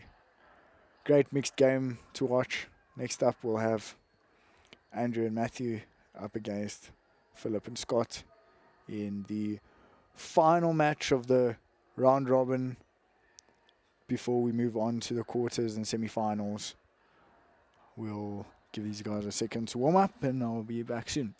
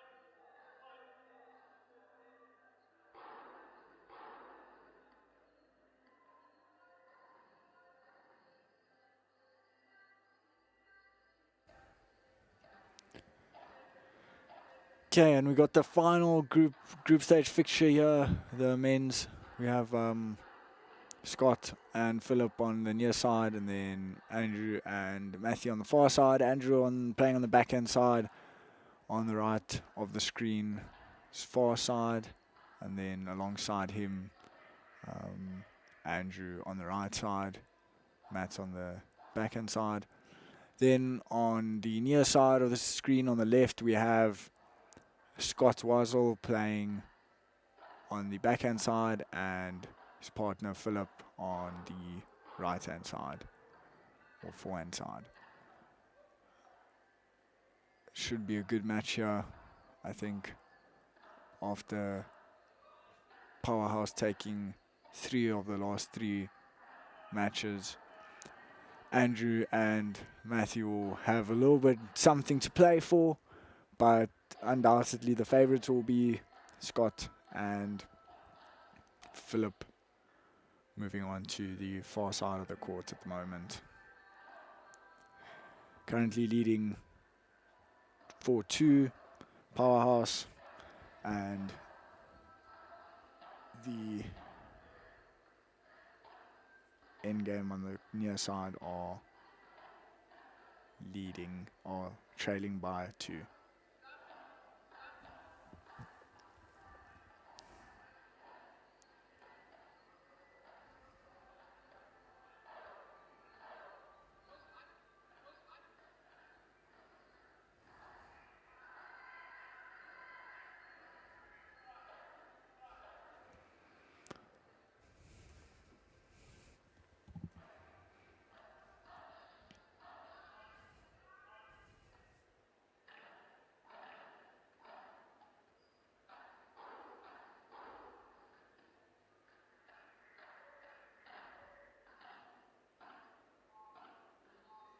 Oh, Matthew going for that little Chiquita there, cross court to the fence, just hitting the net.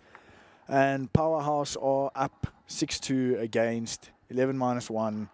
Andrew and Matthew on the near side. That lob just going long, and it's now 2-7.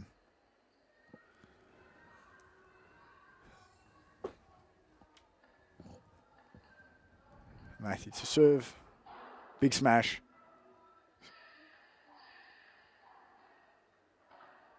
Scott is there.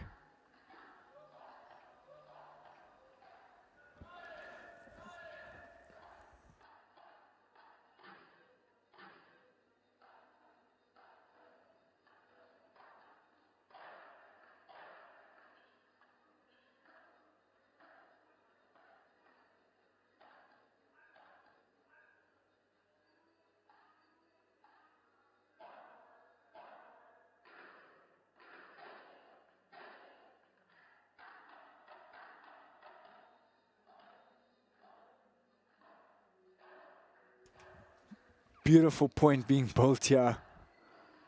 And Andrew sends that one long. Brilliantly played between the 4 of them, though. Got to stay nice and quiet during points like that, just so the viewers can appreciate what it is we're watching. Some great paddle down there, Virgin Active Paddle Centre at EPICENTRE in Cape Town. If you're in the area, go through, go watch, go support, choose a team. I'm sure you won't be disappointed.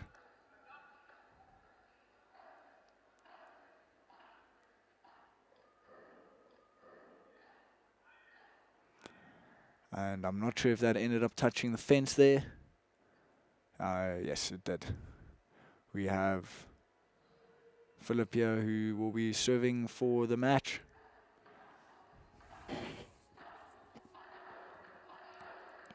Oh, beautiful drive there from Andrew to give them a bit of a chance. And they swap sides.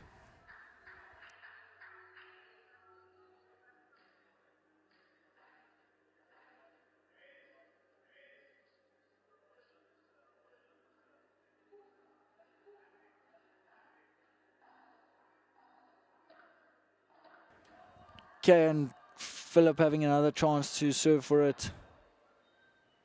Backhand there down the middle. And that unfortunately goes long. And ladies and gentlemen, that is the conclusion of the group stages. I believe we'll be going straight into the knockouts, just to give a bit of a reminder, but I will do so again just now. We are going to have 2 quarterfinal games, as the top 1 and 2 seeds will go straight through to the semifinals, and then the quarterfinal games will determine who goes and joins them in the finals. So essentially, it's an eliminator to who joins the semifinals and who gets to go on to the finals after that. Chat soon.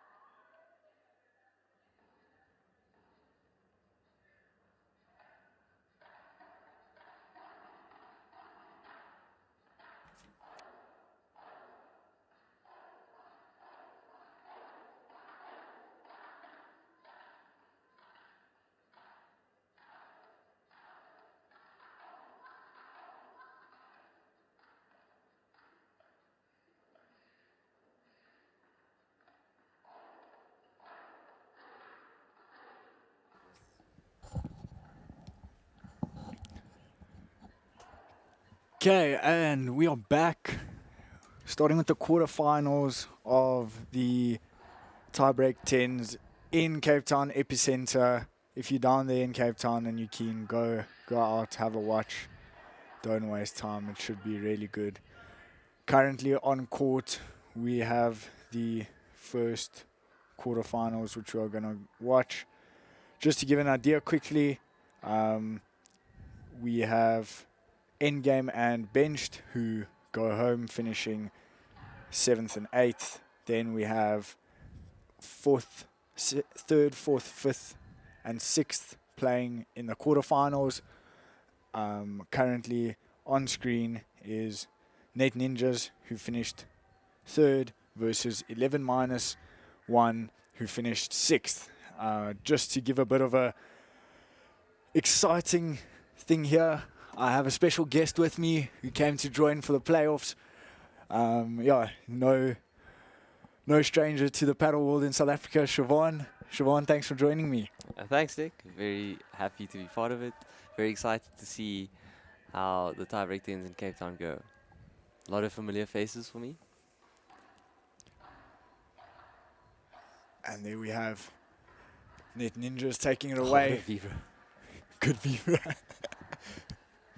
That really calms the nerves down. When you get that first aerial shot and it's just completely unreturnable, it gives you so much confidence. 100%. When you're only playing to 10, you want to get rid of those nerves as soon as possible. For sure. And I've been saying the whole morning, it's to 10, so much can happen. Momentum shifts, you 5-1 up, suddenly you 7-5 down. It's just something that changes so quickly. And I guess that's part of the fun. Crystal just sending that one a little bit long there.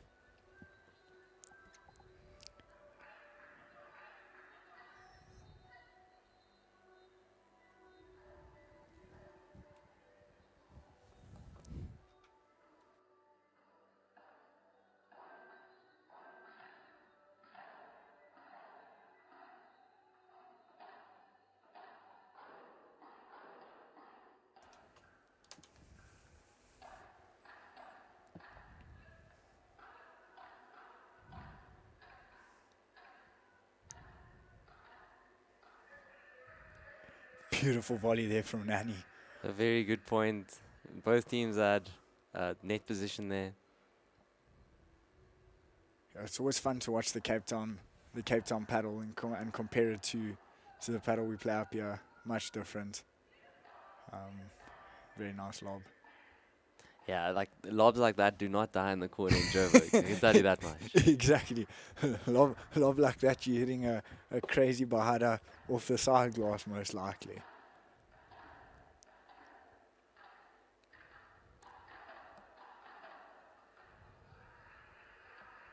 Some taka beach tennis there.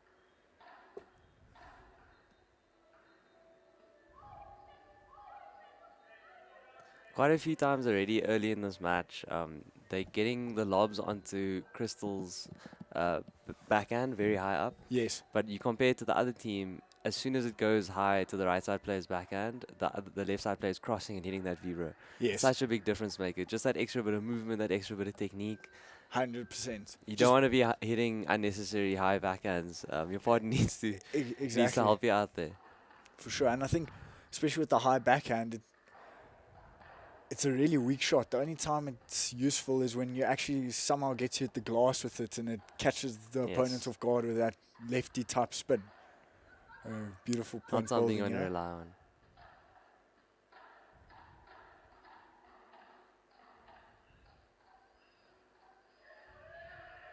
Very nice point. Very well transitioned there from the back of the court through to the net. Both teams are not intimidated to just run at each other. Yeah. Meet in the middle. Yeah. Have a hands battle. A little bit of pickleball. 100%. Oh, what a lob. Just out. That was a brave charge, eh? Yeah. I didn't see an opportunity to take the net there. Maybe she saw something I didn't. That was very brave. A little bit of a risky one, but if that lob had worked, it would have been very good. Oh, what a bandeja.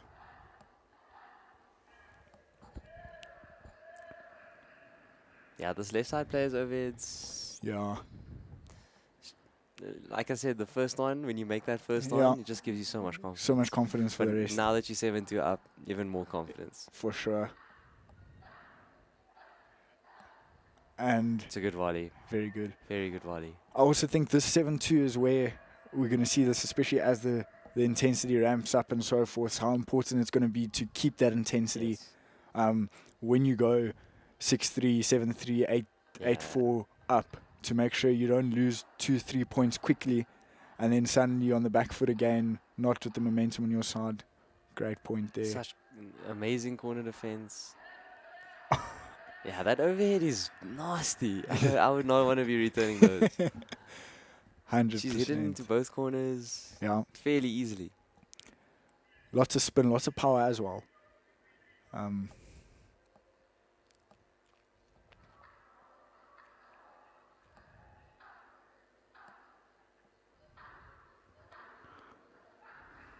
no ways.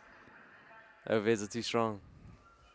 It's difficult to position yourself because clearly it seems to be that the other team struggles to defend the double glass. Yeah. Especially when she's hitting it that hard with that much spin. So they're Yeah. coming forward and blocking it like you saw there, and then she's just hitting it past them. Yeah.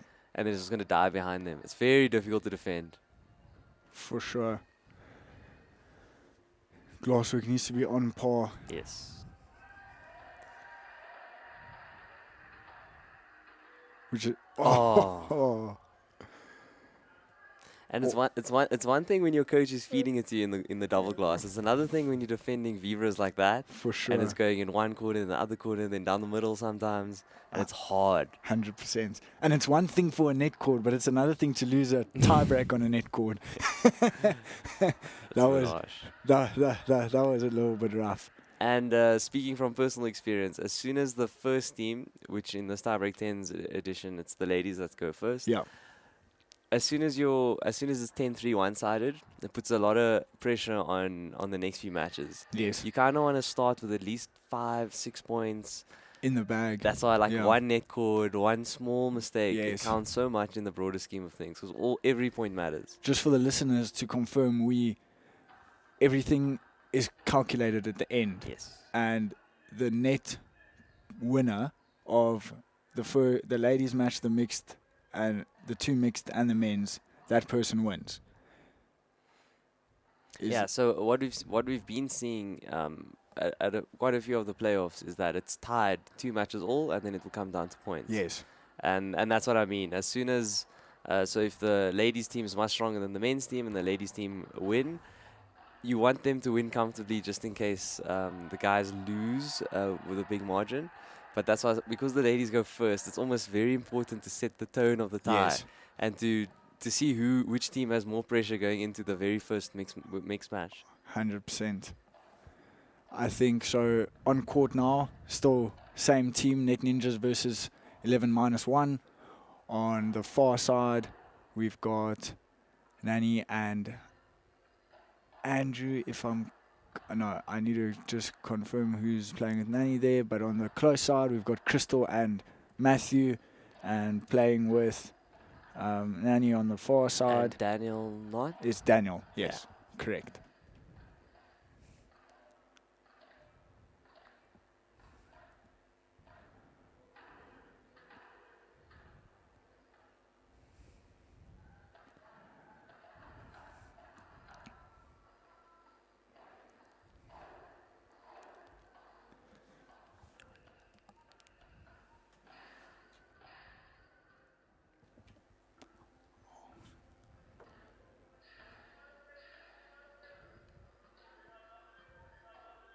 Daniel was getting taken out in that warm-up.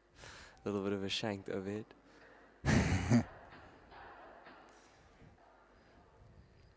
Big vibra there.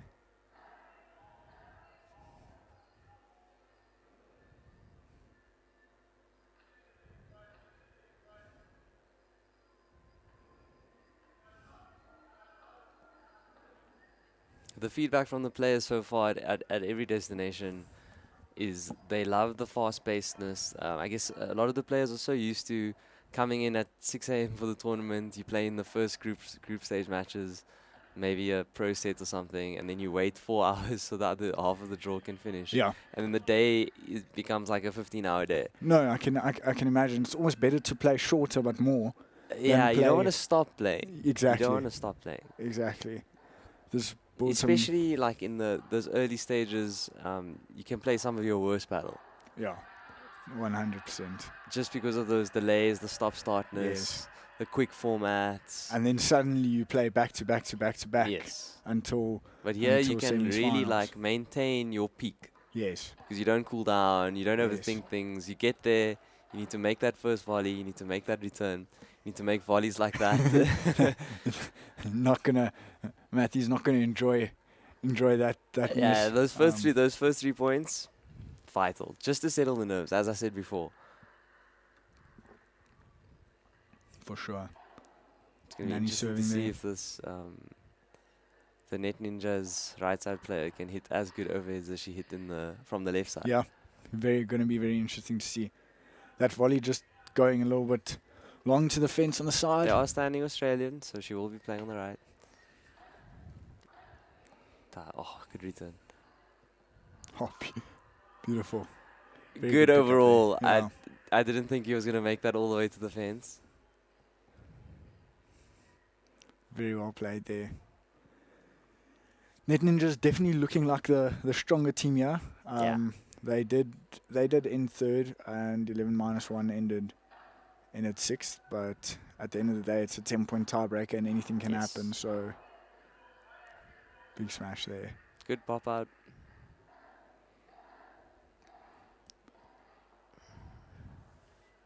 And just a reminder, I've been saying it the whole day, but it's a tiebreaker. So after 6 points, we'll have the teams swapping sides. Daniel's Oh. giving her a little bit of coaching advice.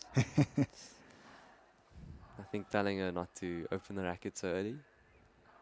Yeah. Not something you can really do or change in a tiebreaker. Yeah. But yeah, sometimes you just need to say something.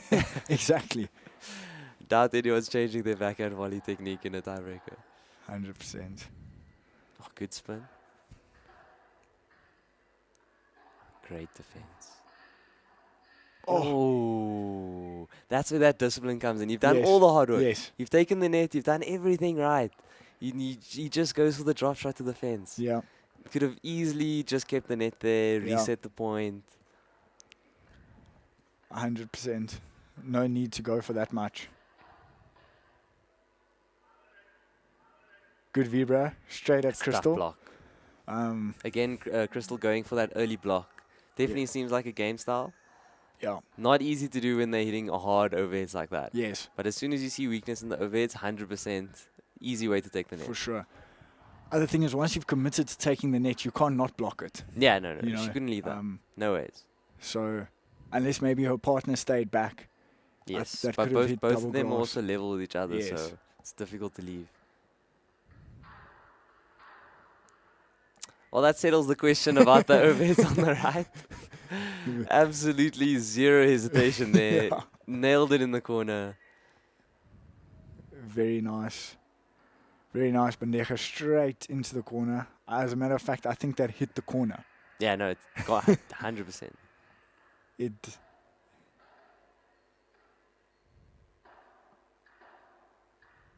Oh, good roll.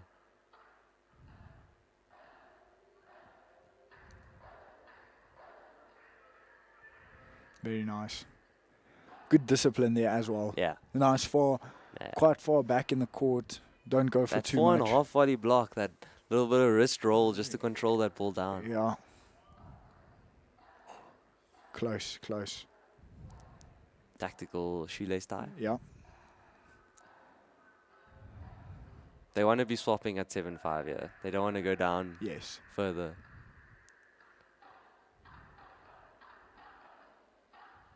Oof. Good close by Daniel. Yeah.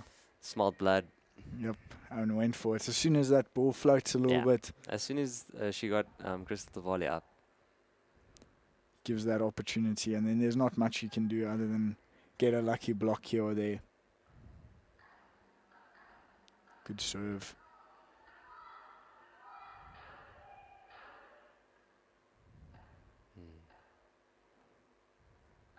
Very nice lob. Ooh.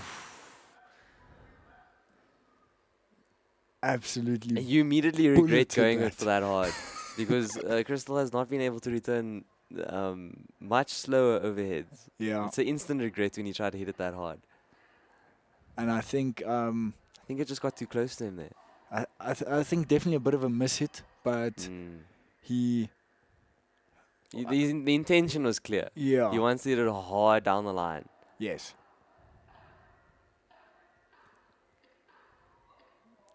His Ooh. partner's overheads are so controlled. Yes. She could see Crystal approaching. She hit it a bit shorter, gave no pace, kept it Such low. good discipline on that overhead. Really tough to play against if the right-sided player has a good overhead. Yeah, it's a good overhead. Yeah, exactly. Oof. Could have been 2 broken rackets there. Oh, went for the jump. Nice. Good smash.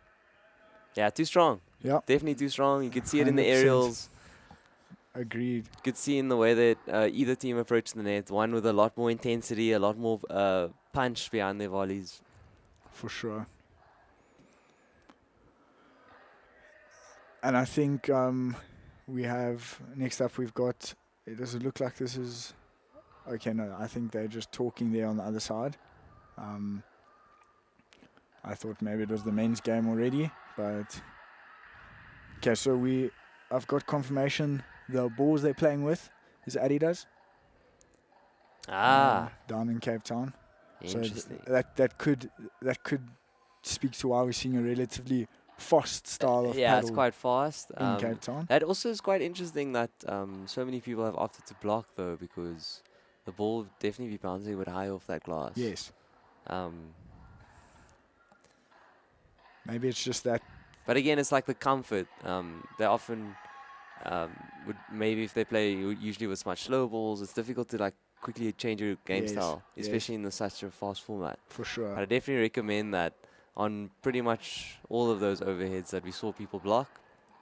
That ball is going to rise much higher than you think with Adidas balls. For sure. And then I think what happens is Safe to say they won't be using new balls anytime soon. yes. They could have probably opened a. They do last very long. Yeah. They keep that bounce. I think other thing is what happens is once you see the balls coming high off the glass, you try to make the decision, okay, let me rather stay back. But because your instinct wants you to go forward, Yes. you get stuck halfway, and then Yes. the overhead's either coming to your feet and not coming off the Yes. glass forward enough for you to play it, or you get stuck there in the middle, and then you're in a position where you don't really know what to do. And you can see there's a little bit of a distinction to moving forward and then turning sideways in anticipation of using the glass versus coming forward, facing forward with the intention to block. Yes. And that what we've seen is people facing completely chest forward, wanting to block that overhead. Very few people are trying to turn with the ball and just position themselves to where the ball's going to be. Yes. But it's a fast format, fast balls. Not think lots of it's time to change. A very difficult habit to break if that's your default setting. For sure.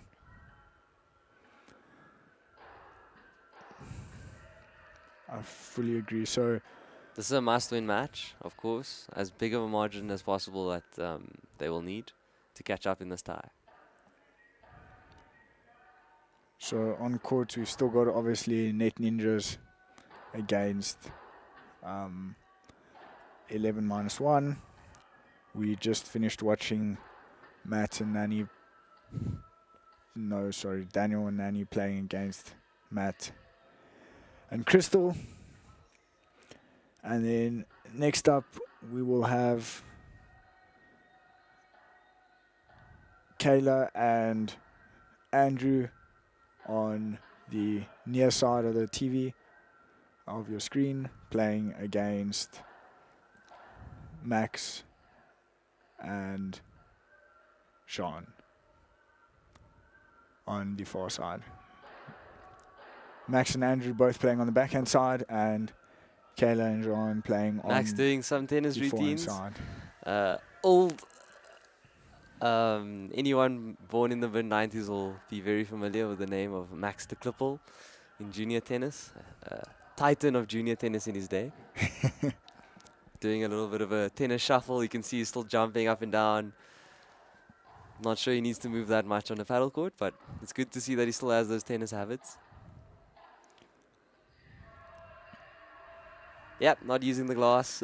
Yeah. Try to flick that backhand. Very talented, very good volleys, very good feel.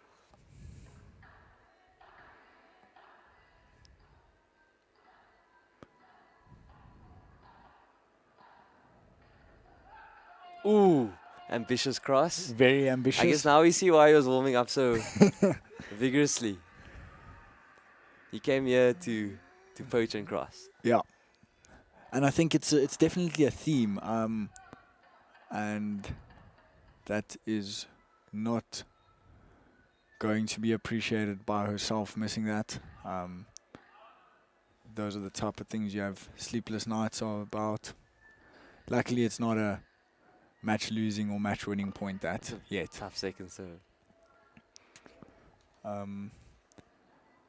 Yeah, another thing is obviously the general theme is that in the mixed games, especially the overheads, not so much the volleys, but the overheads especially going more towards the side of the lady, the drives more towards the side of the lady, just from a general point of view It's where... double fault.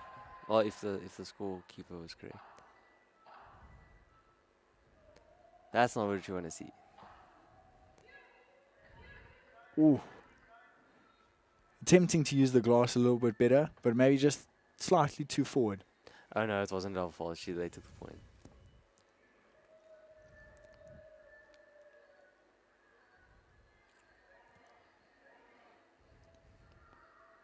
Okay, Kayla to serve. 4-2. Ooh. That's a little bit of deja vu from the opposite side there. They're going to feel like they got their point back. Yeah.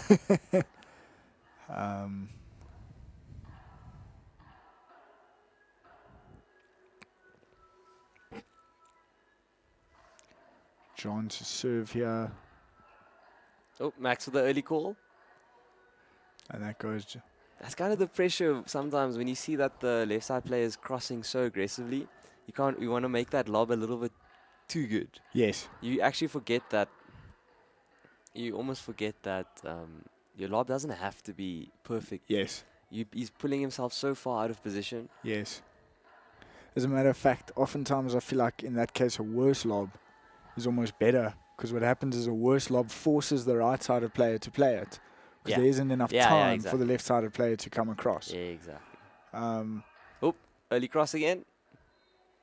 Ooh, Andrew should have run across there. Yes. As soon as the left side player crosses that aggressively, he's almost always going to hit that side glass first. Yes. Completely agree, and that wasn't particularly low off the glass. No, it's fine. It's Adidas balls. It's going to sit up there for 2 business days. Yeah. Ooh, early cross. Goes for the smash. Did you get that? No, caught Andrew by surprise there. Yeah. I think Andrew was expecting to go in... cross-court vibra again. Either cross-court vibra. I also wasn't expecting a flat smash there. Me neither. Also a low flat smash.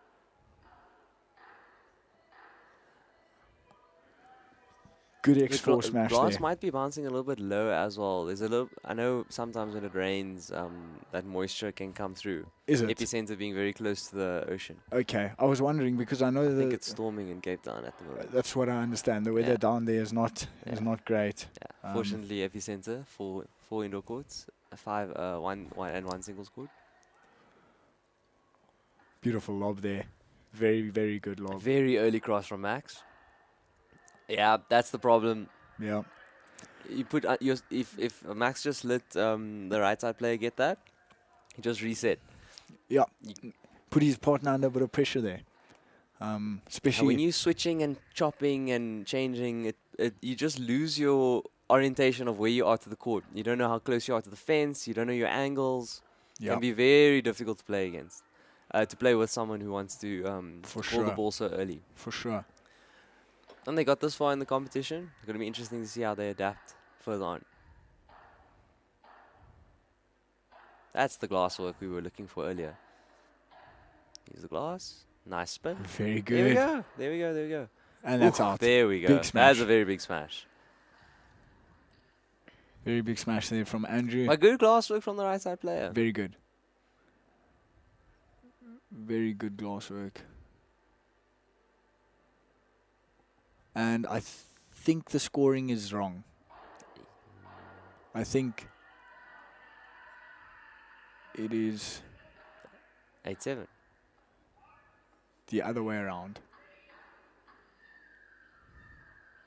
I don't know why I think that. Ooh, Max going for the early burst. He had a lot more time. Yeah. He almost hit that above his shoulder into the glass. Yeah, you definitely had time to wait for that to come off the glass. Big smash there. I think the scorekeepers are trying to catch up. Okay, there we go. 10-7. There we go. So it was correct. And that's another win there to Net Ninjas, making it 3 of 3. Without looking, who do you think is going to play on the left? Andrew or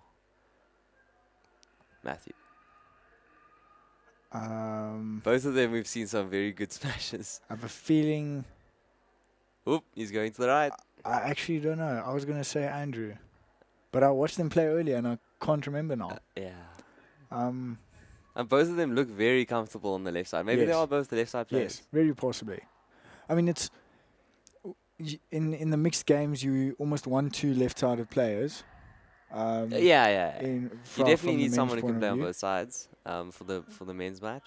But because the fixture is basically done after, if the mixed is finished, you do want to have a strong start. Yes, of course. 2 left side players that have some presence on the court. For sure, and that looked like a bit of a messy first point there. Yeah. A few of the guys were a little bit lost. Big smash Oh, coming. there's a smash, yeah. Oh, hit the fence. Must have hit the fence. And Max is not going to Yeah, let that go. well played. I think a little bit unlucky there with the fence. With the fence, yeah. Because it's It's actually like you really don't have to hit the ball as hard as with Adidas balls. yes, But it's so tempting to do that, especially when it just sits there. for sure. And that volley just going a little bit long into the glass there from Matthew.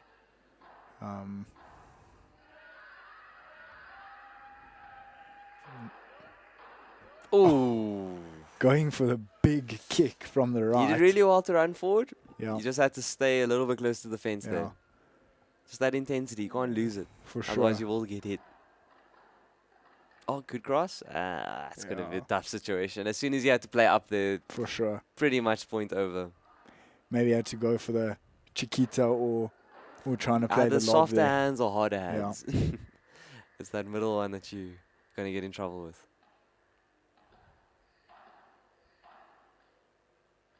Ooh. Yo. At least he used the glass. We are learning. For sure. I think he just spun a little bit late there. Yeah. Um, But he hit the ball as you're still spinning, Yes. which also doesn't help. big smash coming again. Oh, it's not over. Ooh. Oh. And Max just pushes that volley as if he didn't expect it to Yeah, come to him. yeah. Um, Looked like he didn't see the ball at all. yeah, Oh, going Big for the kick coming. smash. doesn't go Well, out. everyone's just pumped. You think this was Joburg battle Yeah. here? Everyone's just trying to go for X3 smashes Yeah. from behind the line. I think the thing is, if It you is Adidas balls, but still, Yes. that is very ambitious. Both smashes didn't go halfway up the fence. yeah, I think being epicenter as well, they're thinking, well, if we That just get it out, it's That's tough to true. run. You can't run out, but Um, there's maybe that little bit of moisture on the glass is Yeah. playing a little bit of a role. I did see a run out earlier though. Scott Basel Really? actually ran out. Yeah, I mean, I think the rule that is in place is you can run out, but only at your own risk. yeah, Technically, the courts are not available for outside play. yes, Partly because of that bar that you see between on the net post, yes, that makes sense. which I learned in Spain is actually in if it hits that sidebar and goes in. Oh really? Yeah. Unless Mari was lying to us and he just wanted the point. Mari hit a backhand past I can't remember if it was past me or past Adam, but it hit the net, the post that's built into the net, as you see here. Yeah. And he said, "Oh, what are you guys doing? That was in. It's part of the net, apparently. Okay. It's basically as an extended version of the net post." That's interesting. That's very interesting. Now, I wonder if you hit it, what he would have said then. Yeah, exactly. I He- haven't actually researched the rule, he, but um, that's what he said. He doesn't seem like Earlier least paddle competitive. courts, EPICENTRE also being one of the first paddle facilities in South Africa. The earlier paddle courts did have these doors and the post accommodating that door. beautiful point building here. Great volley to the fence there. Oh, he went for the.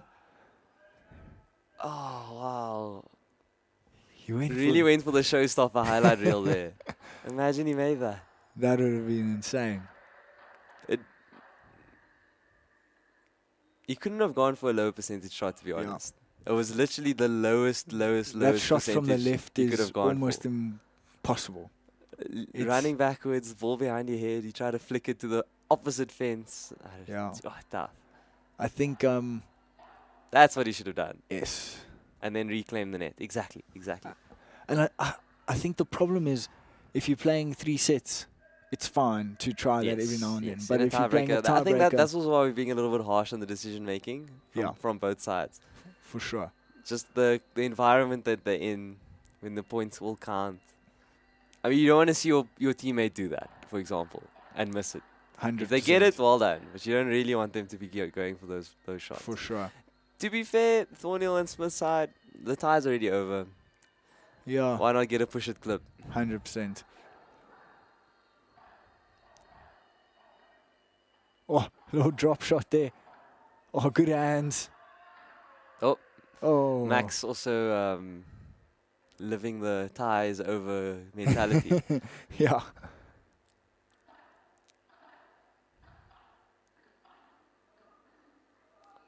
Get there. It's a very good drop shot. Very nice. Good hands. Good hands. Good hands at 9-7 when you've already won. Yeah. Love to see it in the next round. If it was the other way around, 7-9, not sure if the hands are as I think good. that's a tentative volley down the middle, maybe. Yeah, 100%. Oh, we'll see. I'm sure it'll For come. sure. I'm sure it'll come.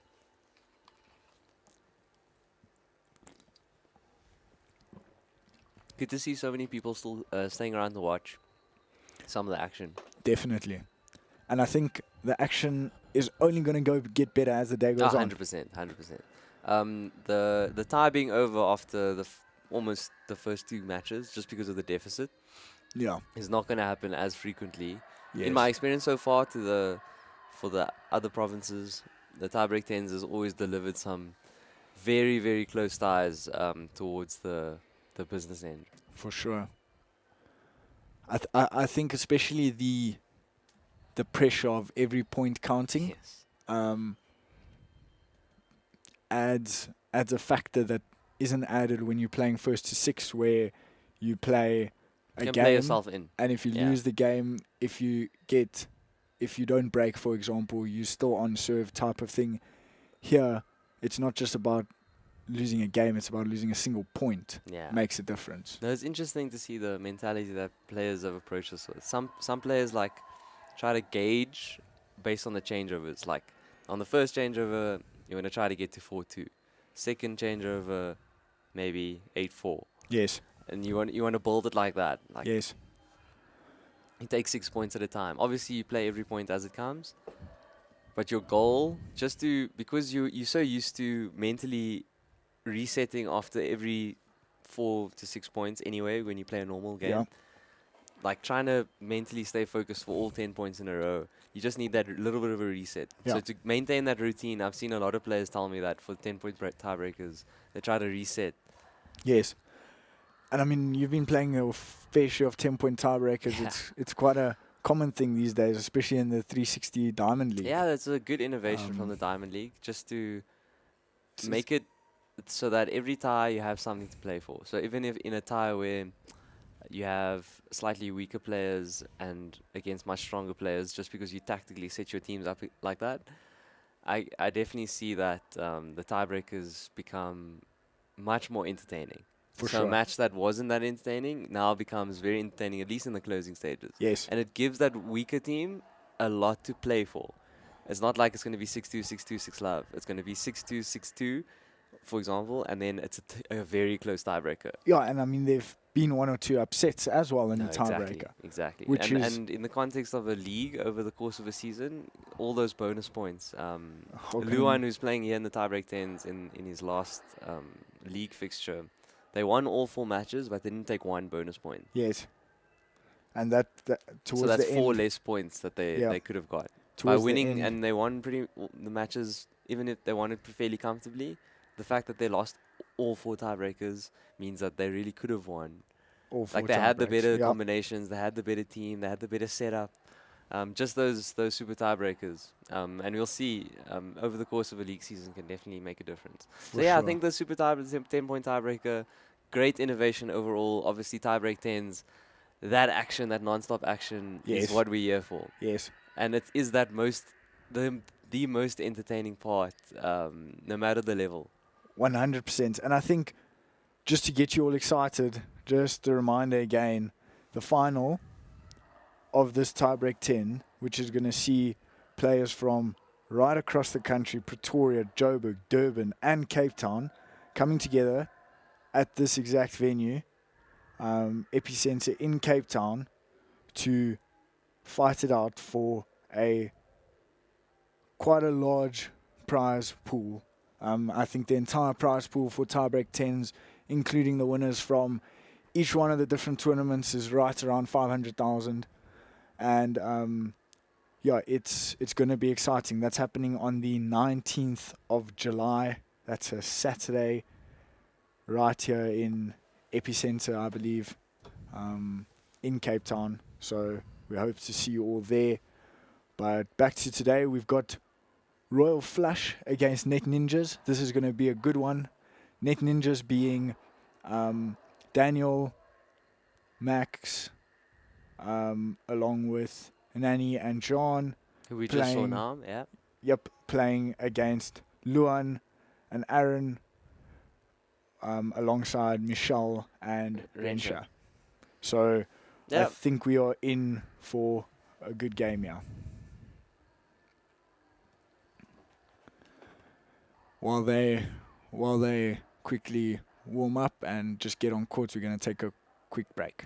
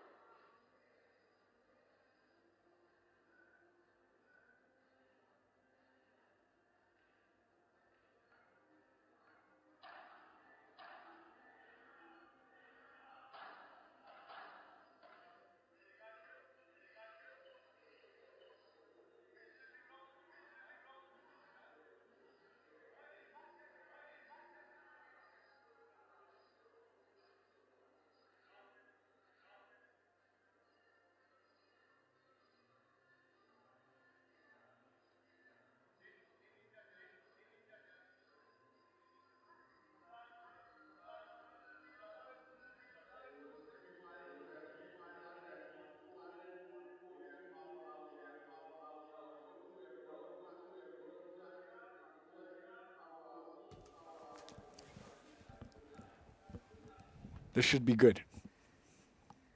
This should be very good.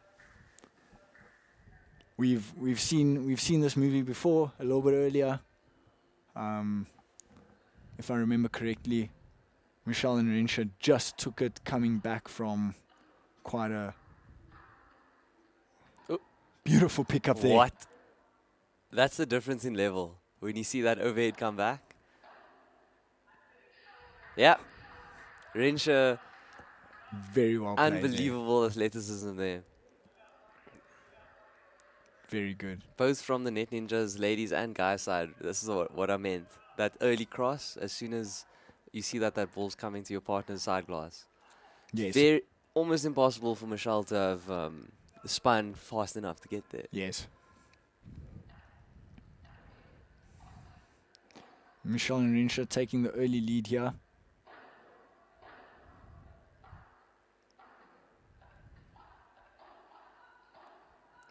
Oh, unlucky. Just a little bit late there. Good from- Chiquita in charge. Definitely made a play up. Had the opportunity. Back on serves.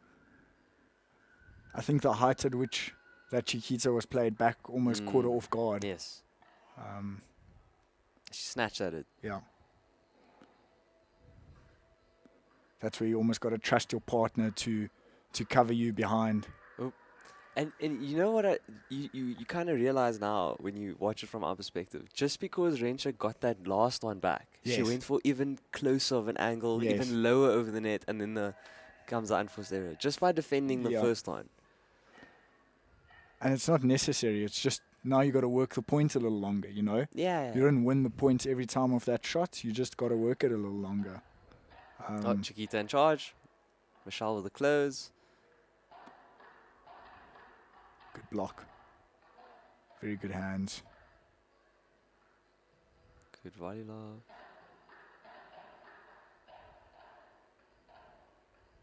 Very good hands, yeah.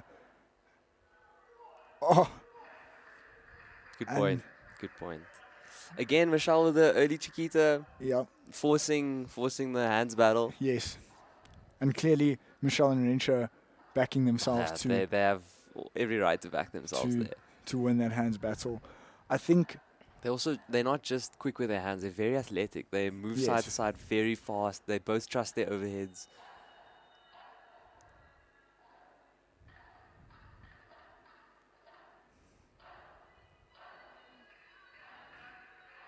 Caught in a weird Yeah. position there. very, very weird. Rather be at the back there, play it off the As grass, soon as reset the as point. soon as a partner couldn't join her after that little bit of reset, you kind of have to decide. As Maori would say, go back to your friends. Yeah. Your friends on the glass.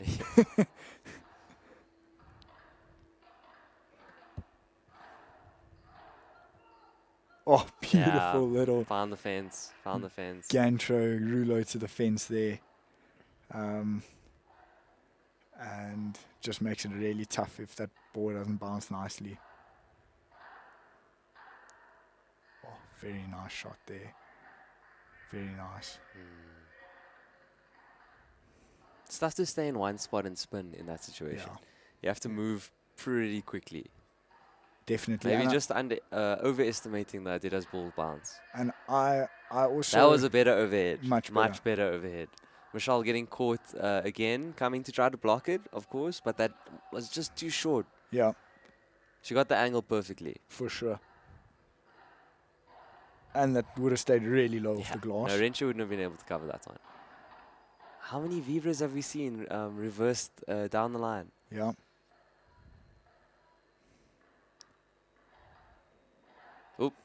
Left side player, both wanting that wall. And that spin That lefty, just yeah, the lefty ridiculous, spin eh? from Michelle. Seen a lot of Instagram posts of her working on that Vibra. Definitely proving to work there. I think also just the weight she put on that was No, it's really perfect. good. Because we can't really see the glass this side, but Yeah, but we know. Yeah. We know. Ah, good play, Very good play, well. good play. Got Michelle to scrape that ball off the ground there. yeah, And they were just close enough to play down. yeah. Michelle almost made them play up, which would have been a different story. A little bit of a tactical reset there. If anything, I would tell them to maybe try to lob the right side player a little bit more. Yeah. Oh, as I said it. But there she goes. As I said it, but she crossed very early. Oh, Reggie got it. And that just clips the net. Yo, imagine. It's the I fence. literally said, like, if anything, tactically, that the first Yeah. thing that she did is try to get, but the left side player from Nets and Ninja is too quick to cross there. For sure. Renshaw was almost there, almost there. Manny made a very good cross, and this It's is going where to be interesting to see if they continue with that tactic. Try to get the ball up in the air to that right side player. for sure, and this is where I think a tactic of trying to force the overhead from the right side player, so hit a much shorter lob Yeah, you towards the don't right have to side hit it player. overhead. Yes. Just make her play it. Exactly. Oh, goes for the Chiquita. Very nice. Oh, made it hit a high backhand. And I actually thought you had quite good control on that backhand. Yeah. It's just it's tough to control, eh? Well, in those situations, you kind of feel like you want to do too much. Yes. And when it's coming from the backhand, you shouldn't be doing too No, much. just take the net. Yeah. no stress. For sure. But when Michelle keeps hitting it and driving, hitting it and running at you every time, it's very intimidating. You feel For like sure. you almost have to do a lot more with the volley than you might normally. To the fence. Oh, Renshaw, why? That is Uncharacteristic overhead Yeah. mistake by Renshaw. As she hit it, she immediately, I'm sure she told herself, Yeah. why? Maybe Why? the decision to go down the line there. Yeah, we've seen it way too yeah. often. Also, that was going to bounce very short. Yes. Cross court? Oh, back down that way. Interesting. Obviously targeting the opposite right side player. Yeah. The opposite right side player, maybe trying to force exactly that Yeah. block into the net. Try to force the Trying block. to play that. Because that she down is the line. standing in a difficult position there to block. Yes. Again there.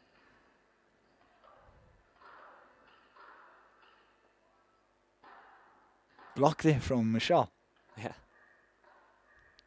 Oh, beautiful backhand there. Beautiful backhand. That's the control you were talking about. Yeah. You don't have to try to do much. Yeah. Just that placement. Just that placement. Just hit the glass. Just find the glass. And that's exactly all she had to do there. Oh, Michelle with a double-hander. Early cross on the Vibra. Oh, Renshaw misses the block. That Forehand Vibra block is really tough though. She's crossing so well on that Yeah. Vibra. Yeah. And at that point, going down the middle for the first time. Yeah. And that's where I The think forehand block is the downside. As I think you were about to say that with the lefty and the righty combo. yes. There's no backhand block down the middle. Yes. Ooh, early cross from the left side player again. Nice bandeja there. She got it back. Oh. Well done. And we go to 9 all. Well done. On match point to spin and get that ball back after Renshaw finally goes cross court on her overhead. Yeah. Yeah. And I think so because if you in Michelle and Renshaw's position here, because your opposition left side player, in this case Nani, Dominating in the air. is so good in the air, hit that lob much shorter and much lower. So she doesn't have that time to cross. Currently, if you're hitting it high, and Michelle will not appreciate that miss there from See, the herself. first overhead she's missed. Yeah. This year, not this one. And She doesn't miss many overheads. and that suddenly allows Net Ninjas to serve for this match. Oh, Renshaw's not missing that. Oh, she hit it straight in the back. Yeah. Got to do what She you got to do. deserved that after such a good return. Yeah. She earned that. Ooh, Oh. Michelle rushing. 2 very good returns. Yes. I think both returns might have also been with 2 hands. Yes. And I think that's probably one of the first bad mistakes we've seen From other the than left the side player. other than that second overhead that she missed because she was looking. No ways. Yeah. When the net tape goes your way like that. Yeah, that's tough. That's very tough. Very good overhead. On match points as well. Oop, Renshaw goes for the smash. Ooh! I think the Both of left-sided them, player should yeah, have they gone there. hesitated. Yeah, Both of them thought the other person was going to run forward. Yep. Definitely a smash they could have run down there. 100%. I don't think Renshaw hit that very clean. And I think there was never a point where it looked like No. Renshaw wasn't going to go for the No, smash. no. They started running early. They just both stopped. Yeah. Early cross. Ooh, good block from Michelle. Oh, well played. Very nicely played from Jean there in the right corner. Oh, that's so good. That's very good. A What a great pickup. pickup from Michelle.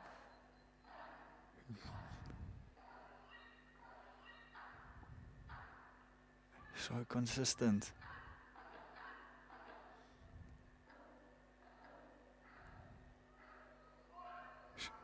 And that lob Wow. just wow, goes wow. long. The athleticism from Michelle to get that ball from the fence and then get that lob. Absolutely ridiculous. But an absolutely ridiculous game. Just, Yeah, Net Just- Ninjas, the Ninjas team did amazing job there. yeah, And only a 2-point deficit going into Yeah. the mixed. I think, I don't think they would have complained about that at all. Especially, I think, was it 9-6? yeah, I think it was 9-6. Yeah, 9-6. They saved 3 match points early on. Had a match point themselves. Yeah. And it all turned when Michelle and Renshaw hit two unbelievable backhand returns. Yeah. Unbelievable backhand returns under that much pressure. Yeah, and that just shows you how quickly Things it can change. Yeah. Yeah, Yeah, 2 returns. And then from match point up, you Yep. match point down. yep.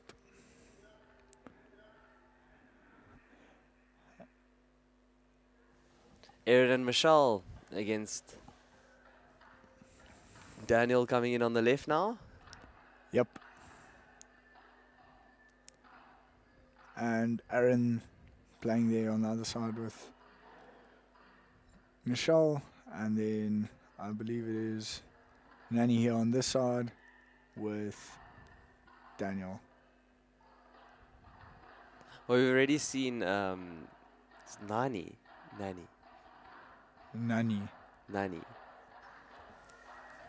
We've already seen that Nani's over is as effective From the right. from the from right left. side.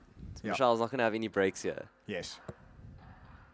And we've also already seen how aggressive Daniel is with his Vibras to Michelle's Yes. side. It's going to be interesting to see how much Michelle can, how much space she can handle. We've already seen her defend very, very well in that corner. Yes.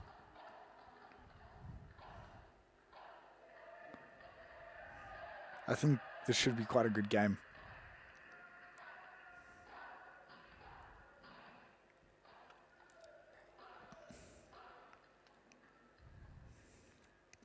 Well, the first one didn't disappoint. No, not at all. You called it as they went on. Yeah. Ladies definitely gave us a show. Let's see if this mixed pairing can do something similar.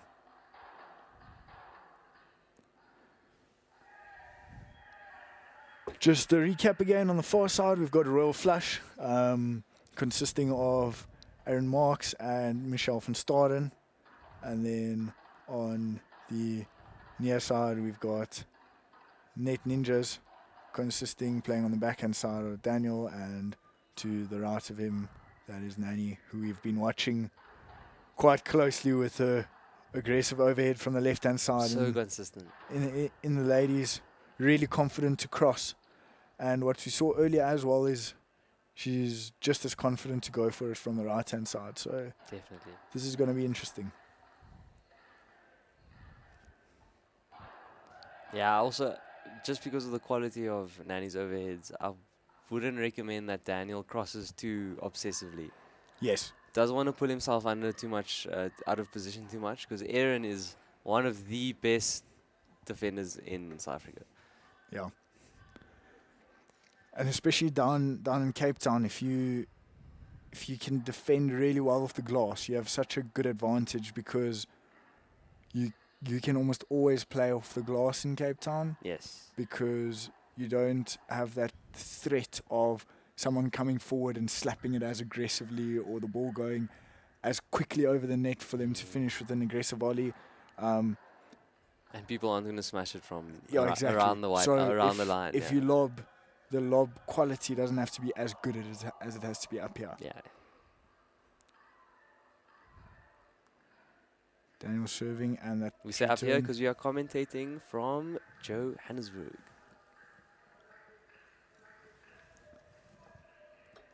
Yep, we're live from Johannesburg, and the paddle is live from Virgin Active Paddle Club in EPICENTRE, Cape Town. Again, finals are coming up. These are the semi-finals. Currently, Net Ninjas against Royal Flush, playing for their spot in the Tiebreak 10 finals, sponsored by Virgin Active Tiebreak 10s. And Well, Aaron, yep, how many reverse vibras have we seen today? yep, Aaron particularly, but you see, he found the corner with a lot of spin. You see how high that bounced? yes, yes. I think the angle at which he hit it was quite high though. His contact point. Switching it up a little bit, going for a flatter smash than the What usual a bandeja. Great feel, Aaron. Aaron should go for the kick there. Yeah, that's out. Yeah. That's onto the other court. Yeah. And that's the thing, if you are able to kick it here consistently, Yeah. it's going to be Even tough. if there were 5 meters run out space, that wasn't coming back. Yeah, and unless you stupa, Yeah. then you're getting there. Or tapia, one of the two.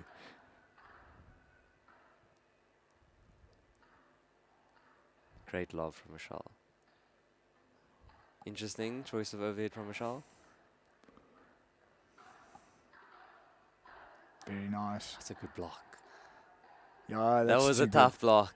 I didn't think that lob was a lob that you would run in on. Yeah, Nanny backing her hands. and it worked. She should have just maybe kept the pressure on Michelle. Like As one soon- more step forward. Yeah, as soon as As that. soon as she's played up, the point is Yeah, down. Royal Flush off with a very good start.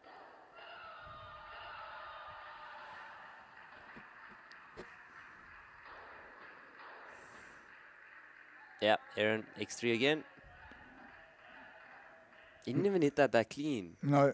It was quite far to his right, so he didn't get a kick on it. That was just flat, straight out. Yeah, I think with a little bit more space to run out, Daniel would have most likely got That in one there. was easier to get. Yeah. It was flat. As Ex- soon as you make contact with your smash a little bit to the right, almost impossible to put that kick on. Yes. You just have to hit it flat.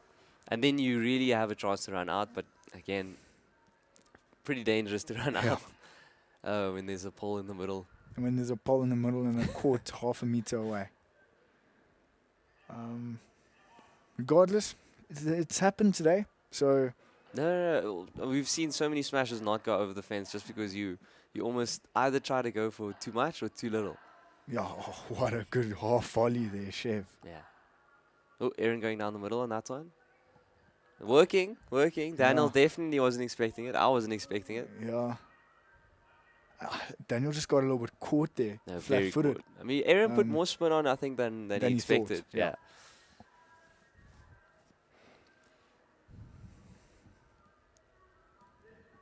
Going for the deep, slow serve there. Oh, what a... Very smooth from Michelle. Ooh. Yeah, immediately regretting. As soon as she hit it, she turned to Aaron. Why Yeah. did I do that? Yeah. Why did I do that?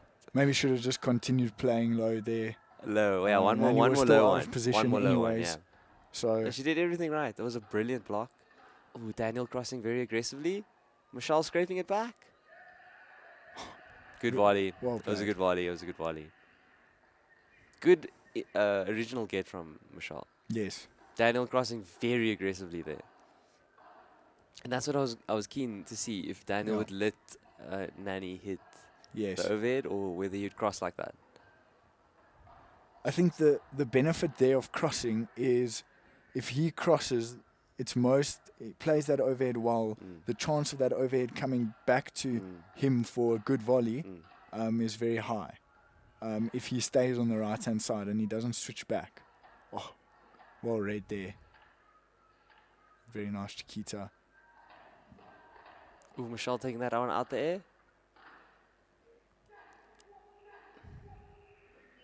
A bit of a theme I've seen from Aaron through 1 or 2 games earlier is this the forehand backhand and the forehand boast Oh yeah, in signature. that corner. Absolutely Yeah. signature. You think you have him in the corner, normally doesn't miss those. Yeah. What a Good Chiquita. Chiquita. Ooh, she Good. doesn't follow it up.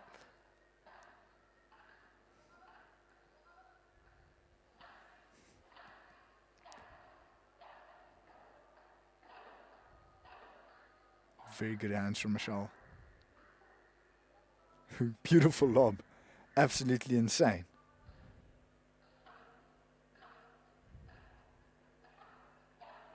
Danny moving around the court really well.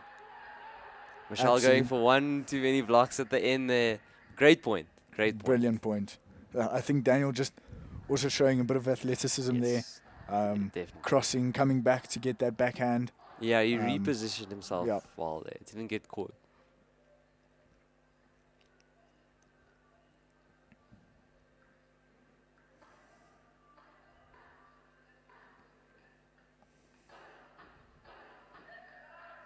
That's what I almost prefer. Nani doing the overhead, and then he can just wait for the cross or wait for the next smash. And then he doesn't have to be out of position for if Michelle does get it back.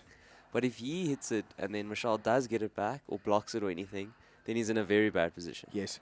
And just like that, we have just 6 because, like we said, when the right side player can play overheads like Nani, yeah, they don't always have to go for that cross. For a desperate cross. Yeah. Because the other problem with the desperate cross is you're always putting yourself out of position. You're putting pressure on yourself to hit a very good shot as well. Yes. Well, yeah, Nani just has to get it to the corner. Okay, like she doesn't have to do what she did now.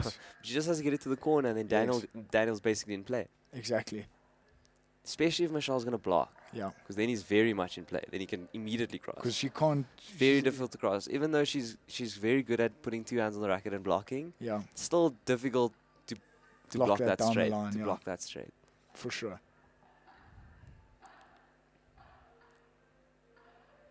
Oh, what a Chiquita.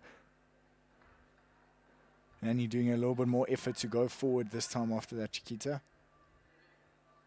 Oop. A bit of a miscommunication. Oh, soft hands from Michelle. Very soft. And the Chiquita maybe just staying up a little bit higher than she would have liked. Look, Nathan Ninjas did really well. It's a 6-1. Yep. Brilliantly. Back to 8-6. It's the nature of the tiebreak 10s. Ooh, Michelle going for the reverse one. Unbelievable. Unreal execution from Michelle van Staden there. Very, very nice overhead there. Nothing worse for Daniel when you get that lefty slider Vibra into that corner. Very tough to defend. You can see his brain was working overtime to work out, well, how on earth he's going to get this back. Oh, and Michelle backing her hands there. And there goes the ball from Daniel. I think Michelle coming in clutch towards the end there. Did not miss a single ball right at the end. Very well played.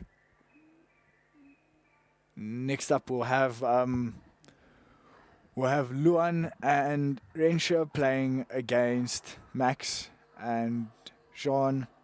Luan and Rensha on the near side and Max and Jean on the far side. We'll give them a second or two to warm up and then we'll be back now.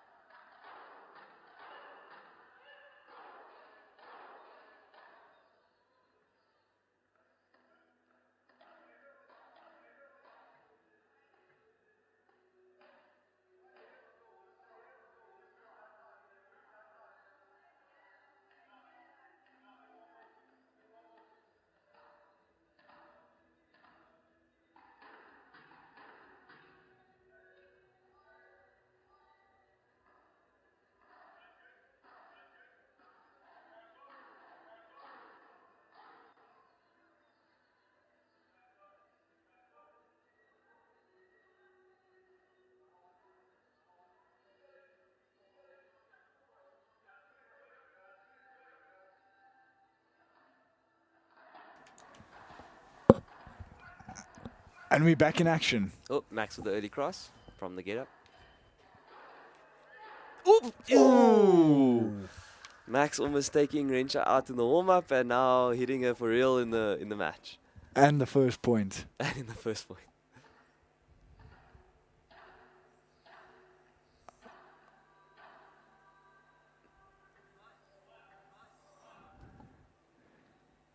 Oh, that's an amazing volley from Rencha into that corner.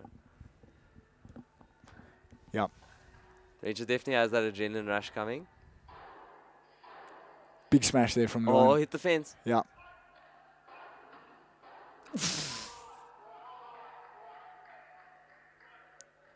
Clearly, Max is not holding back here. No. He wants to In win. true tiebreak 10s fashion, he is trying to start as fast-paced as possible. I think he might have even called mine on that last time.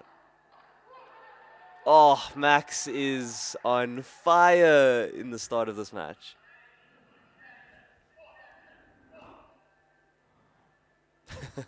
Max about to serve when no one's there. Ooh, maybe a little bit of... Sometimes you just need to be like, okay, we got the early break. Still, you have to keep your basics. Yeah, for sure. Serve first volley, serve first volley. You have to maintain those basics. For sure.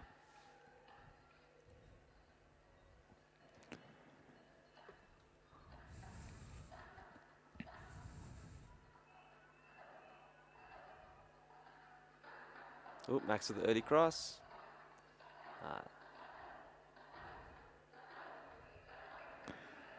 Rencha just missing that forehand drive. But she did well those two shots before that Jean sustained. should be prepared to play on the left side Yeah. quite often this match if Max is going to continue to move so aggressively. Yes. She's probably going to find herself on that other side quite often. For sure.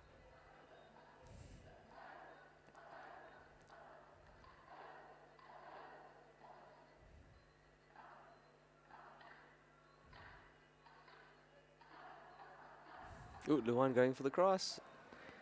Very tough block for Max to make there.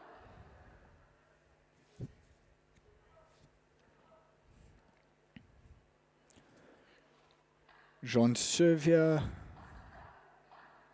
Luan going for that drive down the line. Ooh, Max wanted that.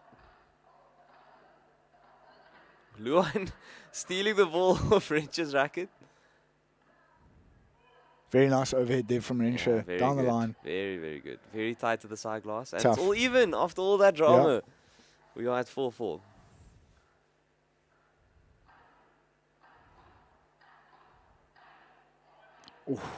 Another backhand volley, eh?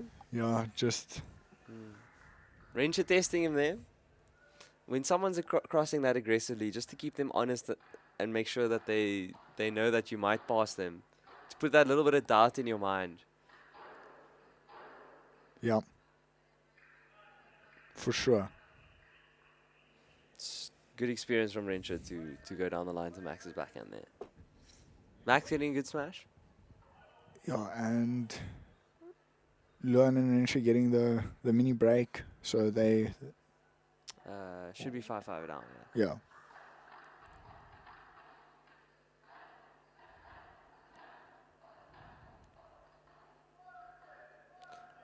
Nice. Good overhead from Deep Rencha. overhead. That was a very good lob from Max. Yeah. It shows you how I important think one that of depth is on the those are overhead. the ones that I think Jean can come forward and block. Yes, I agree. Yeah, Max is not going to hold back there. Good smash. Yeah, very good smash. Very consistent, didn't go for too much. 6-6. I think Max, what might be going through Max's head now is the deficit. He doesn't want to have too much to do when it comes to the men's match. Yes. So if he can get a 10-6 here and go in all square. For sure.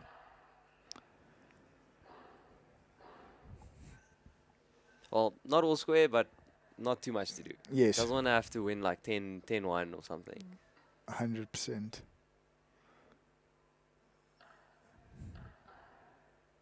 Very nice serve down the line there, down the tee. Unbelievable serve from Rencha. And that those calls, those points, that's what like costs you the tie. Nice deep volley from Luan. Good get there. That lob just going long. I think it's obviously playing in a roofed environment as well. It's quite tough there. You would like to just actually sky the lob as high as possible. They're serving for it now. Serving for the mat. Ooh, misses the return. I think if you had to give 10-7 to the Net Ninjas before this match, I think they would have taken it. Yeah. Well done. Okay, so Net Ninjas forced it to the decider. Yeah. We can do some quick maths. So it's 2-1. It was by 2 points in the first match to Royal. Yes. Then the second match, it was 10-7. To Royal. To Royal. So it was 5 points difference. Yes. And now they have 3 points, so it's 2 points, 2 points difference. 2 points in the last match. Yeah. And that's why I said when it was 7-6 to Net Ninjas, if they won a 10-6, it would have been very difficult to come back. Yeah. Well, it would have been possible because they would have lost all 3 matches. So. Yes.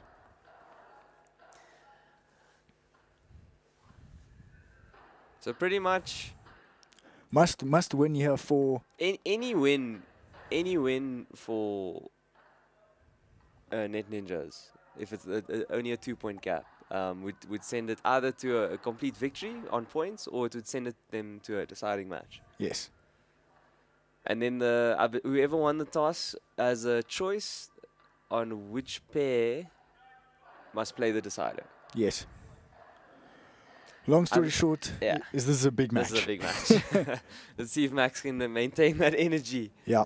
I was literally about to ask you, who do you think is going to play on the left? Do you think they're going to stand tennis formation?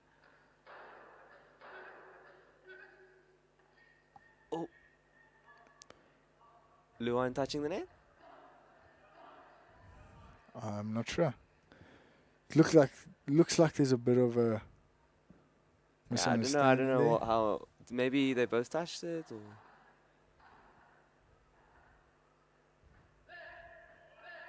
Very good backhand there from Luan. Yeah. You see his movement after the backhand, that follow-up. Yes. Max didn't have a choice but to lob there. Oh. And that volley miss there from Aaron. Yeah, like you said, those are what the nightmares are made of. Yeah. It's also a bit of a 50-50 call between Aaron and Luan, who was going to play on the right or left. Aaron has been playing on the left the whole day, though. Oh, okay. Yeah. Yeah, Luan has been playing on both sides in recent tournaments. Oh, I think, did Luan's racket touch their side on the ground? I personally did think so. Only he knows.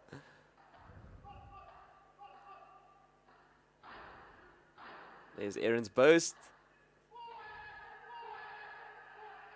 And Luan just tries to play the Chiquita there, maybe a little bit too much. Max just about reached that boast from Aaron. Yeah. And Luan it's almost like too easy. Yeah. Great block from Luan. Ooh, why Max? Daniel was setting up for a giant vibra there. A little bit of earlier communication would have gone a long way. For sure.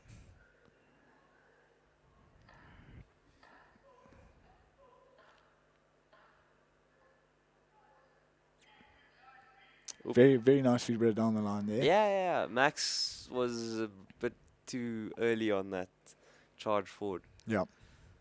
Aaron having quite a bit of court to aim for there. Yes. If he had stayed back, it would be really easy to defend, actually. Yeah. Move away from the side. Yeah. Forehand lob.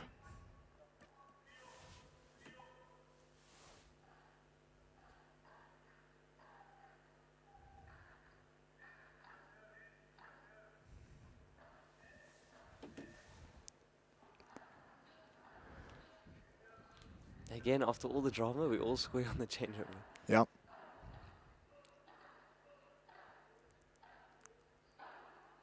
Big smash coming from Aaron. Easy guess from Daniel. And that's a mini break there. Yeah, mini break.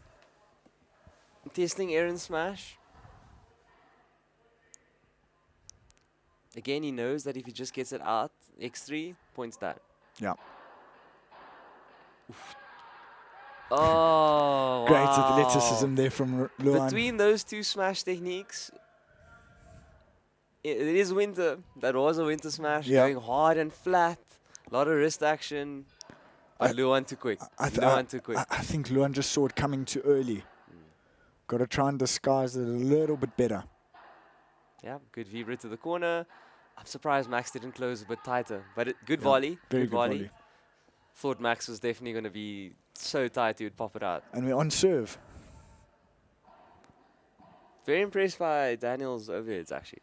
I think very key for Aaron and Luan to hold these two if they want to. Did you see how Max ran? That is very brave from Max to Cliffle. Body on the line stuff. Again, what tiebreak 10s brings out in you. Every point counts. Every point counts. Testing Aaron's overheads again. Testing overheads. Testing Aaron's overheads again. But an early strategy coming out. Yep. Definitely something we can notice. And I think definitely I wonder nerves playing a bit of a role here maybe. A little bit of nerves. It is a. But I think also like because Aaron, because they chased down that first smash, I think normally you would have smashed that. Yeah. First serve there.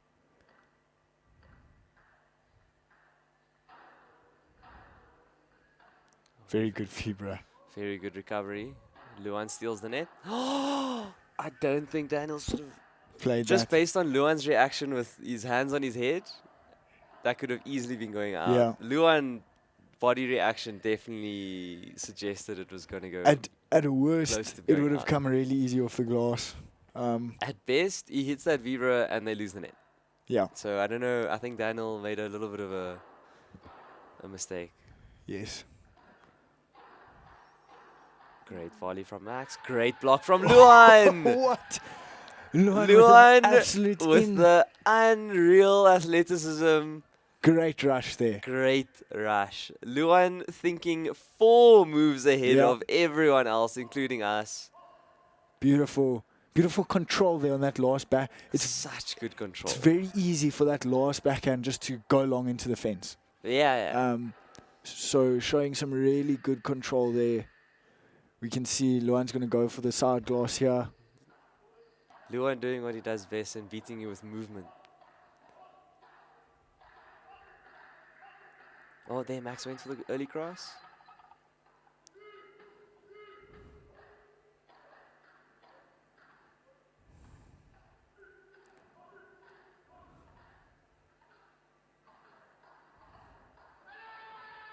Yeah, too strong. Luan's backhand is absolutely rock solid. Forged in steel. Beautiful. Beautiful play there. Just doesn't try to do too much with it. I do want to add, I think Max is trying to do a little bit too much from the right. Yeah, he's trying to cross too aggressively. Which is really tough to do from the right. Really well got there by Luan. Great gancho. Max actually did well to put Luan off a little bit.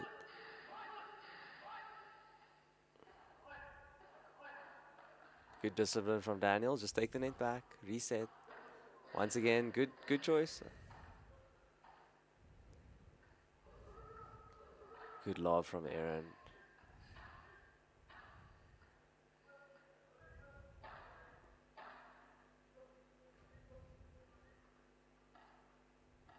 Such a good point. Very nice point building here, Shiv. Oh my God! What? Luan Krieger,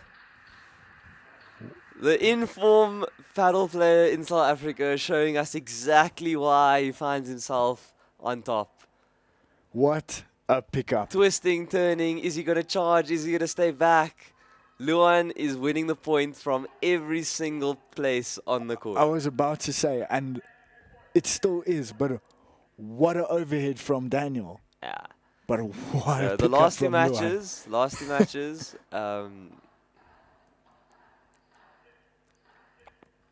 Aaron and Luan have played so well together, but this is an unbelievable, What a Chiquita. unbelievable What display a from both of them Chiquita. towards the end of this match.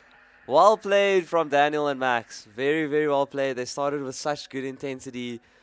Luan Absolutely. showing unreal class, unreal skill. Yeah, both the last two matches, actually to a certain extent, all 4 matches decided by the last few points. Just one player just shining on the court. Yeah. In that sense, Aaron with a great Chiquita to end it off, but Luan single-handedly almost winning those last 3 points. Yeah, for sure. No, I think absolutely insane few points there towards the end. Setting the standard really high for the final. Yeah. I'm not 100% sure, but we know Royal Flush is through to the final. Yeah. The top seed was, I forget their name, but it was Scott Weisel, Philip, Philip Rankin, Scott Weisel. their team. I just need getting confirmation whether if they won the they are- semi-finals, yeah. They are through to the finals. As soon as I have that Oh, confirmation, you said it was Marty? Marty and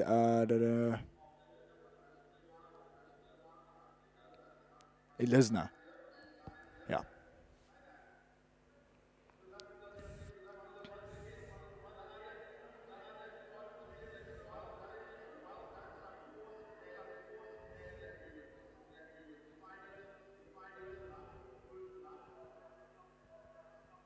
Luan, if you're listening, I really think you should clip those last few points and stick it on social media. Okay, I believe the final is going to be starting as soon as possible. Just a little bit on the whole tournament. So, regionally, essentially, we had on the 7th of June, we had the Pretoria tiebreak 10s. On the 14th of June, we had the Old Eds tiebreak 10s. On the 21st, which was the Johannesburg tiebreak 10s. On the 21st, we had Gateway in Durban. And obviously today we have tiebreak 10s here in EPICENTRE, which have all lived up to expectation. Amazing. I mean, that semi-final, Yeah. what a game. What so a performance. many of those matches, so many things to look back on. Some missed volleys, some overheads that could have gone either way. Yeah. Hitting the fence, just missing. Such fine margins. That's why we love it. For sure. You have to stay absolutely locked in. 100%. Just a reminder, guys, if you're in Cape Town, you don't have a lot of time, but the finals are happening now. Get through to EPICENTRE, go watch, Yeah. don't miss out. Cape Townians escape the rain for a little bit. Then, There's not going to be any traffic going to EPICENTRE at this time of the day. for sure, and if you can't make it today, Tune in. on the 19th of July, the Yeah. finals, 19th of July. we're about to finals. decide. Who the most clutch players in South Africa are. And just on an interesting note, Shiv, the regionals, each tournament played for 25,000 rand prize pool. Yep. I believe that was split. How did the split work? Do you remember? There wasn't a third place playoff, so it was just the winners Yes. got 15 and the runners up got 10. And all of them are getting to go down to Cape Town as Yes, and then the tiebreak 10s and the various sponsors between Virgin Active and tiebreak 10s are going to make sure that we have a full list of competitors. well. And then just an idea for the 19th. There's some big money on the line. Yeah. So, in 8th place, guaranteed to get money if you go down to Cape Town, Yes. guys. In 8th place, there's 12,000 rand on the line. Yep. 7th, 13,000. 6th, 14,500. 5th, 16,500. 4th, 19,000. 3rd, 24,000. 2nd, 31,000. And the winner of the tiebreak 10s on the 19th of July will get a whopping 270,000 rand. Yep. And these guys here are about to decide who are favorites Yeah. going into that. Look, for the people, not unlike myself, who just missed out of going to Cape Town in the semis, don't really want to think about that. But for all the people who are going to Cape Town, including these two teams, it's still something to play for, even though they're both going to qualify. Not just the money on the day, but I'm sure that you're going to get a much more favorable draw. Yes. And when it comes down to the finals, you want to start with a slightly easier match. Look, there's not going to be many easier matches, but you don't want to start with the toughest match first. You want a little bit of building into it goes a long way. For sure. While we give the ladies a quick chance to warm up, we're going to take a quick drinks break. Be back soon.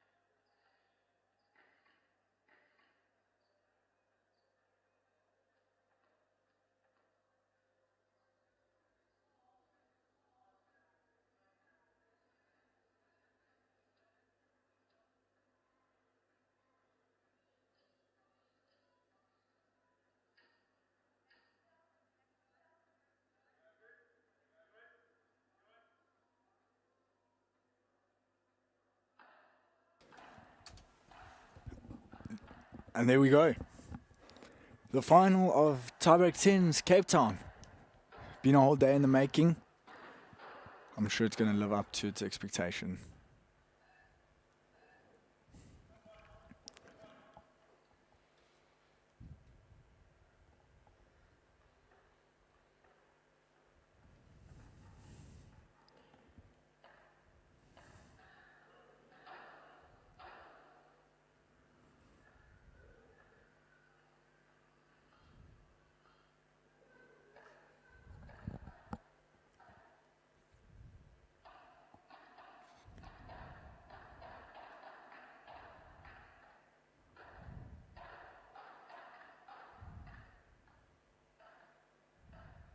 Oh, Renshaw. Once again, Michelle and Renshaw showing once again they are not scared to take you on at the net. For sure. Definitely back their hands all the way. Yeah. And all the right to, as they've showed throughout the day. Very skillful. Once again, Michelle just driving it hard and just running at you. Okay, so just to give everyone watching a bit of an idea, we have a problem on the scoreboard, just to confirm, because I doubted myself for a second there. We have Powerhouse playing against Royal Flush. Powerhouse consisting of Scott Weisel, Philip Franken, Marty Hall, and Elisma Slabbert. Then we have Michelle Royal van Staden Flush. and Rensha. Michelle van Staden on your right, Rensha on your left. And then Aaron Marks and Luan Krieger who we just saw for Royal Flush. in that cracking semi-final Exactly. match. So, Oh, Michelle getting stuck in that corner. Great overheads from Marty. there I see the Yeah, they scoreboard fixed it, has been yeah, they fixed updated. it. Thank you to the technical team for that one. Always on the ball. And some early tactics change. It's on so.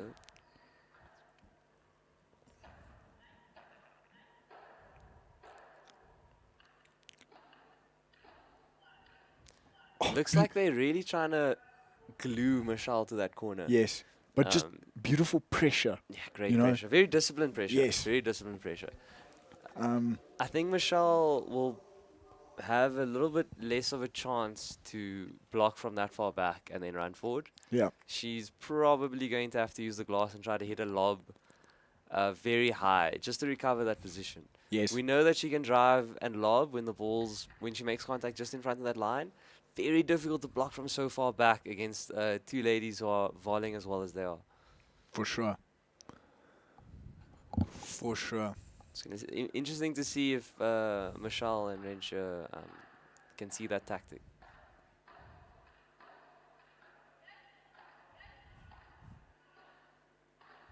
Oh, Michelle faking the overhead there.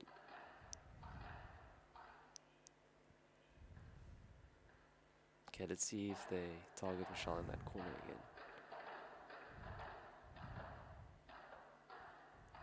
Again, both these teams brilliant at the net. Very, very good. Both these teams, all four players, ex-tennis players, and we all know Yeah. if you're an ex-tennis player on a paddle court, you're not scared for that hands battle. So I think we are going to see a lot of that. A lot of, especially from Michelle. She loves playing that Chiquita and rushing the net. Rensha missing that double-handed return. Not often we see that. Yeah. Counts for a lot. Those 3 points just taking the pressure off. Oh, went for the fake on that overhead.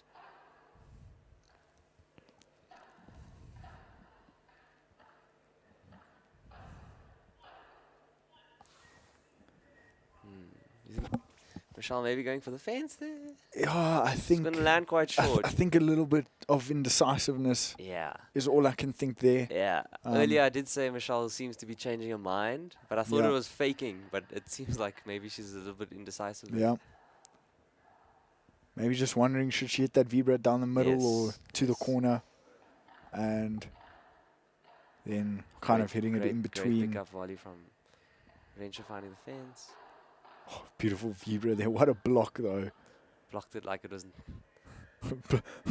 I think my tactical recommendation, they need to hit those volleys and overheads down the middle so they find the glass. Yeah. Because going deep and hard in cross court, the blocks are coming even harder back. Yeah. Like that. Again, not finding the glass. Going for the winner down Yeah. the line. Little bit. I would say. Like, just to give the people at the net a little bit of a bit, like to find their positioning. Yeah. It's very disorientating, and every single time you hit the ball hard, it comes back harder. Yes. You never feel like you balanced.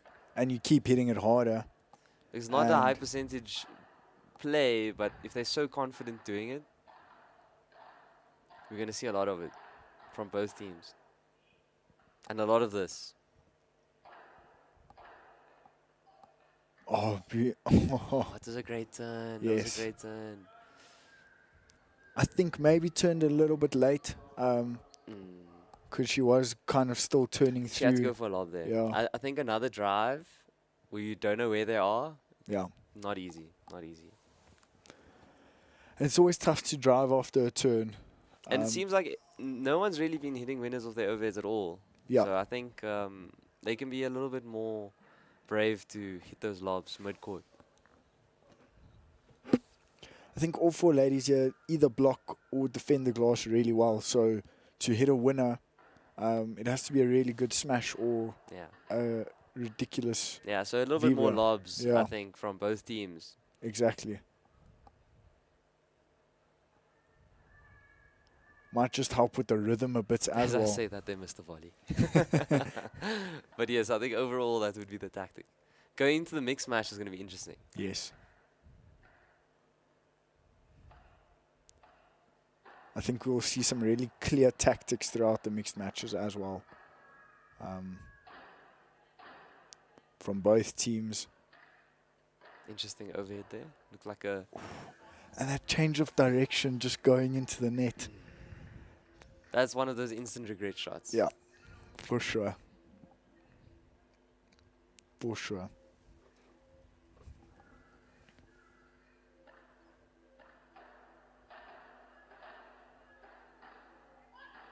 I cannot believe she blocked that. Great block by Mati. Into a half volley lob that put Rensha completely out of position there. Don't blame Rensha for trying to take that out the air, but that when the lob is that fast, you just have to give credit and concede the net. Serving for the first tie. Great Rulo. Michelle. Oh, Michelle's what a getting pickup. there. Absolutely ridiculous there from Michelle. And the point keeps going. Close the net. Oh, what a get. Oh no! Michelle hands on her face. Rensha with an uncharacteristic miss there. That is what Wow. sleepless nights are made of, Wow. Siobhan. Didn't think Rensha was going to miss that. Michelle charging there. Great hands from Michelle. Ooh, the lefty spin got her. Rensha not Well missing done, that well again. done from both Michelle and Rensha. Michelle using that left-handed spin to her absolute advantage there. Marty did not know where that ball was spinning. Also just the confidence of Rensha to Yeah. go for that We saw exact this in the same shot we- that she just missed. This is exactly what happened in the last match. Michelle just comes alive as it gets deep. Yeah. No. Great block. Another great block. Well done! Michelle again, once again. Just not making the Michelle mistake. being Forcing the mistake. absolutely rock solid when it matters most. Rensha with a double-handed backhand blocks. Yeah. Michelle Feinstaden, the mental fortress. And just like that, it's 9-all. 2 match points saved.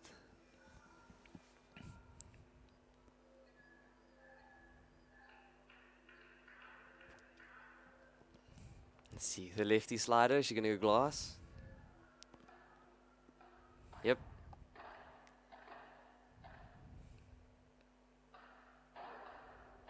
Big Bahada there.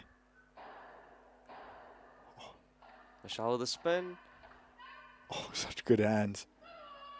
Oh, it spins the other way. Michelle misreads the bounce. Just misreading that bounce, giving the opportunity to Powerhouse to serve for it. This is big. Yeah, taking some. This is very big. Good lob there. Michelle going for it. Going for it again. A little bit of chaos. Oh, Michelle missing. What a chaotic point. Great defense from Elisna and Marty there. very well played. Unbelievable defense. Not giving up on that smash. Michelle and Rensha fought hard there. This first mixed match is going to be tense. Yeah. Only 2 points in it. Very tense. Very Close. close tie. Very close tie. I think I don't think it came down to Elisna and Marty holding that net for much longer periods Yes. of time. They Yes. really felt like they were at the net most of the time, and Rensha and Michelle kept being in that transition zone, Yes. like blocking from a little bit further back, half volley lobs, Yes. not getting where they wanted to be, and then at the end you could just see a little bit of extra defense and a little bit more solid when it came down to those final few shots. I think also just maybe once or twice relaxing at the back a little bit more Yes. and waiting for They the weren't easy scared to ball lob to as hit a much. really good lob. Yeah. Hit the lob, take the net comfortably, and once you've taken that net comfortably, you can Put it so much more pressure. exactly. So much more pressure. Exactly.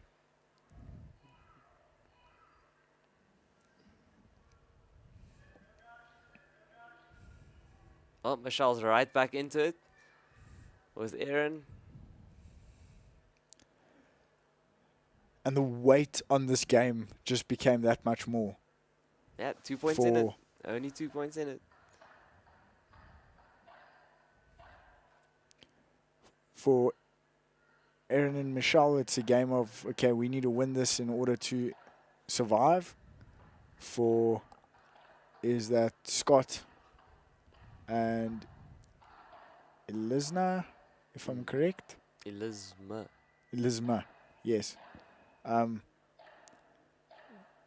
For them to win this game, it'll mean that all The they other have to two are do. must win. The other Yeah. two will be must win for Royal Flash.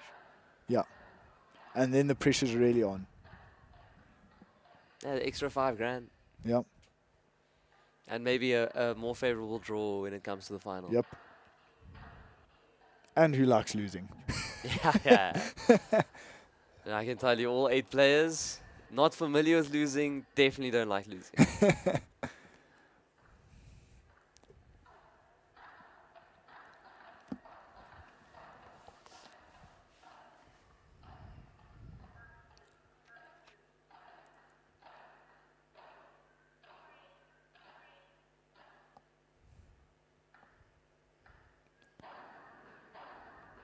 The battle scene's been very exciting recently, with Aaron actually wearing the Maximus Cup hoodie, where the Racket and Ball South African team played against Hungary. Yep. And Luan just coming back from Southeast Asia, playing in a FIP tournament. Good to see our players getting out there. And the Diamond League picking up the last 2 weeks. Yeah. Michelle playing in the in the Platinum League for the ladies. Scott also playing in the Maximus Cup. yeah. I think the We just love paddle. Yeah. We just love paddle. And now they're back playing tiebreak 10s. Love competing. Love a team competition as well. Paddle can get quite lonely sometimes, even if it's just you and your partner. for sure. North versus South, obviously, a huge spot on the calendar for the players. Yeah. The ladies having the Chiquita Cup as well. Yes. Just warming up the shoulders a little bit here, making sure everything is loose. going Pretty into sure this they wouldn't final. have opened some new balls for this, so the ball should be at least a little bit more reasonable in terms of how far it's going to bounce on those smashes. But with Scott and Aaron's technique, they should be able to comfortably on an easy one get it out. As long as they don't hit the fence, should be fine. Yep. No runouts today. Yeah. Okay, the start, the all-important start in a tiebreak. Scott to serve for Powerhouse. Let's see who can get the perfect start. Michelle with a double-handed backhand to start. Scott using his reach. Oh! Oh, and missing the overhead to start. And that's kind of the opposite of what we spoke about earlier Yes. when starting with that strong overhead. Oh, Michelle putting extra venom on that. Almost like a little bit of a slower googly. Yeah. Kind of forcing that shot before the glass because it's never coming up And off the never glass. coming up. And no pace to block. You almost wonder if Michelle, how much she did it on purpose, because she had a little bit of a giggle after that. Yeah.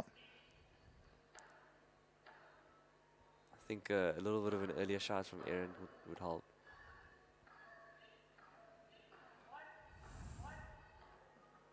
That was a better shot from Aaron. Ooh, Michelle glued to the glass there. Beautiful defense there. Oh, what a Chiquita. Very nice good Chiquita. I wonder if Scott was being a little bit of a gentleman there on that one overhead. It looks like he could have easily smashed that. But he would have only been able to smash it straight at Michelle just because of the angle. Very possibly. We've seen a few of the other guys not hesitate. Yeah. Oh, Aaron got it back.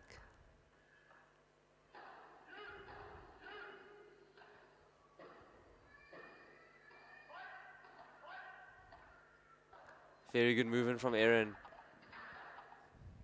Very good movement. Oh, very nice points. Well worked. Wow, what a volley. Aaron breathing very hard there. And I believe Royal Flush is 1-3 up now. Yeah, that was to not go 4-love down. Yeah. Huge, huge, huge. Just stop that momentum. Yep. And now to your serve, you can take a little bit of the pressure off if you can get this point. 2 mini breaks versus 1 big difference. Big difference. Yeah, you don't want to swap sides at 5-1. Yeah. Michelle's there. So is Aaron. Yeah, Aaron had to block that. Yep. Had to block that. Very good movement from Scott, and also very good shot placement. Just opening up the gap, exploiting the gap Yeah. that he created himself. And he Michelle allowed... getting that vibra, I wonder how she's going to behave with that vibra for the rest of this match. Clearly, Scott's going to target hitting that vibra into Michelle's corner. Yes. As well as Elizabeth's overhead to Michelle's corner. I wonder if Beautiful she's serve. going to spin and hit her backhand instead of getting cramped and trying to hit her forehand the whole time with her Yeah. back against the fence. Difficult to even see where your opponents are if your back's against that fence. Yeah. Very true. But I think just that serve down the tee was Oh, absolutely... no, it was very good. Always catches you off guard because Yeah. that lefty, when the lefty serves, you almost always think it's going to go to the glass. Yep. Because that's what makes that lefty serve so difficult. Michelle having enough zip on the ball to catch anyone off guard. She also got such good depth. Yes. Like there's no ways Scott takes that before the And glass. that was just right on the line, Yeah, eh? it was on the line. Michelle serving.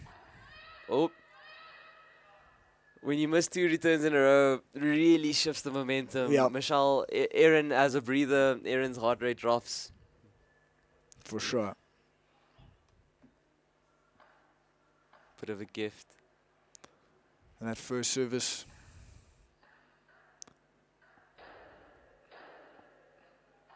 There's the spin. Oh, but you see how much better position she was because she spun and hit her backhand. Yeah.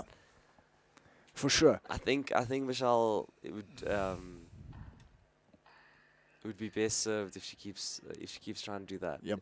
When she's been jammed in that corner, hasn't been going well.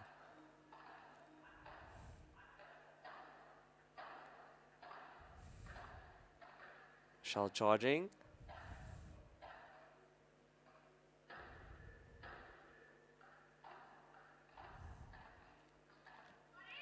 Oh, the reach from Scott. Very. You don't think Very he's well there. played. You don't think he's there, but He is. a little bit of an Inspector Gadget moment from Scott, just throwing that long arm. Right. Right where the ball was going and straight at Aaron's feet. Not It's much. very easy to underestimate how the Scott Weisel wingspan. Not much you can do there from a No, Michelle defensive down point the of middle view. was the right shot.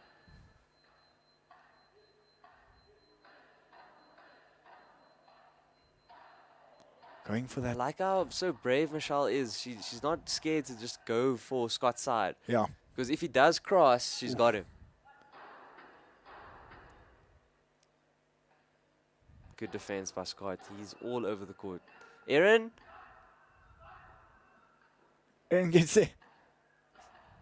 What? And the points reset.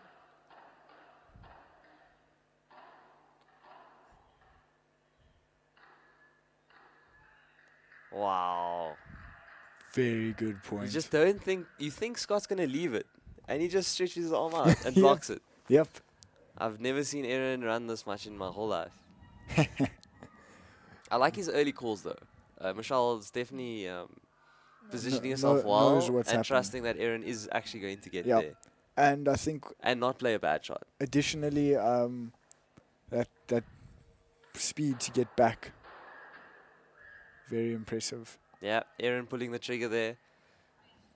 That's that winter smash we were talking about earlier. Yep. It doesn't loop up in the air.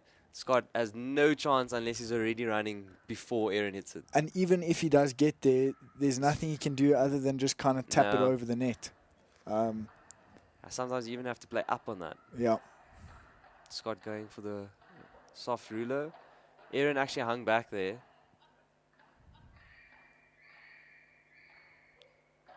Good hands there from Michelle. Very good hands. I'm pretty sure I've only joined you from the semis, but this whole day you've probably been saying good hands there from Michelle. Good Yeah. hands there from Michelle. For sure. A recurring theme, Yeah. but 100% good hands there from Michelle. Yeah. No, I think She puts her her right hand on that racket so early, and when she's in that ready position, you can see the right hand's very much in use. So when they do force her to block, that extra hand on the racket gives her so much stability. yes. So she's really brave that she's never going to have that flimsy pop-up shot Yes. that kind of gets you hit or injured. And obviously, I'm assuming from the strong tennis background, those She had a reactions are very good naturally backhand there. in tennis. So very, very impressive hands. But the fact that Scott can't aggressively poach because Michelle keeps going down the line. She's actually putting him in position. Yes. Good call from Aaron. Oh, Oh, Michelle just missing that. just goes long. That's such a good call from Aaron, though. Didn't think Michelle looked like that ball was going to go in the hole there. Good vibra from Scott. Just putting it in that place where Aaron just can't cross enough to get there.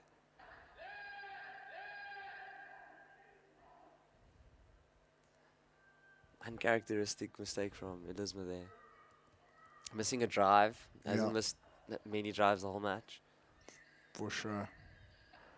And Michelle gets to serve forward here. Oof. Ooh, just missing. Michelle asking if it was out. The bounce definitely says it's out. Yep.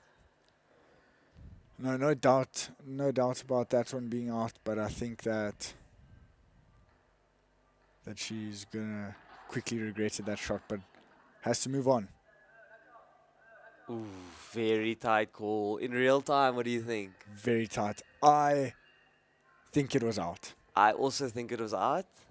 It's so difficult to say, though. I don't know if it hit fence though, because the thing is, if it hit fence, sometimes it can look like it's out, but it wasn't actually out. Yeah. Fence, all the rules are abandoned when it comes to like bounce, trajectory, spin. Exactly. But if it hit the glass, it was out. If it hit the fence, I don't know. I'm not sure. Then it could have been in or out. You don't know. Really tough. In these situations, tiebreak 10's ref Really has tough. to be very confident to overrule the on-court decision. But if there's a dispute, I think the default will be to take two. I think the right decision here would be to take two.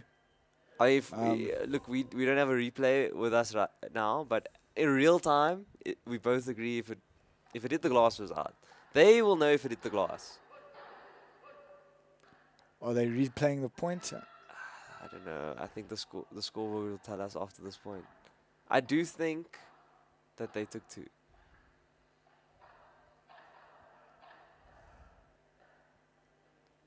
It's a good love from Scott. Back into Michelle's corner, yeah. And that's out. Oh, just out. Just out. That was a big point. Very big point. That was a big call as well.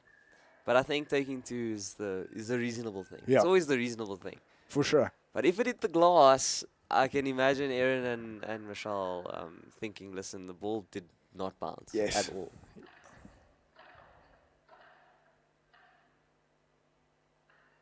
Michelle nailing that lob. Aaron going for the flatter smash. Instead of trying to go X3, Aaron going for the middle. Yeah. And just coming. But he didn't look set. At Yeah. no point did he look set to Yeah. hit that. So much pressure.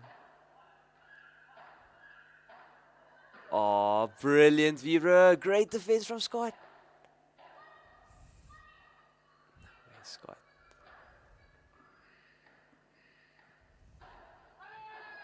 Oh, wow.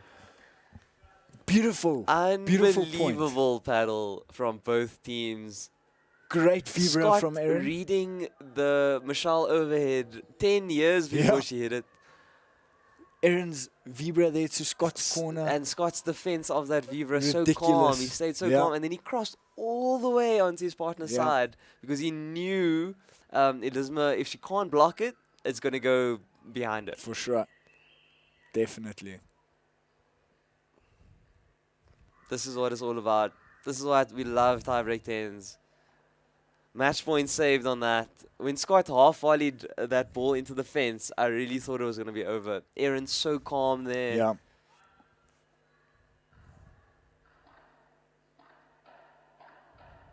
Michelle going for the vibra back to Scott's side once again. Just Targeting Scott. Well done. Very well played. Michelle getting braver and better every time. Yep. She's in the same position. All 3 matches, 4 matches we've seen. Yeah. Michelle is just getting into that no-miss aggressive mindset. That's out. Second serve. Lots of pressure on the second serve. Aaron going immediately for the lob. Michelle once again going to Scott to keep him honest, make sure that he doesn't get too confident with that cross. That was a good lob from Michelle. Oh, Michelle! Elizna backing herself completely. I think Michelle was a little bit surprised that Elizna actually went to her again. Yes. Being so close to the net. Especially after coming second a few times. Exactly. Also, Aaron was back. Yeah. Aaron was back. Very interesting. A very brave choice from Elizabeth. Very good clutch reflexes there. Oh, Scott, merciless with that cross. Again, that reach. You think you've passed him down the middle. Yeah. Comfortably within his wingspan. Well, she sent it to his backhand there quite uncomfortably, and then just to the forehand, thinking surely he doesn't get to both, and it just looked like it was a Scott made Sunday that stroll. look very easy. That lob just out. Another match point saved from Royal Flush. And we are at 11-11.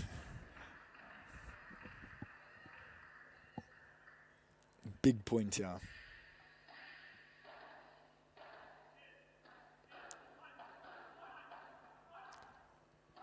A little bit of miscommunication with Scott and Elizabeth. Scott going for the post.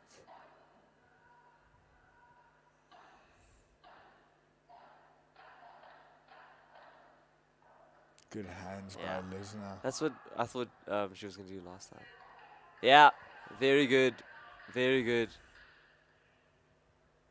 Scott telling Elizabeth, if she didn't block that smash, it was going to be easy. With that wingspan, with a bad smash, that ball's gone. Yeah. Elizabeth couldn't help her reflexes there. For sure. Also caught, that means Scott ended up on the right, unable to switch sides. This huge point here. Match point to the Royal Flush.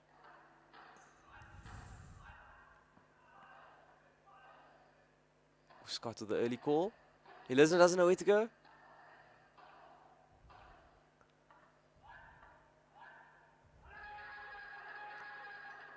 Phew. And it's all square. Yeah. After 2 matches, Powerhouse and Royal Flush. Multiple match points. Yep. Multiple match points saved from both sides so far. two unbelievably close matches, and it's completely even going into the second mixed double fixture.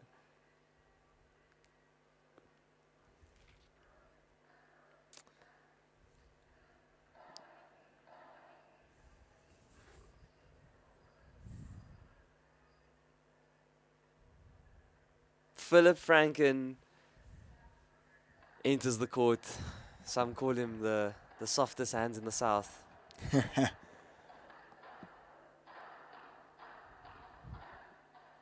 Gonna be interesting to see him and Luan. Very different styles.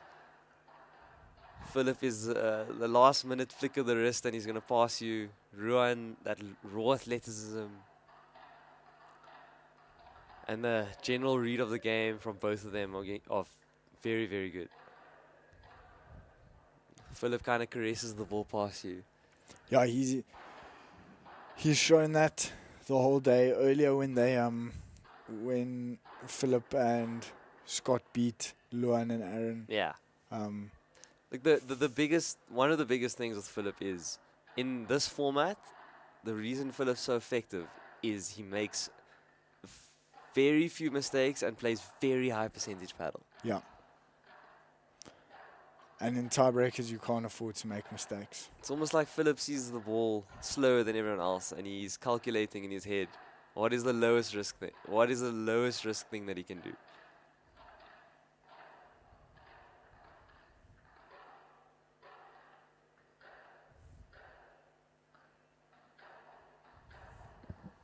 One thing that's interesting is when you lob, when Philip gets lobbed, I wonder where he's going to hit those overheads and how.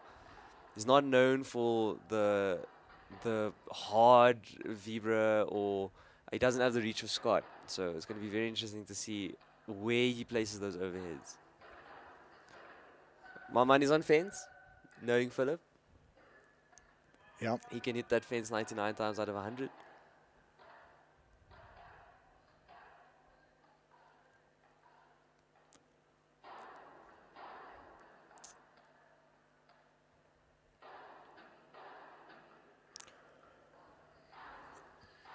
As soon as they get going, we'll be back.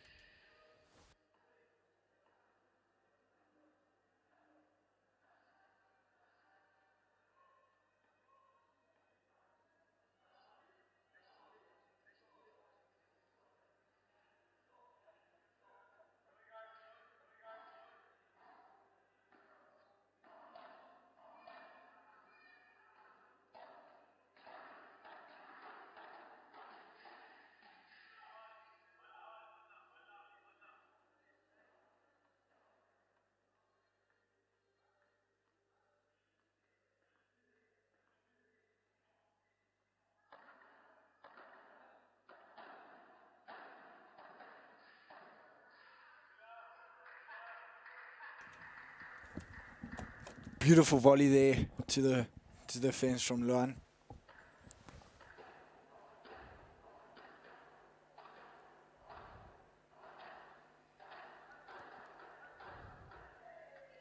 Oh, good hands. Lesnar accelerating the pace there.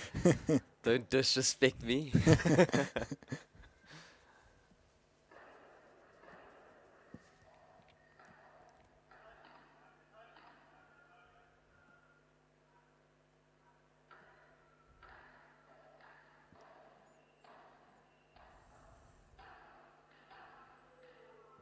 Oh, I think Rensha just didn't stop in time. I think if she stopped a little bit earlier, it could have just bounced in front of her and she would have had a fairly easy shot.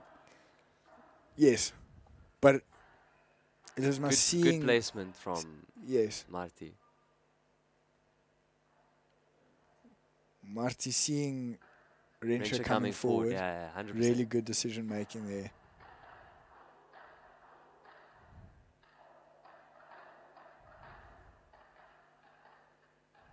Yeah, Luan doing what he does best, moving very well.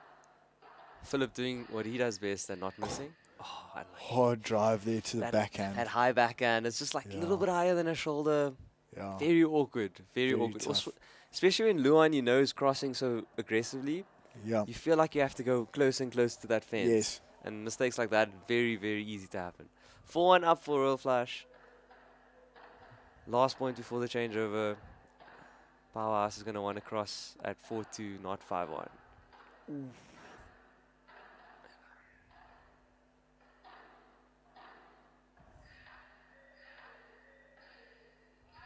Yeah, another backhand to the fence. Once again, Luan very much putting Marty off there by moving Right on the net 2 there in meters the middle. with a flick of his toe, and he's Yeah. moving 2 meters across. It's very intimidating, and it puts a lot of pressure. And I wonder if it's a game plan before this match that Rensha targets Marty's backhand, and then Yeah. Luan can cross. Yep. So far, it's been working really, really well. So much pressure. Yeah, going up 5-1 and 2 mini breaks. Yeah, Philip and Scott do not want to have to win by a huge margin. Yep. Philip and Marty need to really claw some points back. Yep. And every point, they need to think is one less point that the guys have to win. Yes. Little bit of T20 cricket dynamics here. Yeah. Need those runs on the board.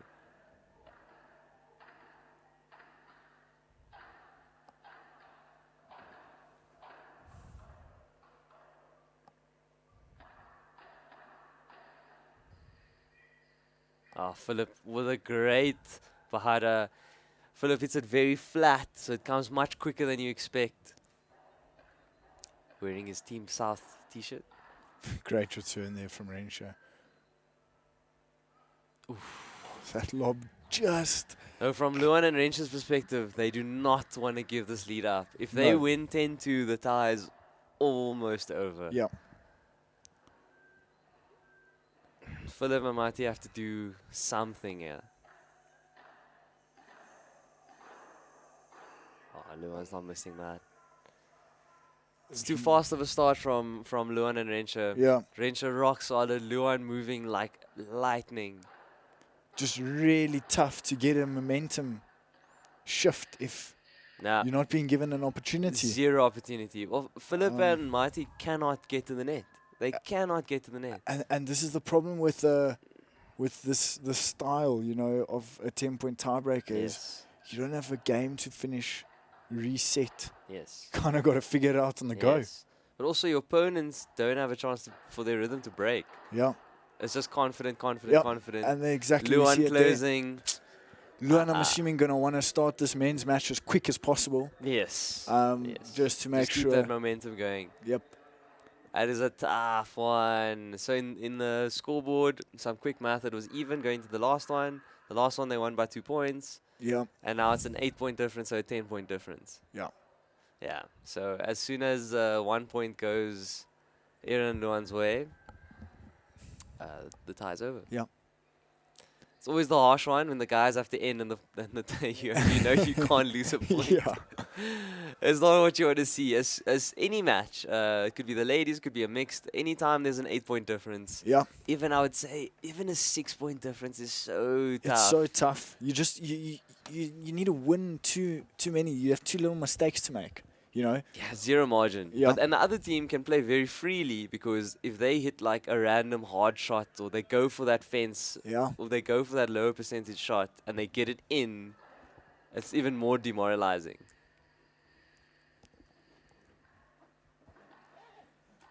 Okay.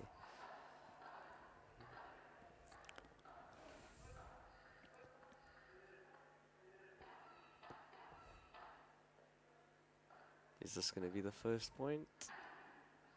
Oh, Aaron going for it, misses it. Luan's not going to miss a backhand volley though. And that is the tie over. Luan bringing that energy from the previous. Yep, Previous Michelle packing her bags.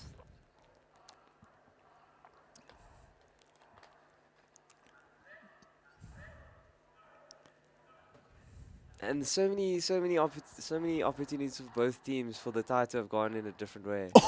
Ridiculous from Yeah, Luan. Luan, Absolutely Luan ridiculous. Kricher.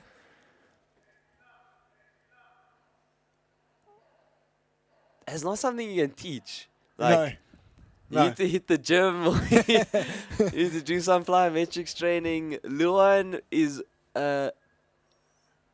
energy bunny jumping up and down on the court. Cannot get it past him. Really feels like you're playing against 3 Luans and 1 Aaron. And all 3 Luans are right on the net. Yeah.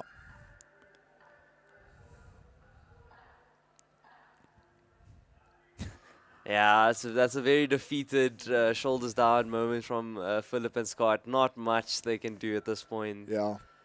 They're kind of just playing for the dead rubber. It's a harsh format when it comes to this point. For sure. Kind of want it to be close from the spectator's point of view, but this is the game. When Luan plays this wall, once again, movement winning the point.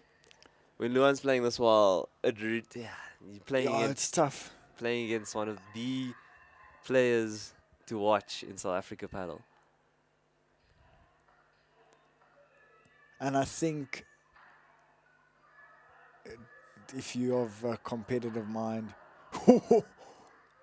Oh, Scott. Luan almost getting there, but Scott with such soft hands there. That kick smash also bouncing ridiculously close to the glass. Aaron did a LeBron smash there. I'm very Bouncing surprised that very didn't go. deep with a lot of spin. Scott's wingspan just never even looked like he ran. He just strolled. Yeah.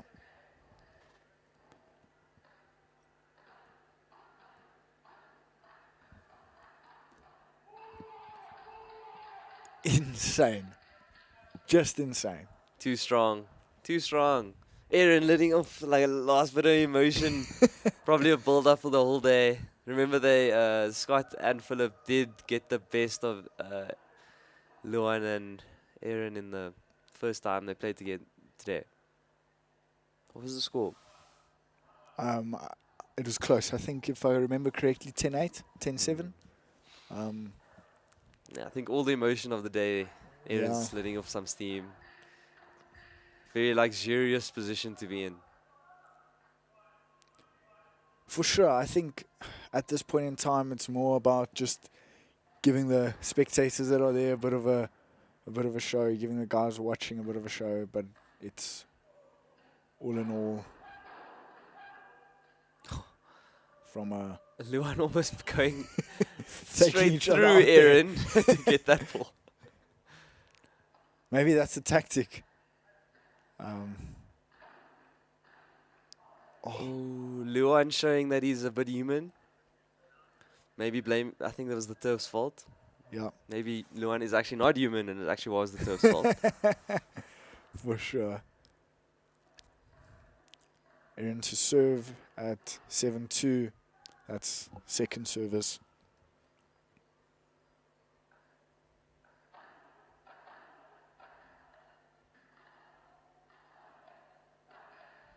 Furthest I've seen Luan from the net all day. And I think that sums it up for Scott at this point in time. He's trying. He has to hit perfect shots. He feels like he has to hit perfect shots. Just a bit. It's a bit demoralizing when whatever you do is just absolutely. Luan just does that. You know. Like where did Luan even come from? Philip looked and completely surprised to see Luan there and then hit his fence. Yes. And what I mean that was just about a perfect backhand volley to the fence. And then it just died. There isn't really right to be consistently doing that for the last well done, Aaron and Luan. Michelle and Rensha. Royal Flush winning 20 points in the last 2 matches to the 4 points of Powerhouse. There's only one way that's going to end. Yeah, congrats, Royal Flush, on taking the day down in Cape Town. Very, very well played to Michelle van Staden, Rensha de Lange, Luan Krikke, and Aaron Marks. Yeah, very well done, guys. And just to wrap it up, the prize giving will obviously take place now. And then we're done regardless. Both these teams go through to the final. Yeah, this was obviously some confidence building, maybe a favorable draw in the final. Bit of a qualifier. Extra 5,000 rand. For sure. And everyone has an idea of how the tournament works now. I think the finals are going to be ridiculously exciting. Yes. And they're all going to take place in Cape Town on the 19th of July. I will be down there commentating, Shiv. We'll see. Maybe. Tiebreak 10s are very active. Let's see what we can organize. We'll have a chat to a few people.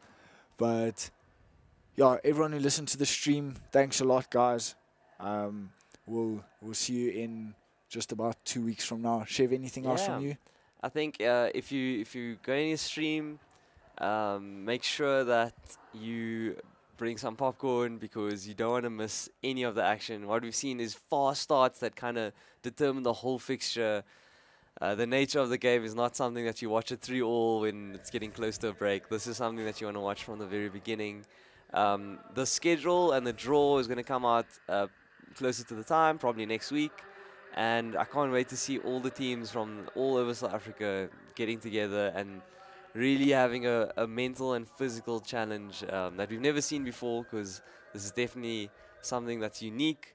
We love paddle, and this is the most exciting part of it. Yeah, thanks, Shiv. Appreciate it. Thanks, Nick. Have an awesome weekend, and let's hope the Boks win this afternoon. Yes. Cheers, guys.